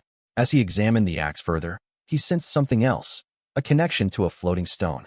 His findings were cut short by a growl from the warrior behind the elder, who was angered that Fujimura dared to touch the axe. But the elder halted him. Instead, the elder turned to Fujimura and asked how he had known the nature of the magic stone. Fujimura simply replied that he could see it with his special eye. He promised that if given a single day, he would have the axe restored as good as new. The others reacted in disbelief. A single day? Was the boy mocking them? Still, the elder remained quiet, his mind briefly slipping back to his own childhood, to the thrill of youthful dreams. He made his decision, very well. But if Fujimura failed, he would pay dearly for daring to touch the sacred axe. The man behind the elder stirred again, but Fujimura confidently accepted the terms. He retrieved a tool from his spatial storage, prompting a reaction of awe from Bridge. Fujimura then donned his gloves and announced he would begin with arc welding. Arc welding, a process that utilizes the heat of an electrical arc to melt and fuse metals, was explained in technical detail. The arc creates temperatures ranging from 2,000 to 5,000 degrees Celsius. The first step was removing the rust from the parts to be welded. Then came groove welding, a preparatory shaping of the materials to ensure a strong, clean weld. The machine joints allow for maximum bonding strength between the metal pieces. Bridge observed in silent admiration. Fujimura warned the onlookers to keep their distance due to the brightness of the arc flame. For those who insisted on watching, he handed out protective face shields. First come, first serve. 3 members of the White Wolf tribe eagerly took one each. Fujimura assessed the axe's damaged edge, noting that the target thickness was between 15 to 20 millimeters at its thickest point. To achieve the necessary weld integrity, he would increase the electrical current and apply 4 to 5 weld passes. Each pass would be a single stroke of welding along the joint. With preparations complete, he initiated the arc. The burst of energy startled the beastmen. The sight resembled a bolt of lightning. Fujimura began by securing the base material to prevent it from shifting. The goal was a full penetration weld, accomplished without the use of a backing plate. He proceeded with the first layer, carefully adjusting the rod's height, movement, and speed while monitoring the weld pool, the molten section that forms during welding. Once the first pass was complete, he removed the slag, the waste material that separates during welding. If left, slag could compromise the weld, and its scattered residue, called spatter, could cause further imperfections. With the second layer, Fujimura increased the current and performed a weaving technique with the rod to ensure complete fusion. Layer by layer, he continued the process, welding, removing slag, checking the pool and bead, the semi-cylindrical metal seam left behind by each pass. The air rang with the sound of molten metal. Bridge watched, entranced. Fujimura carried on, confident. He proceeded to tack weld the cylinder along its circumference to reinforce it. Then, he cleared the remaining rust, polished the surface, and removed excess beads. He treated the metal to prevent future rust and added some decorative machining. As for the shattered magic stone, he stated that they would need a full replacement, and for that, full support from Bonus would be necessary. Elsewhere, the elder, Gramps, was soaking in a bath when a sudden glow came from his communication device. A voice rang out, checking if he was still alive. Surprised, the elder reacted to the voice. It came from the earring Fujimura had given him. Fujimura explained that it was a transceiver. He apologized for the abrupt contact and began listing specific stones he needed prepared immediately. Once ready, he would come collect them. The elder was left stunned. Stones? Bridge, watching the scene unfold, asked Freya who Fujimura was speaking to. She casually replied that it was likely Lord Philosophe, the great sage of Bonus. It didn't register at first, but when it did, Bridge was floored. Bonus was an enormous distance away. He couldn't believe that Fujimura had a direct line to someone of that caliber, and more than that, he had never even heard of such a ridiculously convenient form of communication magic. He wanted one. In response, the 3 women traveling with Fujimura proudly displayed their own transceivers. Fujimura then said that with the Elder's connections and Bonus cooperation, the magic stones would arrive in no time. He returned to his task, saying it was time to wrap things up. Later, Bridge watched eagerly. Fujimura grinned. The axe was complete. The Elder's eyes widened. In that moment, he was flooded with memories of his childhood, the awe and admiration he once felt. The axe shone like new. It was the very image of the relic he had watched with reverence as a boy. The beastmen murmured in amazement. One said they had never seen such a shine. Another called it a miracle. One even remarked that this was the exact image of the heroic figure he remembered from his youth, perhaps even more so now.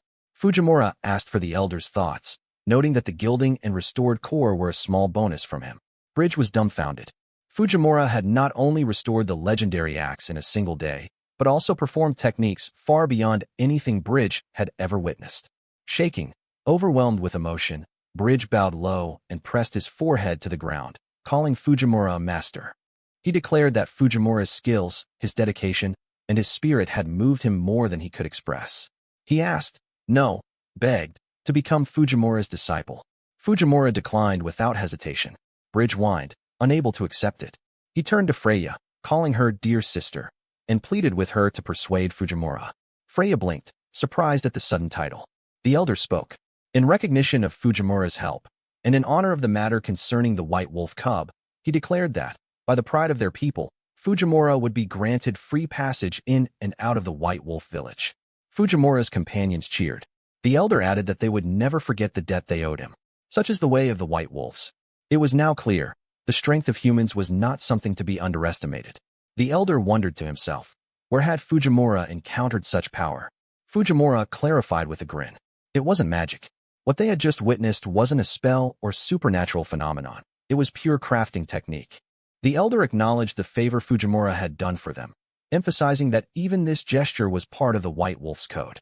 Fujimura's group felt a moment of relief and joy.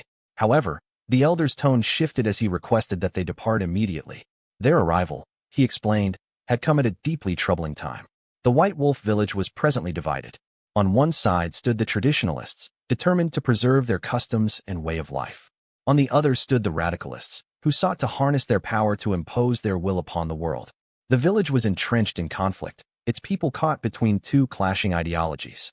Though the elder and the traditionalists had chosen to accept outsiders like Fujimura's group, they held no forgiveness for the radicals. A child in their care, referred to as Pipsqueak, had parents who were aligned with the radical faction. That fact alone cast a shadow of suspicion. Then, a messenger interrupted, reporting that warrior Siu had been captured and stabbed by the enemy. He held up a weapon, unmistakably one of their axes. Its deliberate abandonment was a cruel message. Pipsqueak was visibly shaken. Fujimura quickly assessed the situation, noting the unstable nature of Pip's family. He then requested that the elder lead them to the enemy camp, with hopes of speaking to them directly. His intent was not shared by the traditionalists, who found the idea outrageous. The elder warned that any attempt to parley would likely result in Fujimura's death.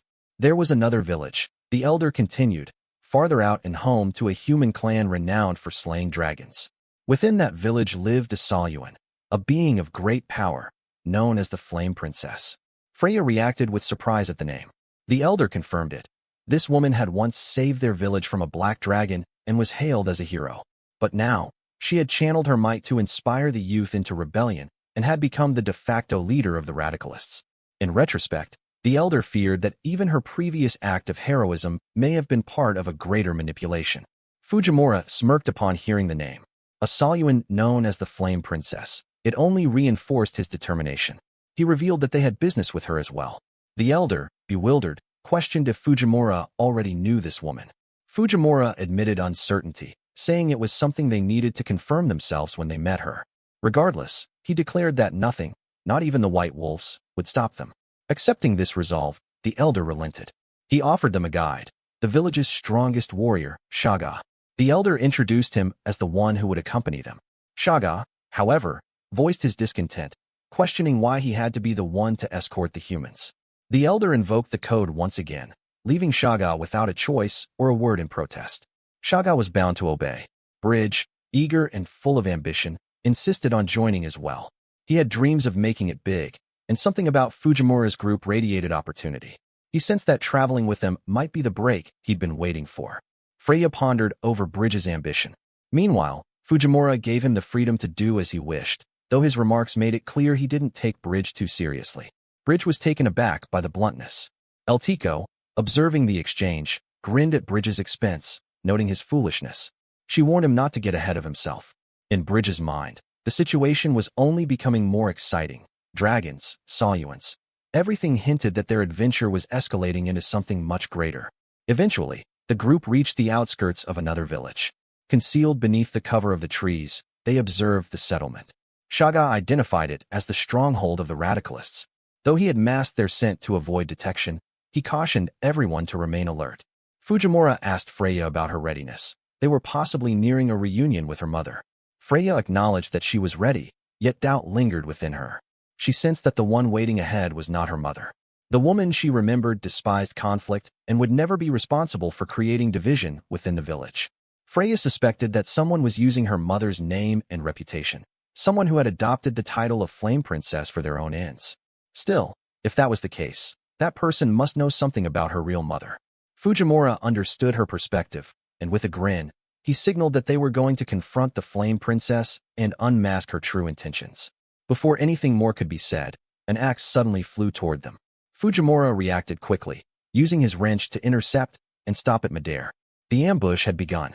A figure emerged from the shadows of a tree. A radicalist had discovered them. She snarled as she revealed herself. Shaga recognized the attacker and called her Jija. In a flash, Jija lunged at them. Fujimura met her assault, wrench against axe, their weapons colliding with force. She backed off, only to pull out another axe and hurl it with deadly precision. It narrowly missed Shaga. Jija launched another attack, this time clashing with Shaga, who countered her. The two warriors separated again as Jija sprang back into the trees, catching her breath with a sigh. Her strength and speed were evident. Even Fujimura remained cautious, a sign that this opponent was no ordinary fighter. Then came the sound of more footsteps.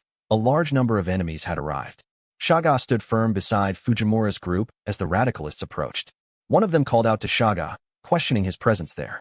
Her eyes locked onto Pip, and her expression shifted with disdain. She declared Pip to be the shame of the White Wolf.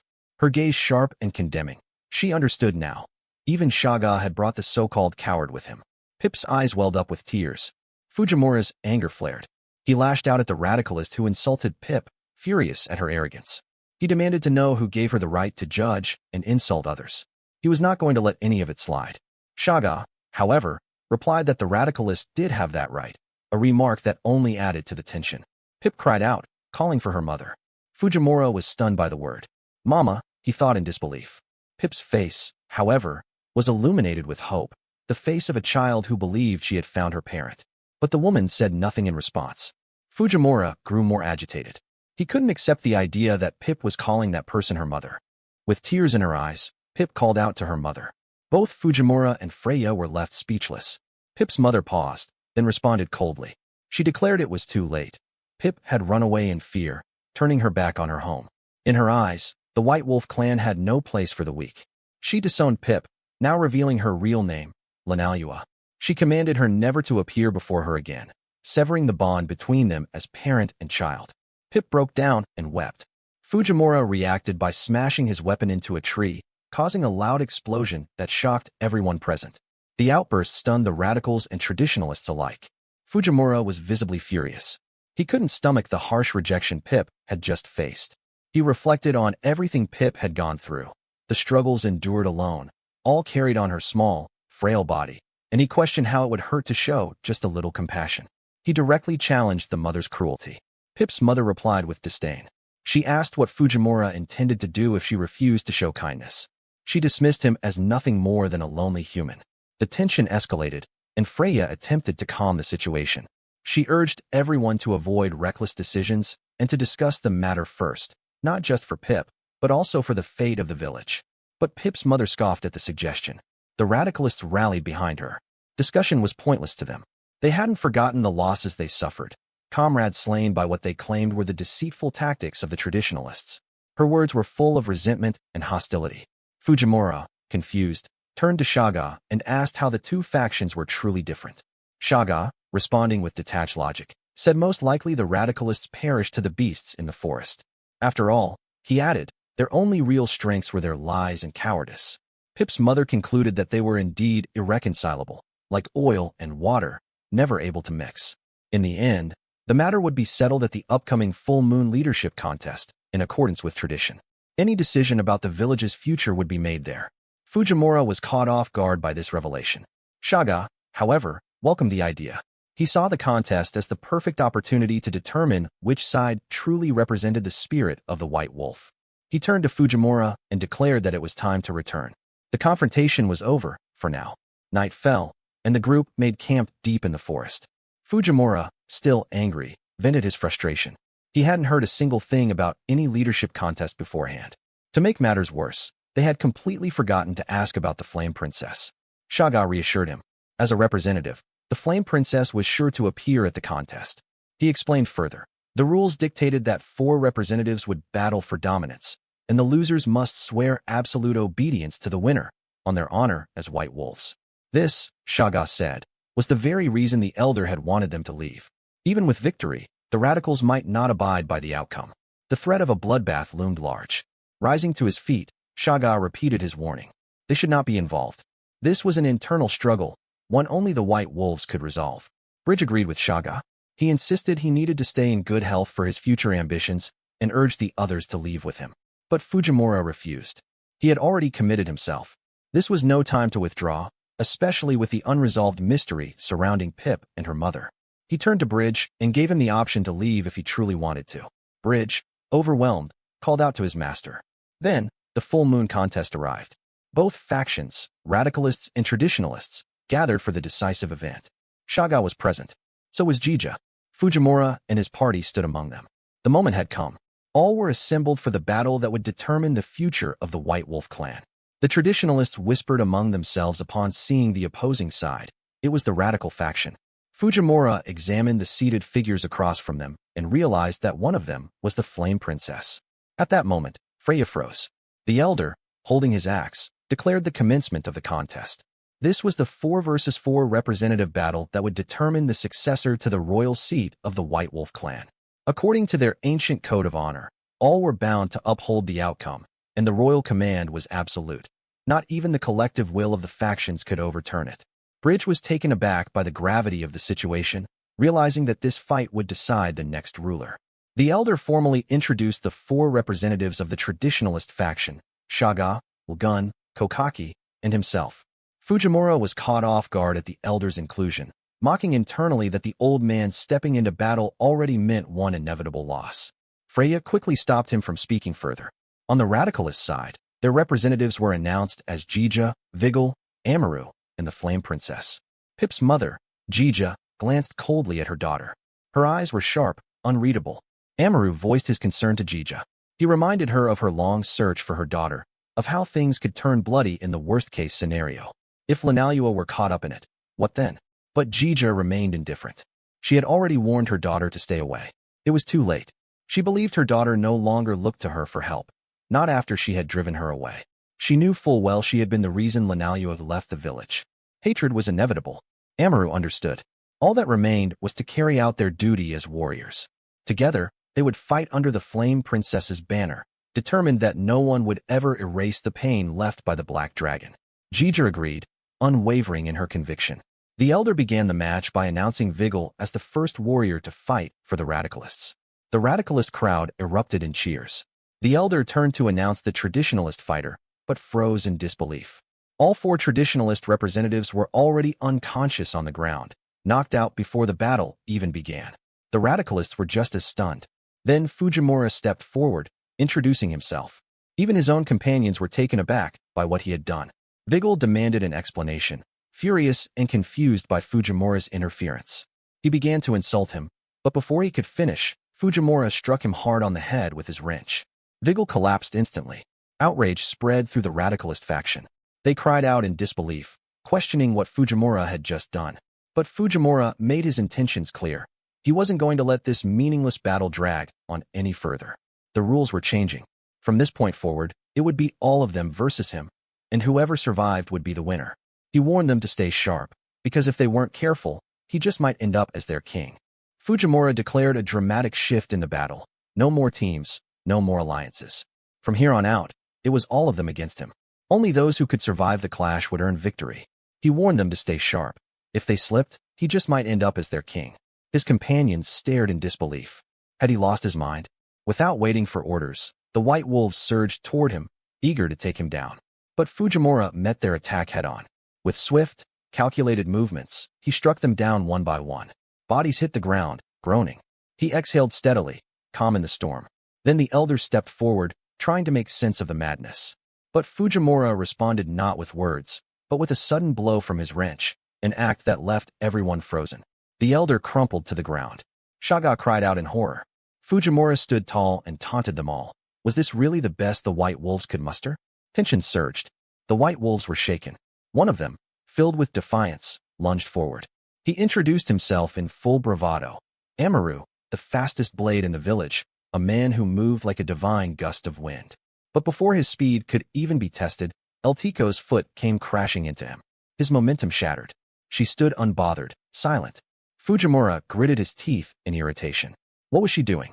She was supposed to be watching the girl, not barging into his duel. They had set the rules. If people started breaking them, this whole battle would descend into chaos. The chaos arrived faster than expected. Another white wolf hurled himself at Freya, screaming slurs, but the attack bounced off. Her robes shimmered with resistance. Confusion rippled through the enemy ranks. Fujimura, half annoyed and half amused, remarked that with the kind of gear Freya had, there was no way she'd go down that easily. Bridge whined about his own equipment, but Fujimura dismissed him. He'd just have to avoid getting hit. Then, one of the white wolves seized Freya, threatening to snap her neck. But Fujimura reminded everyone, they had Pip. Eyes sharp, Pip stepped forward. Without hesitation, she grabbed the wolf's arm. Watching from afar, her mother's heart nearly stopped. No one expected this tiny figure to resist. But Pip didn't just resist. She hurled the white wolf like a rag doll. He slammed into the wall with a brutal crash. Freya, stunned, gasped at Pip's strength. Pip panted, still catching her breath. Fujimura chuckled. The curse of slavery was fading fast. Already, Pip's condition was improving. And for good reason.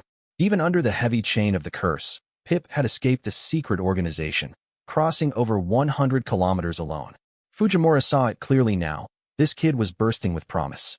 Suddenly, something came flying toward them. Fujimura and El Tico locked eyes and moved in perfect harmony. Their hands shot up, and together, they caught the spinning axe midair. Then they looked up. Beyond the wave of white wolves, someone powerful stood among the shadows. A commanding voice echoed behind the crowd, ordering them to step aside. Reinforcements were arriving, and the real fight was just beginning. Shaga and Jija stood side by side, a rare sight that hadn't been witnessed for years.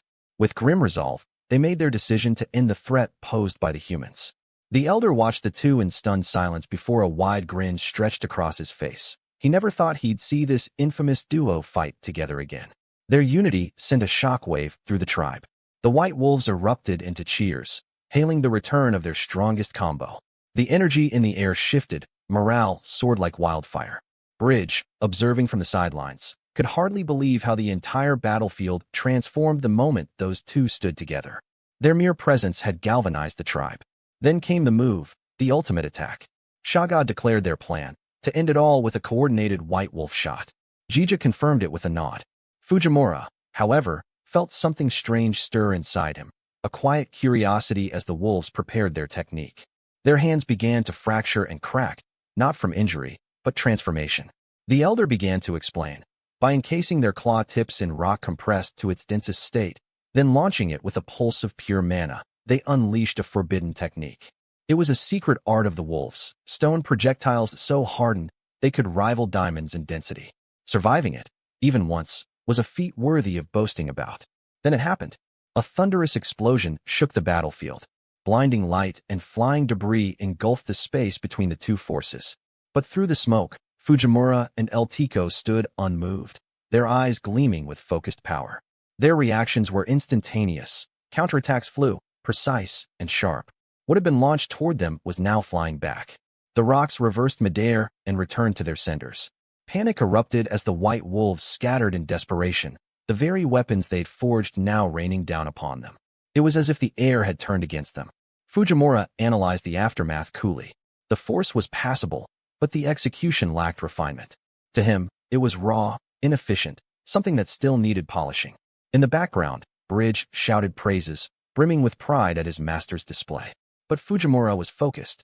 If the so-called strongest combo wanted to challenge him, they needed to bring more than just flashy blasts and brittle stone. What they needed was a better burr, a sharper edge, free from waste. In his world, burr wasn't just a term for flaws in metalwork. It was the very thing that separated amateurs from craftsmen. The elder's frustration boiled over. If he were in charge, he claimed, he would have struck Fujimura down with a single blow by now. But Fujimura remained unfazed, brushing aside the elder's arrogance. Deep down, he felt something was still missing. There was an itch beneath the surface, a sensation he couldn't yet name. Then, almost instinctively, he raised his wrench and leveled it like a challenge, his eyes locking on the flame princess. All eyes turned to her. Perched on her throne, aloof and elegant, she sipped casually from a goblet of village juice. Her aura was imposing, regal, untouchable. But to Fujimura, she seemed less like a monarch and more like a fanatic, hiding behind theatrics while sowing chaos. He saw right through the display, the throne, the posture, the followers. It was all part of a cultish illusion. Tension coiled tight. Fujimura stood firm, calling out the flame princess. He offered no words of flattery, no bow of respect, just a challenge, and a weapon. If she wanted an offering, he had one forged in steel. The flame princess reached for her mask, her gaze sharp beneath it. A quiet, cruel amusement played at her lips. To face her with such pathetic force, it was laughable. She was Saluan, after all. Freya's eyes widened at the name, the weight of it striking her like a thunderclap. The flame princess's eyes locked onto Fujimura, her voice laced with disdain. She reminded him of his place in the world. But as her words cut through the air, Freya's thoughts spiraled back. Her mother's face, that warm smile, that unmatched strength. Mother! The flame princess lifted her hand. It was beneath her to even entertain the idea of fighting someone like Fujimura, she claimed. But still, she would grant him the honor of witnessing the true might of the White Wolf tribe. The moment shattered. Behind Fujimura, the ground trembled. Something had crashed. He turned. A monstrous form emerged, dripping with hunger and rage. Saliva streamed from its maw. The elder cursed under his breath. Those reckless fools. Shaga and Jija had resorted to the forbidden beastification, a technique ancient and savage, reserved only for the chosen few among the beast men. It granted immense, wild power, but at a devastating price. Their humanity teetered on the edge, slipping with every breath. Prolonged use would crush their sanity beyond repair. Pip watched, fear curling in her chest. The elder warned Fujimura, this had to end fast, or the wolves they once were would be lost forever. Fujimura gave Eltico a nod to stand down. The old ways would suffice. A lesson in pain was about to be delivered. The earth cracked as Shaga landed with violent force. Fujimura's focus sharpened. The transformed wolves lunged, both at once, their speed multiplied by their monstrous state. The crowd roared in support, cheering their champions. Blades for claws, they tore through the air, surrounding Fujimura from every side. Above, the elder watched grimly. There was no escape. Their strikes converged from all directions, north, south, east, west. No man could counter them all. But in the blink of an eye, everything reversed. Fujimura vanished and reappeared within the chaos. He stood over them, wrench in hand, calm and calculating. He hadn't mentioned it earlier, his transition ability. Instant movement, invisible steps. With precision, he placed a screw on each of their heads. No words, no delay. The wrench came down with brutal finality. The strike echoed, mechanical and raw. The beasts gurgled blood, collapsing to the ground. Fujimura didn't gloat. He didn't linger. Lie down, he muttered coldly. And then he walked away, the battlefield silent behind him. The battlefield fell into eerie silence as the dust settled. Cracks spread beneath Fujimura's feet, the ground splintering from the weight of his last blow. With calm defiance, he uttered a single word, one that hung in the air like a challenge. Next, the white wolves stood frozen. Fear, confusion, all gripped them at once. None dared to step forward. The flame princess remained still, her gaze fixed on the one who had so casually dismantled her warriors. For the first time, even her mask could not conceal the tension rising behind her eyes. Above them all, the elder watched in disbelief. There was something wrong. No, something unnatural about this boy's strength. It wasn't just power. It was precision, control, and something else. Could he be a Saiyuan too? A hidden one? A monster in human form? But before he could voice that suspicion, a presence loomed behind him. A sharp blade pierced through his back. The elder gasped, the world lurching around him. Blood spilled from his mouth as he turned his head with what strength remained. And there stood Ulgun. No warning, no hesitation, just betrayal in its purest form. Pip's eyes widened in shock. Even Fujimura, composed as ever, took a step back. The elder collapsed, coughing blood, disbelief etched across his face as he recognized his attacker. Freya, without hesitation, responded to Fujimura's call. Her healing gun fired. The shot aimed not in vengeance, but in mercy. It struck the elder, light spreading across his body in an attempt to mend the damage. But the betrayal cut deeper than the wound. Shaga, still recovering from his earlier transformation, clenched his jaw, fury boiling in his veins. He demanded answers. What was Ulgun doing? Why? But the figure in front of him only tilted his head with a mocking smile. Ulgun, he repeated, as if the name were a forgotten joke. No, whoever this was, he wore Ulgun's mask, but not his identity. The truth followed, cold and cruel. Ulgun was already dead. The imposter had killed him. Fujimura didn't flinch. His expression remained unreadable. He didn't react to the provocation. Not yet. A low, cruel chuckle echoed across the shattered battlefield. Then, the figure dissolved. In his place, another emerged, poised, armored, and confident. He introduced himself, voice filled with formal arrogance. Alyamumi, subordinate to Lord Telzero, one of the 6 great demon generals. A commander of the demon army's 5th division. The revelation sent a ripple of disbelief through the crowd. Bridge could hardly comprehend what he'd just heard. A division commander? Here? What was a high-ranking demon doing in this forsaken corner of the world? But Fujimura didn't care. He didn't care about armies, ranks, or titles. He didn't care if the man in front of him called himself commander, boss, emperor, or king of hell itself. Titles meant nothing. Not to him. What mattered were actions. And some fools, no matter their status, needed to be taught the hard way. Fujimura cracked his knuckles. He stepped forward, the weight of battle clinging to him like a second skin. Just a moment, he said. That's all he needed, to beat some damn sense into this one. Fujimura stood face to face with Aomumi, the demon division commander, as tension charged the air. While Freya rushed to the elder's side, checking on his condition, her clenched jaw betrayed her fury. Aomumi, composed yet mocking, began to unravel the truth behind recent tragedies, his tone sharp, words calculated. He acknowledged Fujimura's interference, both here and back in bonus, and claimed it was no coincidence. Every move, every intervention, every ripple in their carefully laid plans, Fujimura had been at the center of it. The web of atrocities laid bare was vast. The abduction of the sage, supplying the Magu to Zafat, initiating experimental magic compound trials. Each thread pointed to the same orchestrator, Aomumi himself. Pip and Eltiko's expressions changed as they recalled the horrifying slave seals. Aomumi continued his confession, proudly attributing the unleashing of a dragon upon the village and instigating a massacre that fractured the beastmen into warring sides, all to his own strategy. The rationale was cold and methodical. One objective, to simulate internal collapse, an experiment. Should it prove effective here, he intended to scale it to the national level. The second aim, to weaken any resistance that might rise in vengeance against the demons. He referenced an old tale, a warrior once born from this very village, who had defeated a demon general. Lupus, Shaga and Jija twitched at the name, but Aomumi, confident in the results before him, scoffed at the memory, declaring the beastmen too gullible. Mere whispers from the so-called Flame Princess had been enough to draw them in. Their desperation for strength made them pliable pawns. The truth shattered the silence further when he revealed he hadn't worked alone.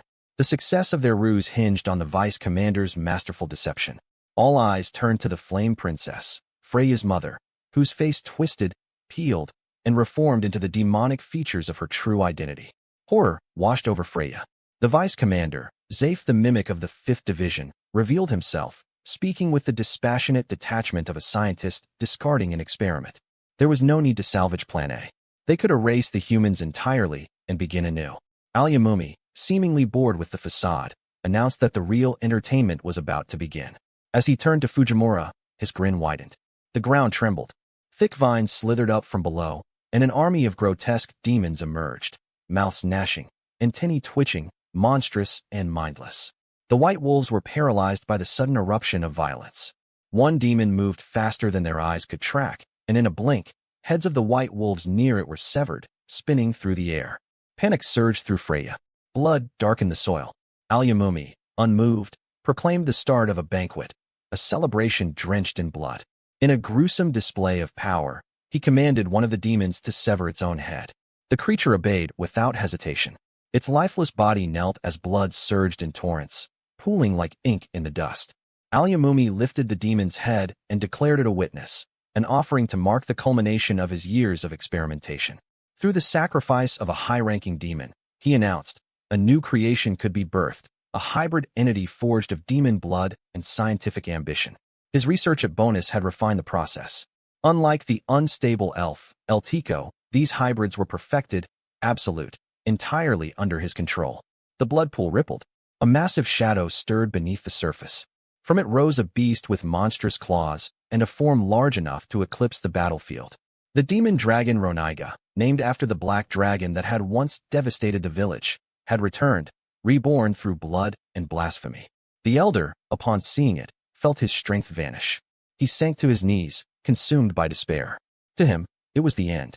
Their village, their lives, their legacy, about to be reduced to ash once more. But as all hope seemed to vanish, a figure stepped forward, calm and unwavering. Fujimura. He looked at the monstrosity and measured it, not with fear, but with resolve. It wasn't going to be easy, he seemed to suggest, but the dragon would fall.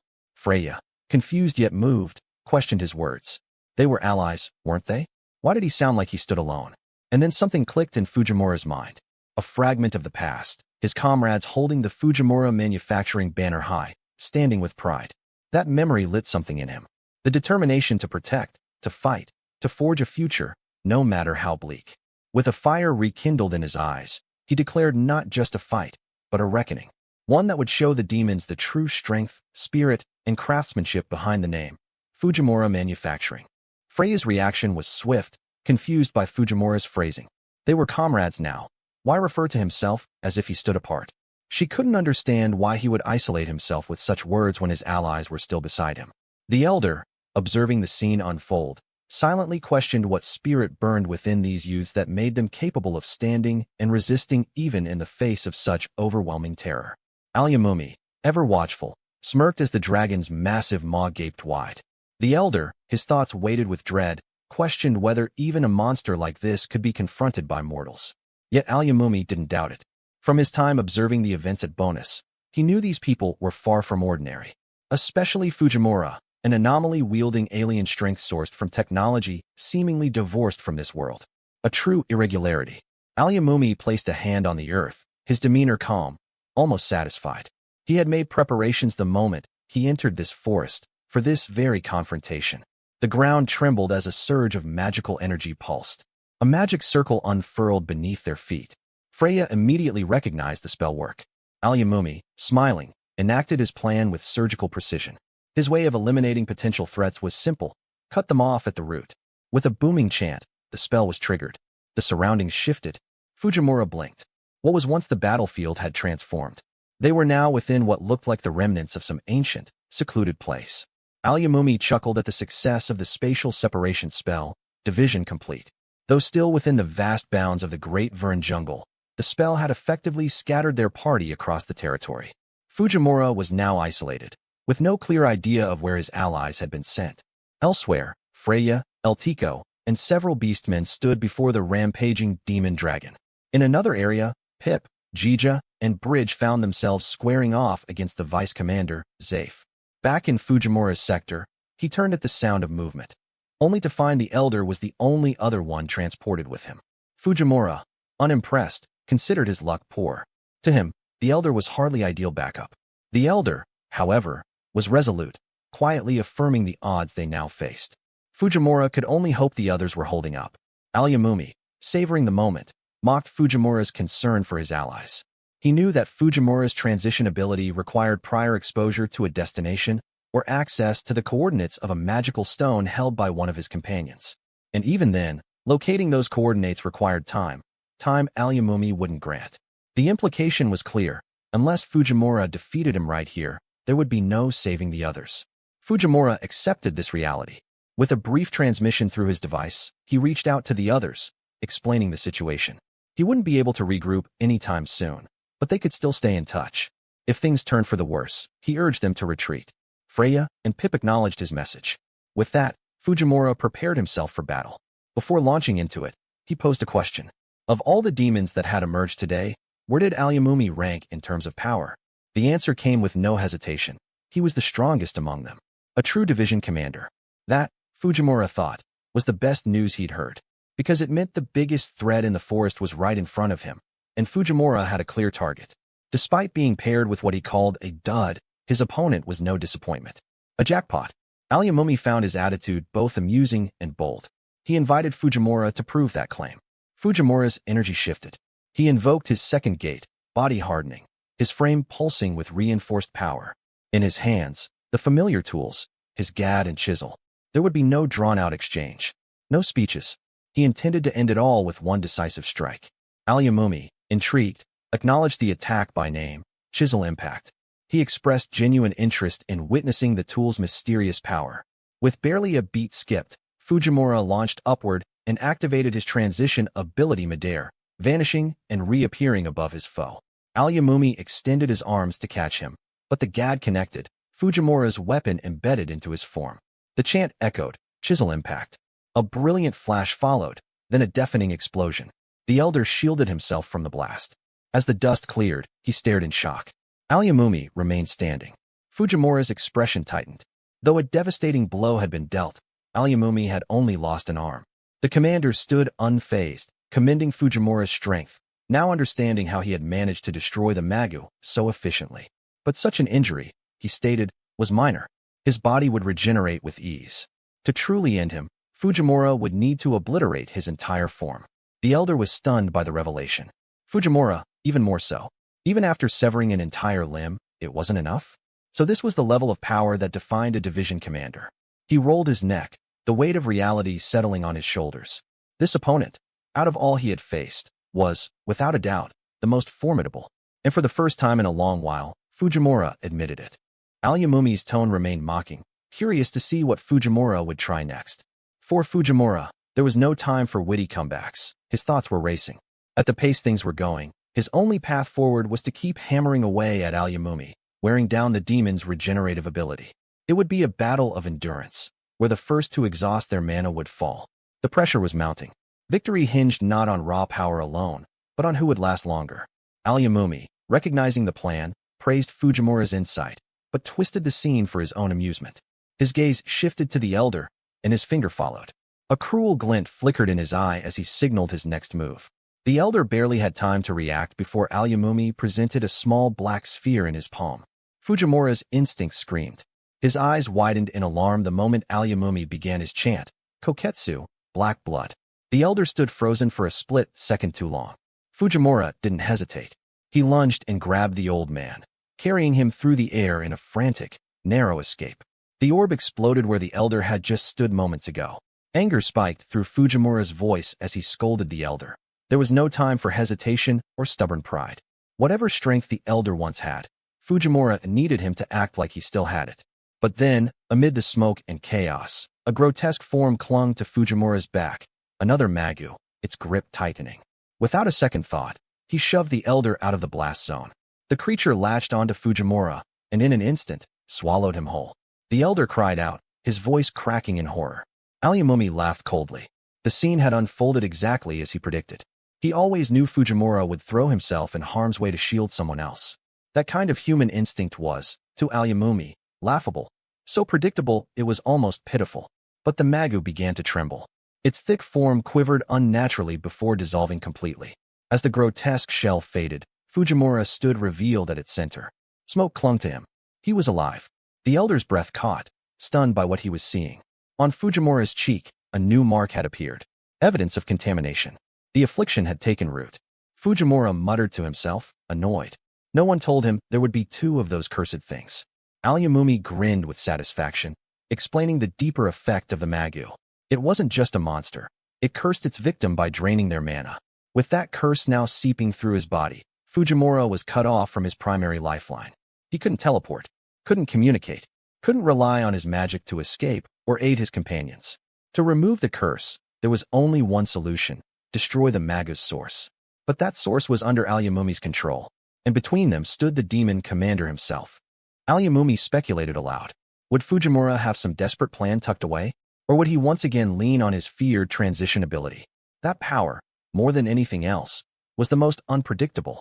If Fujimura used it and managed to escape beyond range, Aoyamumi would lose his one chance to finish this.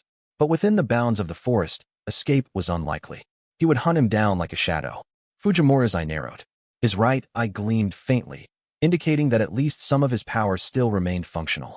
That meant options, limited, but present. He began thinking in calculated silence. He couldn't win this with brute force alone, not anymore. There had to be a path forward, a crack in Aoyamumi's overwhelming strength that he could chisel open.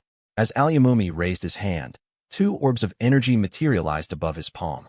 Their glow warped the air around them. In the distance, Freya, Eltico, Pip, and even Fujimura himself felt the pull of that power. Their eyes locked onto it. Something was coming. Aoyamumi stood with eerie calm, observing Fujimura and the elder with a clinical detachment. To him, Fujimura was no longer just an enemy.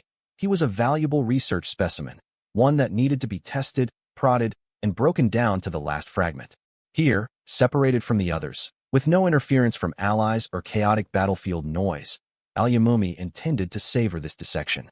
The setting was perfect, one powerless human and one aged relic of a beastman clan. He doubted the elder would make any significant difference. Elsewhere, on the upper battlefield, the White Wolves had begun their counteroffensive. Determined to defend their homeland with their own hands, they roared their battle cry and charged forward. But towering above them, the black dragon, Raniaga, moved with monstrous grace. Its massive tail lifted high, coiling upward, a signal of the destruction to come. Eltico's eyes widened with alarm. He recognized the movement immediately. The dragon was preparing to release Melanpuki, the Black Breath. He called out, warning them to flee. But the warning came too late. The wolves, committed to their charge, didn't retreat. A massive wave of destruction engulfed them as the dragon exhaled a dark, searing blast. The white wolves were vaporized, erased from the battlefield. The survivors fell back, overwhelmed by the sheer destructive force. One uttered a shaken observation of the dragon's terrifying might. Another noted that if it continued, the very platform beneath them would collapse. Amid the mounting despair, Freya stepped forward. Her expression was resolute. She pushed through the panic and asked them to stand aside. She had one shot to make a difference. One of the remaining wolves looked skeptically at the object she held. It was small, insignificant next to the monstrosity they faced. What could such a tool possibly do? The dragon's eyes locked onto Freya. Suddenly, its wings spread. The wind howled as the beast launched into the air. Freya raised the gun, the Bakuin Fujimura, and fired. The bullet, glowing with compressed energy, shot skyward like a lance of fire. It struck the dragon. Everyone froze. The white wolf's jaws dropped. Even Fujimura, separated but still sensing the battle, was taken aback. But it wasn't a direct hit. The dragon had managed to dodge the attack at the last moment. Freya's expression turned to shock. Her one chance had missed. The dragon retaliated immediately, its tail snapping forward with a deadly arc. Eltico didn't hesitate. He sprinted toward Freya, grabbed her, and fled from the incoming attack. Freya clutched at him as they ran, only to notice that Eltico's foot had been burned in the chaos. The force of the earlier blast had left its mark. Beneath them, the platform began to crumble under the stress of battle and magical bombardment. Alyamumi, still watching the chaos unfold, couldn't help but speak with perverse admiration. He praised Renyaga's speed and responsiveness. Such agility in a dragon of that size was rare. He noted its timid, cautious nature. That sensitivity made it deadly. It reacted swiftly to threats, avoiding harm with instinctual precision. Fujimura clenched his teeth, aware of the destruction unraveling around him and powerless to intervene. Freya turned to Eltico, her gaze heavy with concern. Alyamumi's voice echoed again, condescending and cold. Whether the people fell first or the platform gave out beneath them didn't matter. The outcome was already sealed, annihilation. Still, he found a measure of entertainment in observing the struggle, especially the performance of Zaif, the vice commander. Across another part of the battlefield, 3 white wolves continued to resist. Alyamumi sarcastically labeled them the 3-man weakling theme of the white wolves. Yet, to his mild surprise, they hadn't fallen yet. Among them, Marez continued to fight. This was her second time entering beast mode since the battle began. Her body pushed past its limits, instincts overriding pain and exhaustion. Things were becoming desperate. The toll of transformation was mounting, and it was becoming clear, even if Marez survived, she would never be the same again. After the earlier battle, Alyamumi observed that this was already the second time Jija had entered her beast form. The situation was becoming increasingly dangerous. He admitted, with a heavy heart, that Jija might never return to who she once was. The trauma and intensity had changed her. That girl's mother would never be the same again. Even as Jija's mind was unraveling under the strain of battle, something pulled her back, fragments of her past, quiet and radiant days that once brought her peace. In that flicker of memory, she recalled a moment with Delna, who nonchalantly removed his mask. To their people, the White Wolves, the mask was not just tradition, but a symbol of resolve and identity, a warrior's pride. Delna's casual attitude struck Jija as disgraceful. He was the descendant of a hero, yet behaved like he didn't understand what it meant to be a warrior. If the elders were to see him now. But before she could finish her thoughts, Delna, ever carefree, brushed it off, complaining that the mask was stifling. They were alone anyway. Why not take hers off too? A woman as beautiful as Jija, hiding her face, wasn't that a waste? She was taken aback, unprepared for his audacity, and Delna chuckled. That was who he was, Delna, the village's strongest warrior and a man of heroic lineage. Jija caressed her pregnant belly, murmuring to the unborn child, "Lanalua, don't grow up to be like this man." Delna protested, confused by her comment. Because Delna wasn't just a fellow warrior, he was her husband. One tragic day, the village was attacked. Delna fought to protect his family and was mortally wounded. Jija, grief-stricken, knelt beside him, pleading with him not to die, not to leave her and the child behind. The baby cried in the background. Even in his final moments, Delna was relieved that both mother and child were alive. Jija affirmed, yes, she was his wife, and yes, they had to keep moving. But with what strength remained, Delna uttered his final words, to entrust both his share and Lanalua to her. Tears streamed down Jija's face. She promised she would raise Lanalua to be strong. strong enough to bear the title of a hero's child. From that moment on, Jija hardened her heart. Time passed, and Lanalua grew. As a young child, she could already fell a tree with a swing of her axe, a sign of great talent. Giddy with pride, she called out to her mother. But what came next was not praise, it was a blow. Jija's foot struck the child, sending her flying into a tree. Lanalua crashed to the ground and coughed from the impact. Jija showed no remorse. She told her to continue. Jija had thrown away all traces of gentleness. She raised Lanalua with only one belief. Only the strong survive. That was the truth she had learned on the day of Delna's death. Even if her daughter hated her for it, her single-minded purpose was to make the girl strong. Over time, Jija became hatred incarnate. Hatred toward weakness, toward her enemies, toward herself. She may have unknowingly projected that loathing onto her child. When all Lanalua longed for was affection, what she received was terror. To her, her mother had become the embodiment of hell. Jija now wondered, in those young and fragile eyes, what kind of person did her daughter see? But her time with Lanalua was cut short. A demon appeared. In a single horrifying moment, her child was taken from her, right before her eyes. The shock paralyzed her. And now, as demons crept toward her slumped, broken form, she heard the impossible. Lanalua was running toward her, shouting that she was coming. Jija panted heavily, her body heaving as she turned toward the child running toward her. Her gaze lingered on Luna, but in a violent reflex, she slashed at the girl with her claws and hurled her away. Luna cried out in pain, thrown to the ground. Jija's eyes widened in horror at what she'd done. From a distance, Bridge watched in disbelief, questioning how a mother could attack her own child. Jija managed to speak, barely. Her voice trembled as she told Luna to stay away. Her grip on her sanity was slipping fast. If it continued like this, she didn't finish the sentence. Saliva began to drip from her mouth. Her control was fading. Luna stared in stunned silence. The demon halted its approach. Zaif, watching the scene, told it to wait. Something more entertaining might unfold. He spoke of the mother, Jija, who had traveled all across Burn searching for the child she loved. And now, at the end of that long journey, she would kill and devour her. Zaif mocked the tragedy. Jija had set aside her pride and even sought forbidden power from the flame princess outside her homeland, all to find her daughter. And this would be the reward? Luna was stunned by the cruel twist of fate. Zaif described it with twisted delight, a heartbreaking spectacle of a daughter who had never known parental affection, who had suffered as a slave, now to be killed by the very person who brought her into the world. Jija's eyes widened again. In that moment, she recalled Fujimura's words, scathing, honest, telling her she had no idea what Luna had endured while they were apart. Jija was overcome with guilt. She saw herself for what she was, a failure of a mother. But even so, she decided that the very least she could do was take Zaif down with her. With that thought, she lunged forward to strike him. But then his face changed. Before she could land the blow, Zaif's face transformed into Delna's. Her husband's voice emerged, casual and familiar, greeting her like an old friend, saying he missed her. The sight stopped Jija in her tracks. Her arms froze mid-strike. Delna's face laughed. It wasn't real. It was Zaif, mimicking the man she loved. Jija flinched. She couldn't bring herself to move. Zaif, still wearing Delna's face, remarked on the power of that expression. Even now, it could trigger her reason, reach into her memories. It was a face full of meaning for her, a bond that could not be easily cast aside. He extended his arms unnaturally, and they shot toward her. Jija screamed. Luna watched in horror as Jija was flung to the ground. Still wearing Delna's face, Zaif revealed his ability. By coming into contact with someone's blood, he could peer into their memories.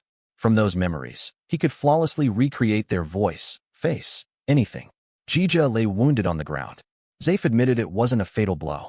She was still alive, but the injuries had accelerated the beast transformation process. In her mind, Jija could hear nothing anymore.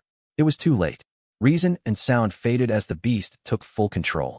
Zaif, observing her body, acknowledged the success of the transformation. Jija had become a perfect, full-fledged beast. She crouched on all fours, growling. Bridge called out to her, desperately trying to bring her back. But Zaif scoffed, saying there was no longer anyone who could reach Jija's heart. No words, no memories, no people. Jija snarled, her mouth twisted in fury. She unleashed a feral, deafening scream. The demons nearby flinched, their bodies trembling from the power of her roar. Luna, her heart tight with emotion, declared that she would wake Jija up. She ran straight toward her mother. The demons noticed and began closing in. Luna's eyes locked onto them. Zaif, annoyed, muttered about how her burst of killing intent had sent the demons into a frenzy. He cursed the stupidity of his own soldiers. Such reckless behavior ruined the performance he was so looking forward to. The demons readied their weapons and aimed at Luna. She stared at them, wide-eyed. A single word echoed in her mind. Mama. That one thought sparked something deep within Jija. She remembered. Her memories rushed back in vivid color. The day Luna was born, the happiness on Delna's face, the warmth of holding her baby, and the smile she had given her child in those peaceful early days. Suddenly, with no warning, Jija lunged forward. She embraced Luna tightly, shielding her with her body from the oncoming attack. The attack struck. Blood spilled from Jija's mouth. Fujimura, watching, was stunned. Luna stood in shock. Her mother's blood splattered on her face. And in that instant, something deep within her began to awaken. Luna's eyes remained wide open, unmoving, as her mother collapsed in front of her, limp and bloodied. Jija hit the ground hard. The demon foot soldiers drew closer, their shadow looming over the two. Zaif, grinning, reveled in the spectacle. He praised it as a magnificent sight. Even in a fully transformed beast state, Jija had protected her child. To him, it was a supreme act of maternal love, poetic, tragic. But Luna stood frozen in silence, consumed by shock. Beside her, her mother coughed weakly. Jija uttered an apology. In Jija's mind, she questioned her own words. How dare she apologize now? After everything she had done to Luna, hurting her, driving her away, turning into a monster, what right did she have to ask for forgiveness? Luna slowly approached her fallen mother and gently took her hand. Jija's eyes fluttered half open, dim but still alive. Luna swallowed her tears and began to speak, steady and brave. She recalled the day she ran away, completely ignorant of the outside world. She had broken the rules and left behind the person she loved most. Even when she returned to the village, the fear never left her. The fear of facing her mother again, of speaking to her.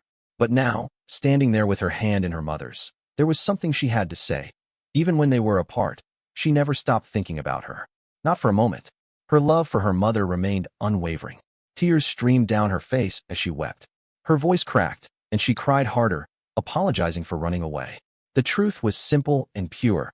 Through everything, all Luna had ever wanted was to see her again. Jija's eyes widened. Her thoughts spiraled. What had she been so obsessed with, so afraid of, all this time? She wondered if Delna was watching from somewhere. Their child, she had grown up strong, so strong. Now, with what little life remained in her broken body, Jija understood what she had to do. She would give it, all of it, for her daughter's sake. Luna cried out as her mother leapt forward once more, catching every strike aimed at her. Jija shielded her with her body, absorbing the blows. She no longer had a voice to speak, but in her heart, it was all for Luna. Then the spikes came. They tore through her body, piercing her from every direction. Luna stood still, her face soaked in tears, as her mother's body crumpled before her. She stared in disbelief as life left her. Zaif, cold and disinterested, declared that now Jija had shed her beast form, she was of no further use to him. He sneered and told her corpse to kindly die now. Luna's eyes quivered. Her tears fell without end. The memories, everything that had just happened, flashed violently through her mind. Suddenly, there was an explosion. Energy surged. Luna's hair changed, its color now vivid and burning. Zaif blinked, confused. Red hair? Was she a crimson beast? Alyamumi confirmed it.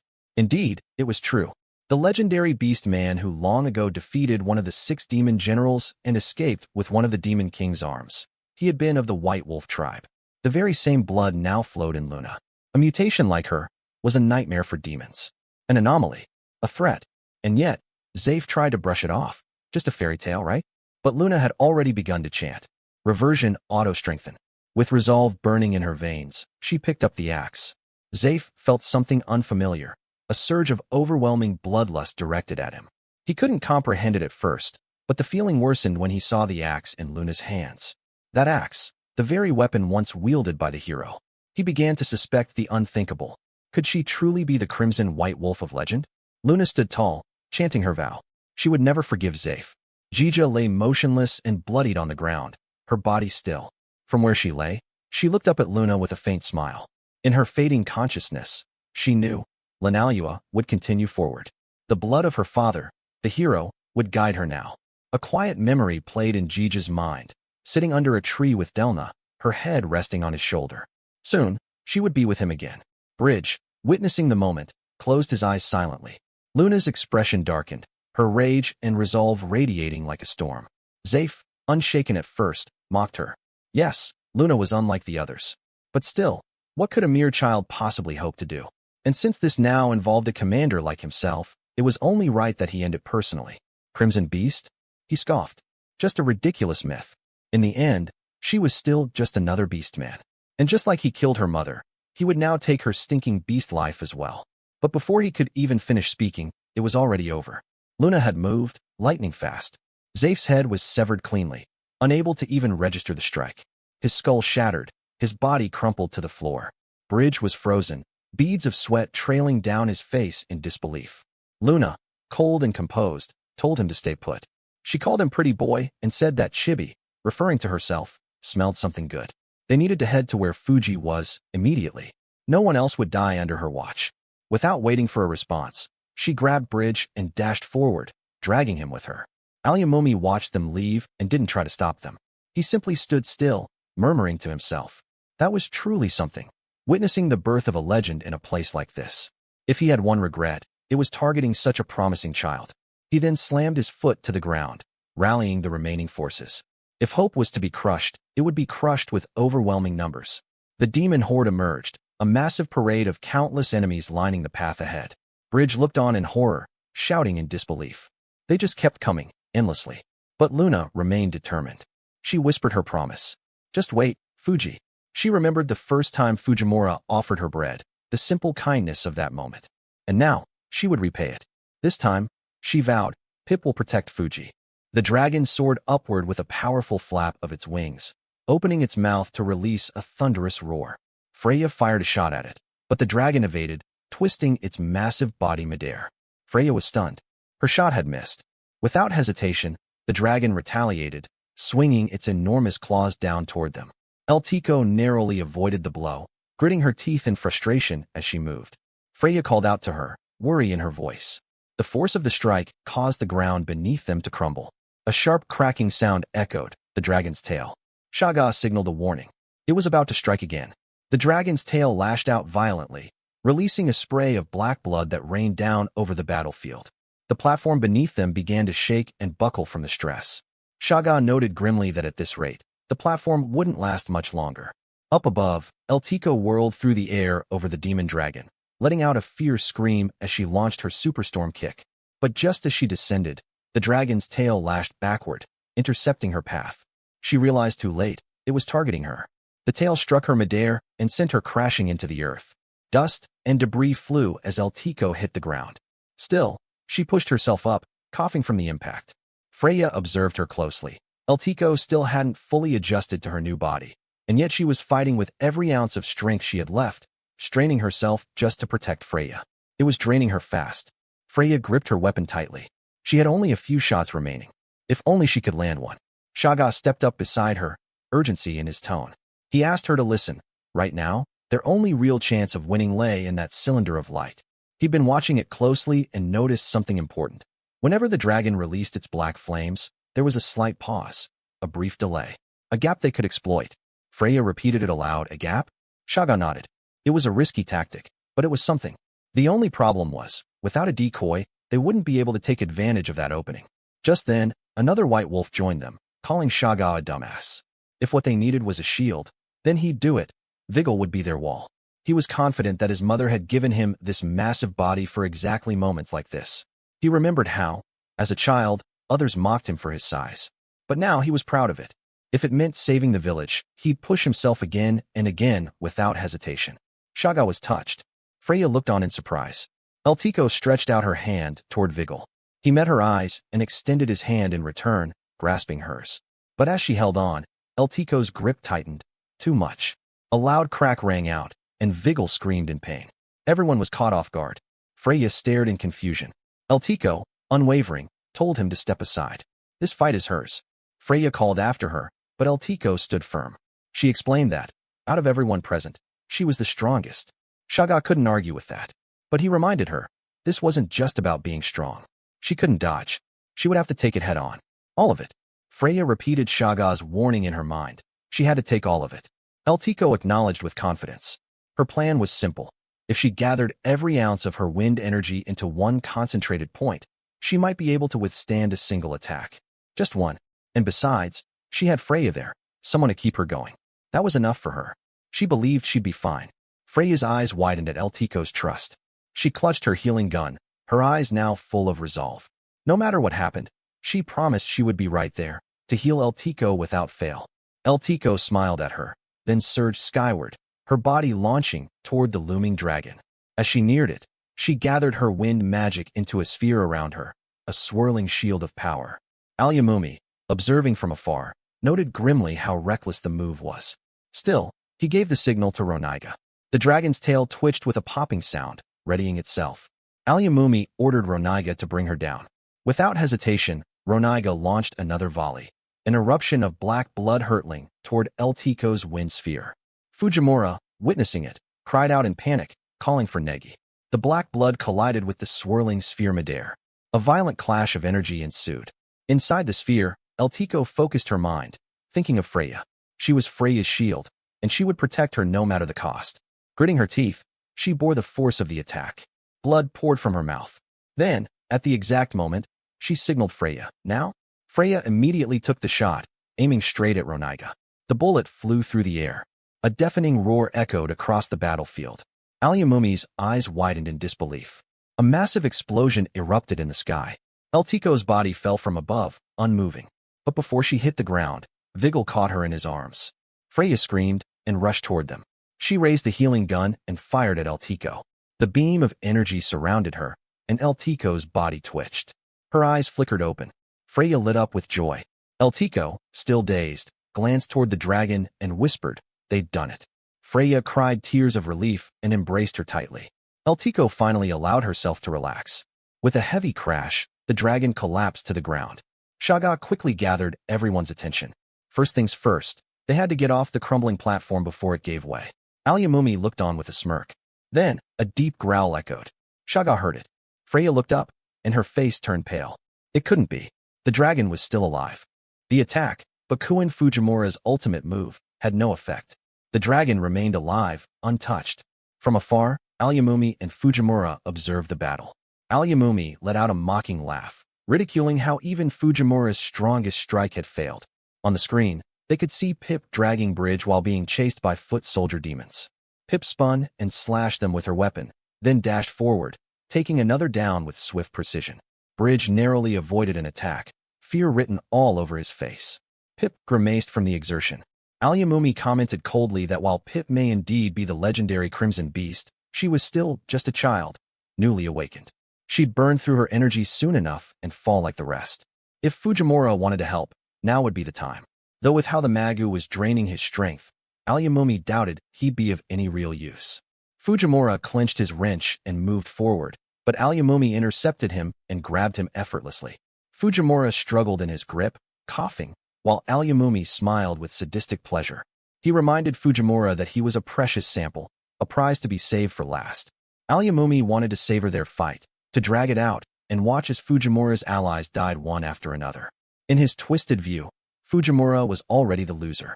He held up the vessel with a triumphant grin. Fujimura gritted his teeth, helpless. Alyamumi laughed, until suddenly he screamed. Smoke hissed into the air. His arm, severed. Both Alyamumi and Fujimura turned, stunned. The elder had arrived. The old beast stepped forward, explaining that because Alyamumi didn't see him as a threat, he was able to buy time and prepare his power. He gestured toward Pip and told Fujimura to look. That was the true power of the White Wolf. Fujimura called out to him, Gramps. The elder declared that he would now uphold the pride of their village. A sharp metallic sound rang out. Fujimura had managed to chisel through Alyamumi's other arm, breaking free. Alyamumi looked on in disbelief.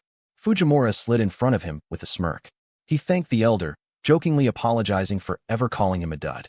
In truth, landing a comrade like him had been a stroke of luck. The elder landed beside him once more. Alyamumi's severed arm regenerated instantly. He muttered with irritation. He had been played. Who would have thought an old dog like the elder still had a trick left? Then, Fujimura activated a powerful technique, chanting third gate, body hardening. Alyamumi was stunned. The third gate. Fujimura had intended to save this strength for later, for desperate times. But there was no time left. He had to act now. He told Alyamumi it was time to take a nap. Fujimura launched a powerful strike. A massive explosion erupted. The ground beneath them collapsed. Dust and debris flew. The elder, watching the aftermath, let out a satisfied grunt. Fujimura assessed the situation. The impact should buy them some time. Now it was time for Plan B. First, regroup with the others. Depending on the situation, they might have to make a temporary retreat. But then pain hit him like a hammer. Fujimura screamed. The elder asked what was wrong. Fujimura's body throbbed, the third gate tearing through every muscle, every sinew. He could barely hear the elder anymore. His senses dulled, he was blacking out. Then it happened. A gong echoed in his mind. His eyes opened. He saw a door. A voice spoke, telling him that it would be far too troublesome to die in a place like this. His eyes flared with fiery light. The elder cried out, "My boy." Fujimura suddenly jolted upright. Still reeling, he wondered, what was that voice? He scanned the area, laid a palm on the ground, and began to search. His power, it had returned. No, it was even stronger than before. With this strength, he knew what he had to do. He told the elder to hold on. The elder climbed onto his back, asking what he planned to do now. Fujimura's reply was simple.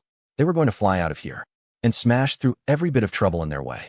Pip was dragging Bridge as they fled, her breath shallow and ragged. The demons were right behind them, closing in fast.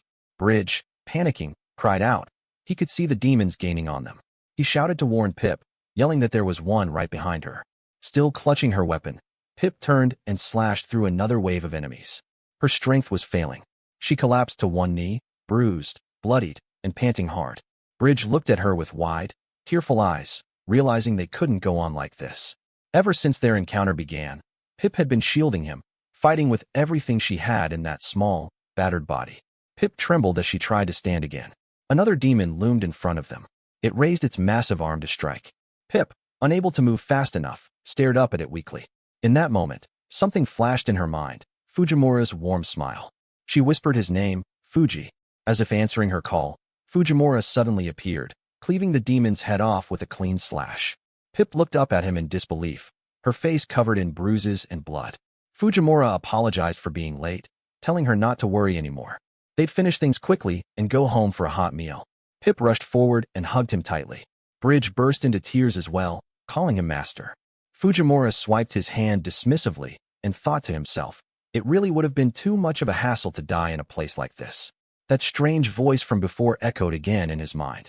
Ever since he heard it, his power had surged beyond what he imagined possible. Because of it, he could now sustain body hardening all the way to the third gate without exhaustion.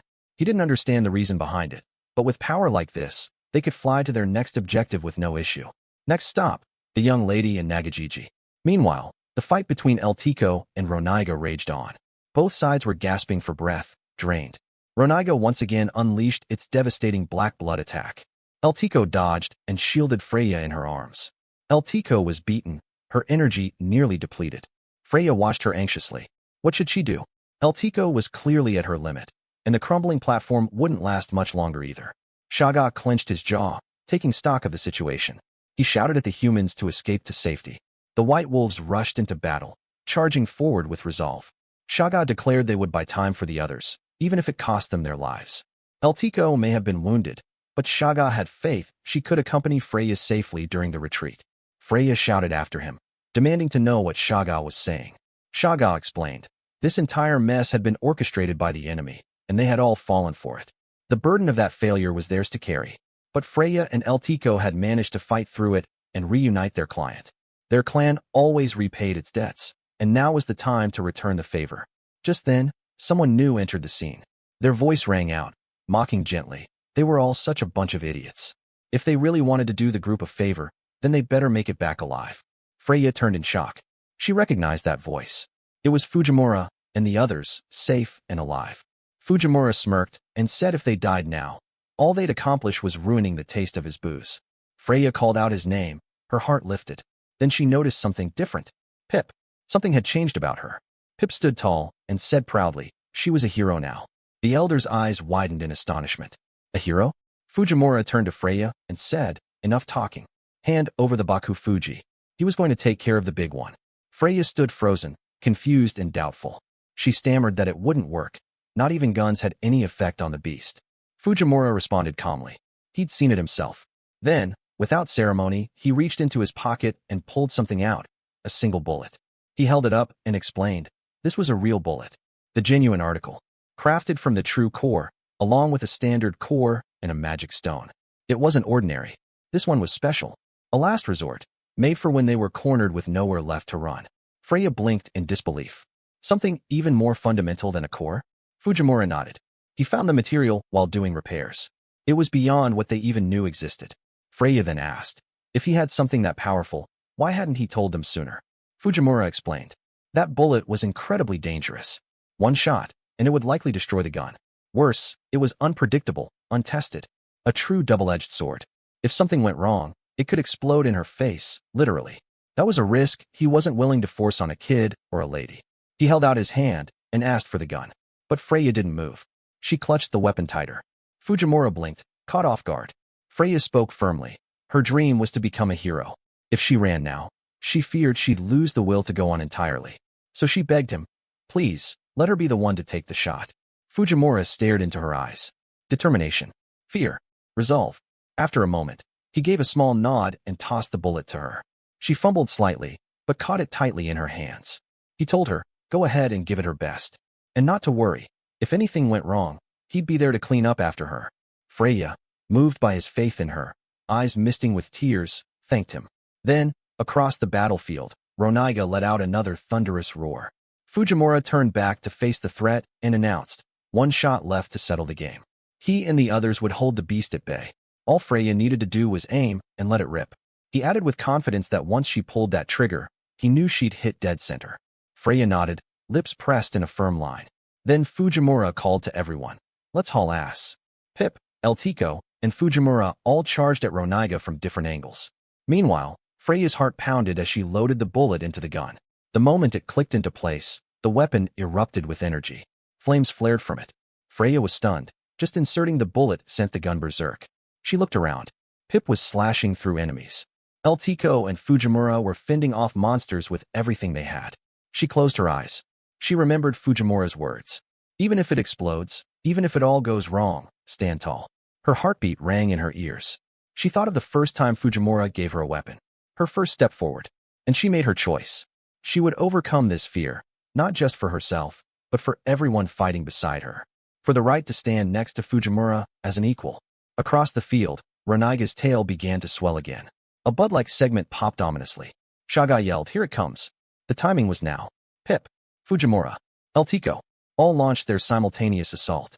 Their eyes turned toward Freya, full of faith, full of trust. They were counting on her. Fujimura muttered under his breath.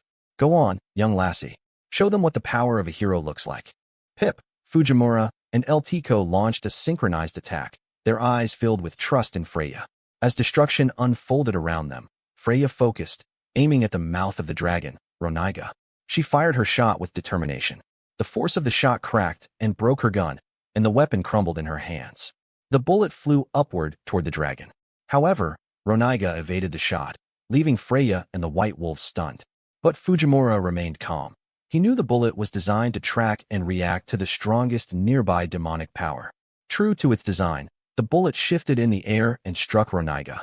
The impact brought the dragon crashing down. As the battle concluded, Freya fell as well, weak from the effort. Fujimura caught her mid-fall, acknowledging her success in defeating the demon dragon. As the dust settled, Alyamumi flew overhead and expressed mock surprise that Fujimura had actually defeated Ronaiga. Fujimura looked up at him as Alyamumi mocked the group's efforts, calling them amusing. An elder recognized Alyamumi's presence. Alyamumi turned his attention to the fallen dragon. With a gesture, he drew the dragon's body toward him, fusing its parts with his own.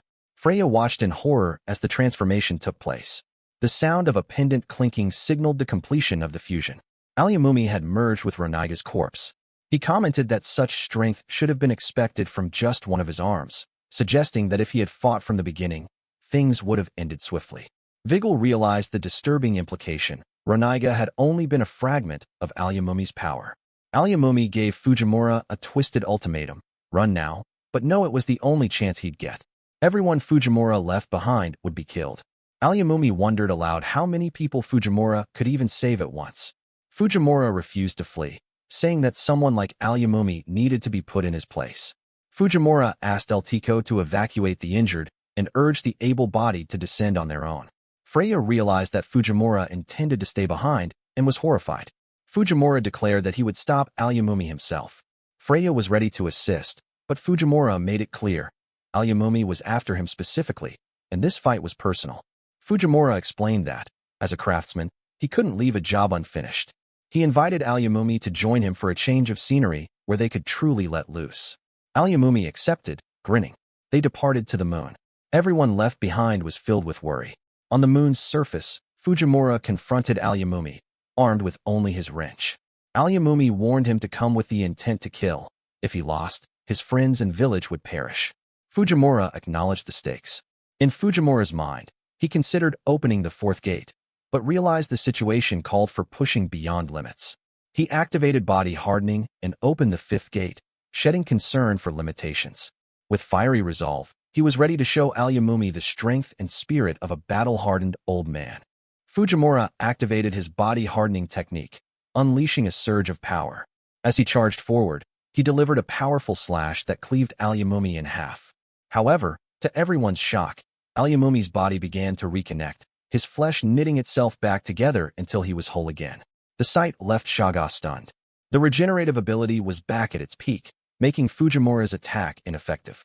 Alyamumi conjured a glowing ball of energy and released it. The explosion lit up the area, and as smoke clouded the battlefield, Pip called out in alarm. Yet, when the dust began to clear, Fujimura remained standing, his body radiating energy. Alyamumi hovered above, addressing the nature of demons. Unlike humans, he explained, demons have fixed power levels and cannot grow stronger through training.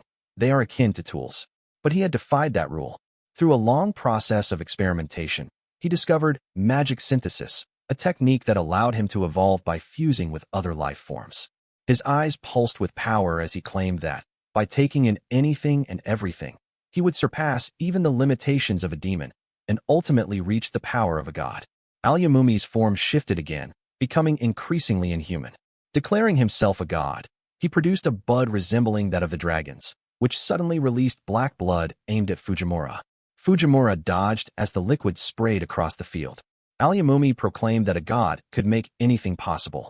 Fujimura narrowly avoided a charge, but then Alyamumi appeared behind him and seized him. Alyamumi explained that although his version of transition was not identical to Fujimura's, it had the added advantage of teleporting anything in contact with him. Now that Fujimura was in his grasp, there was no escape. Alyamumi unleashed an ultimate attack, a technique crafted to fight even the Demon King, the ultimate arcane rampage. With a chant, he summoned the Black Blood Ball. The White Wolves and Freya watched in horror as Fujimura plummeted from the sky. The dark attack tore through the battlefield, shredding demon remains. Fujimura hit the ground hard. As he lay bloodied, Freya's eyes brimmed with tears. Alyamumi, now twisted into another monstrous form, slithered toward Fujimura, mocking his failure and the limits of humanity. Pip tried to rush to him, but was held back by Bridge. Fujimura lay motionless, blood spilling from his mouth. In his fading thoughts, memories resurfaced. The woman he loved who walked away from his dreams, the death of his close family, friends who abandoned him, believing he couldn't be saved. His life, he thought, had been full of farewells. He breathed heavily, reflecting on how happiness had always seemed out of reach. Even after being reborn, he continued to repeat the same mistakes. Now, the fatigue consumed him. Just as he was about to give in, a voice echoed faintly, Freya calling his name. His eyes opened again. He thought to himself, what was he doing lying down? Now wasn't the time to sleep. Freya, Eltico, Pip, they'd all be heartbroken. A glimmer of light appeared. He was once again in that mysterious, otherworldly space. And in his thoughts, he recognized someone. This figure again.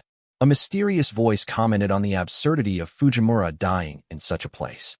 Fujimura recognized the presence. This being again, intruding in a moment of crisis. The voice questioned whether Fujimura truly understood what magic stones were. Fujimura responded, assuming they were simply conduits for channeling mana. The voice corrected him, explaining that what Fujimura knew was only a fragment of their true potential. Magic stones were not mere tools. They were born from the very elements and forces of the planet. Dragon tears, volcanic heat, oceanic chill, the force of storms, thunder, and the heartbeat of the earth. All natural phenomena were crystallized into these stones. In essence, magic stones were fragments of the planet itself, its children, its soul made solid. As for mana, The voice said it was the power to invoke emotions. Fujimura's unique eye, the star-entwined eye, allowed him to draw directly from the same source that created the magic stones. His eye functioned like a door to the planet's will, the same energy he'd used in healing and hardening techniques. The voice affirmed that Fujimura had been chosen, the reincarnated one, the Grand Dwarf, a being sent to fulfill the planet's will. With his power, he could transcend even causality and reshape the very principles of the world. Then, the voice asked, with such power, what would Fujimura wish to do? Fujimura reflected. He thought he might say he had only one regret, not using his own techniques to take on the world. Becoming known as the world's best craftsman would be the ultimate victory. He remembered the faces of all his comrades. But in the end, Fujimura declared that he didn't care about the planet's will. He was a craftsman, simple and honest. His only desire was for his clients and friends to be safe and satisfied. The voice found this amusing, understanding now that Fujimura's strength lay in his dedication to others. Therefore, the voice offered to lend Fujimura its power. He encouraged Fujimura to master his eye, admitting that Alyamumi, this evolving demon, was an anomaly that even the voice found troublesome. With a chant, the voice sent Fujimura back, telling him to experience the planet's vast powers, its very star. Fujimura embraced the awakening.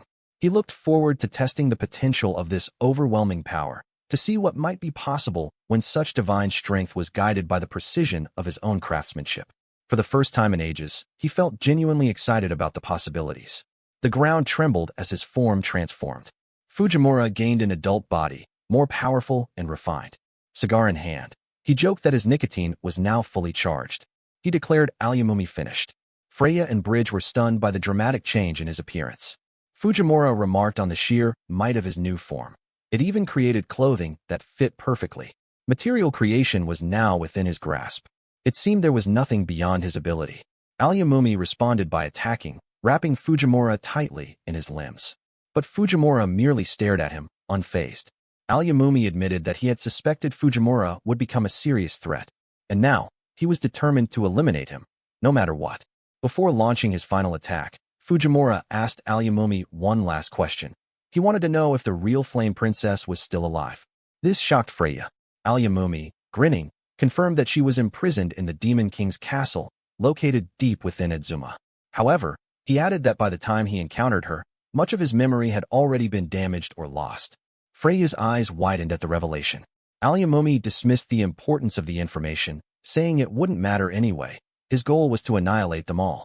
He prepared his most powerful technique yet, the Black Blood Ball at full output, drawing upon all of his regenerative power, his ultimate strength, beyond anything he had ever used before.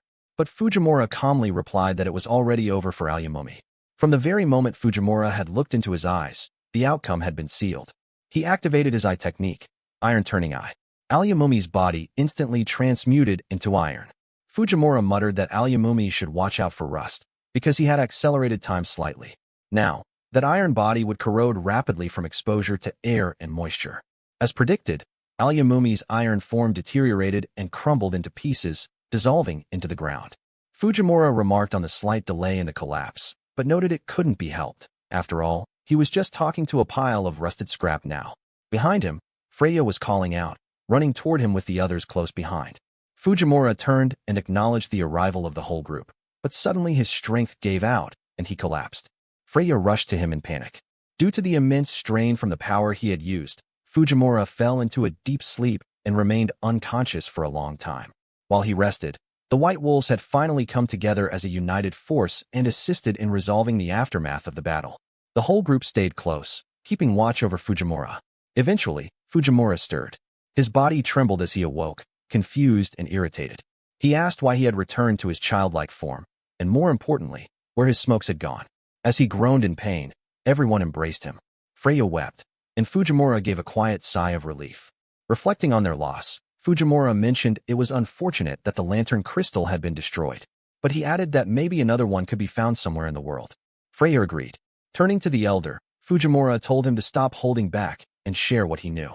Surprised, the elder complied and revealed that his homeland, Manga, was the birthplace of the lantern crystal. Deep within their national dungeon, the great lava cavern volcano, it was said that a rare material, the heavenly gem Amaterasu, could be found. Another elder chimed in upon hearing the name, astonished. Fujimura teased the man, calling him another nosy geezer. The man, Philosophe, took the opportunity to explain further. Amaterasu was an SS-class magic stone of legendary status, known as the most valued material for producing lantern light. It was astonishing to think that a nation like Manga could possess it. Philosophe speculated aloud. If Fujimura were to craft a firearm using such a material. Fujimura grinned. That settled it. Their next destination was decided. Manga's dungeon, Volcano. As morning broke, the White Wolves assembled before the tribe. The elder stood alongside the warriors, addressing the group that would soon depart. He warned them to be cautious. The dungeon they were heading to lay within Black Lion tribe territory. Rumor had it that the second prince, the youngest ever Salyuan, resided there, a fierce and troublesome battle maniac. Bridge responded with a scoff. Sporting a new haircut, he assured everyone there was nothing to worry about. As long as his master was with them, they wouldn't face any trouble. He smiled with pride and confidence. Fujimura, less impressed, asked who the bootlicker was. Bridge, unfazed, reminded him that he was Bridge, his beloved pupil. He admitted that everything they'd gone through had shown how inexperienced he really was, and now he was determined to start fresh. Fujimura didn't seem to take the sentiment seriously and muttered, unimpressed, questioning what nonsense Bridge was spouting. Bridge just laughed, declaring that wherever his master went, he would follow. Pip, however, stood to the side, looking somber. Freya noticed her mood and remembered vividly how Pip had cried the night before when Fujimura refused to let her come along. Eltiko had to hold her back. Now, as they prepared to depart, Fujimura addressed Pip. He told her they would come back after all the adventuring, and they could have a proper talk then. Pip said nothing, but Fujimura looked at her directly and told her to take care. Then he and the rest of the group set off, leaving Pip behind, watching them disappear into the distance. Freya turned to Fujimura, concerned. She asked if he was really okay with leaving Pip behind. After all, Pip had been crying to him about it just last night. Fujimura replied that he had no regrets. Pip was still just a child, and logically, the safest place for her was here in her hometown. Out there, he couldn't guarantee her safety, and he didn't want that kind of burden on his hands. So yes, he said he was fine with it. Just fine. Freya stopped walking. Fujimura noticed and asked her what was wrong. She looked down and asked again, was he really fine with it? Hadn't he once said he wanted them all to be together? Freya admitted she didn't understand. Pip and Fujimura clearly felt the same way about the situation. She confessed that even she wanted to stay with Pip, always. Pip had just lost a parent. Staying with Fujimura, the one she trusted and leaned on, would surely be better for her than staying behind in a place she didn't even know well. Clenching her fists, Freya added that all of them were aware of the dangers ahead. No one wanted to be just a burden for Fujimura to protect. Fujimura brushed it off, saying it didn't matter how he felt. Freya grew frustrated. She clenched her teeth, then shouted at him, calling him a stubborn old mule. Common sense, he said. That wasn't what it looked like to her. Her tears hit the ground as she cried out that all of them loved Fujimura. They were his friends. He should trust them more. If he kept carrying everything on his own, eventually it would break him. Fujimura paused, her words stirring something in him. He thought back to his past life. Elsewhere, Manhwa, who was staying with the White Wolves, was approached. Someone told her that if she truly wanted to chase after Fujimura, they wouldn't stop her. Pip, standing nearby, tugged at Manhwa's robe. Pip said she didn't want to trouble Fujimura anymore. Since he told her not to go, she would be good and obey. But the elder questioned that. After all Pip and Fujimura had been through together, was troubling him really what still concerned her? The truth was, the elder continued, Pip wanted to go with him, didn't she? Pip's mind filled with memories of Fujimura's smiling face, and she burst into tears. She admitted it.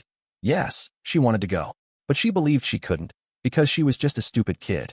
She was sure that going with him would only bring him trouble. She had already annoyed him yesterday by crying about it. Pip didn't want to trouble Fujimura anymore. But her emotions overcame her.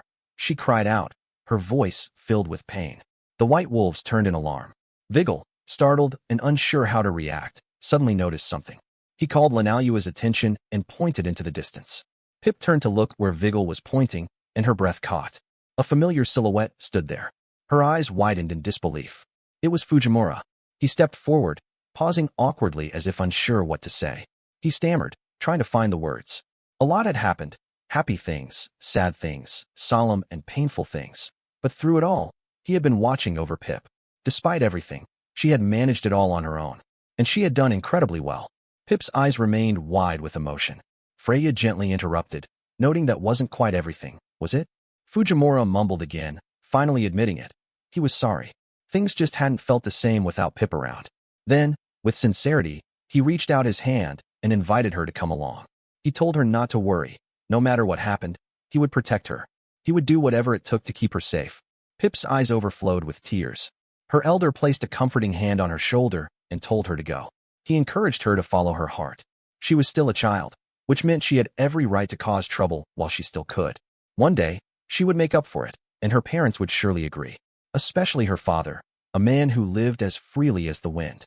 Pip lowered her gaze, remembering the moment Fujimura had saved her, breaking her chains, smiling warmly. She remembered the many meals they had shared, the moments of joy. Long ago, her mother, whom she could never meet again, had told her about her father. When Pip had asked what kind of man he was, her mother had answered with soft, gentle eyes. Her father loved her, she had said. He was kinder and stronger than anyone Pip or her mother had ever known. Tears falling, Pip ran into Fujimura's arms and embraced him. Freya and Eltico were crying openly. Even the white wolves were overcome with emotion. Philosophe, listening through the transceiver, commented on how beautiful the story was.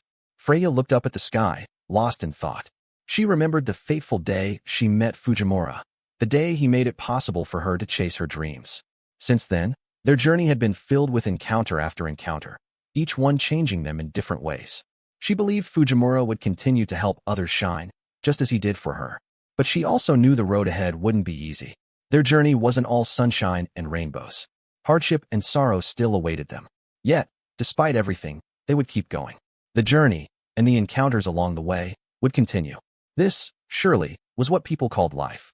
A great, wild adventure. Softly, she whispered her thanks to Fujimura. As the group prepared for their next battle, Fujimura looked around and remarked with a grin, what a party they had gathered. Quite the guest list. He turned to Freya and asked if she was ready. Freya gripped her gun and answered with confidence. But Fujimura corrected himself. No, she wasn't a young lassie anymore. She was a shining example of bravery. She was now Madam Hero. Freya, holding back tears, thought to herself how truly glad she was to have met Fujimura.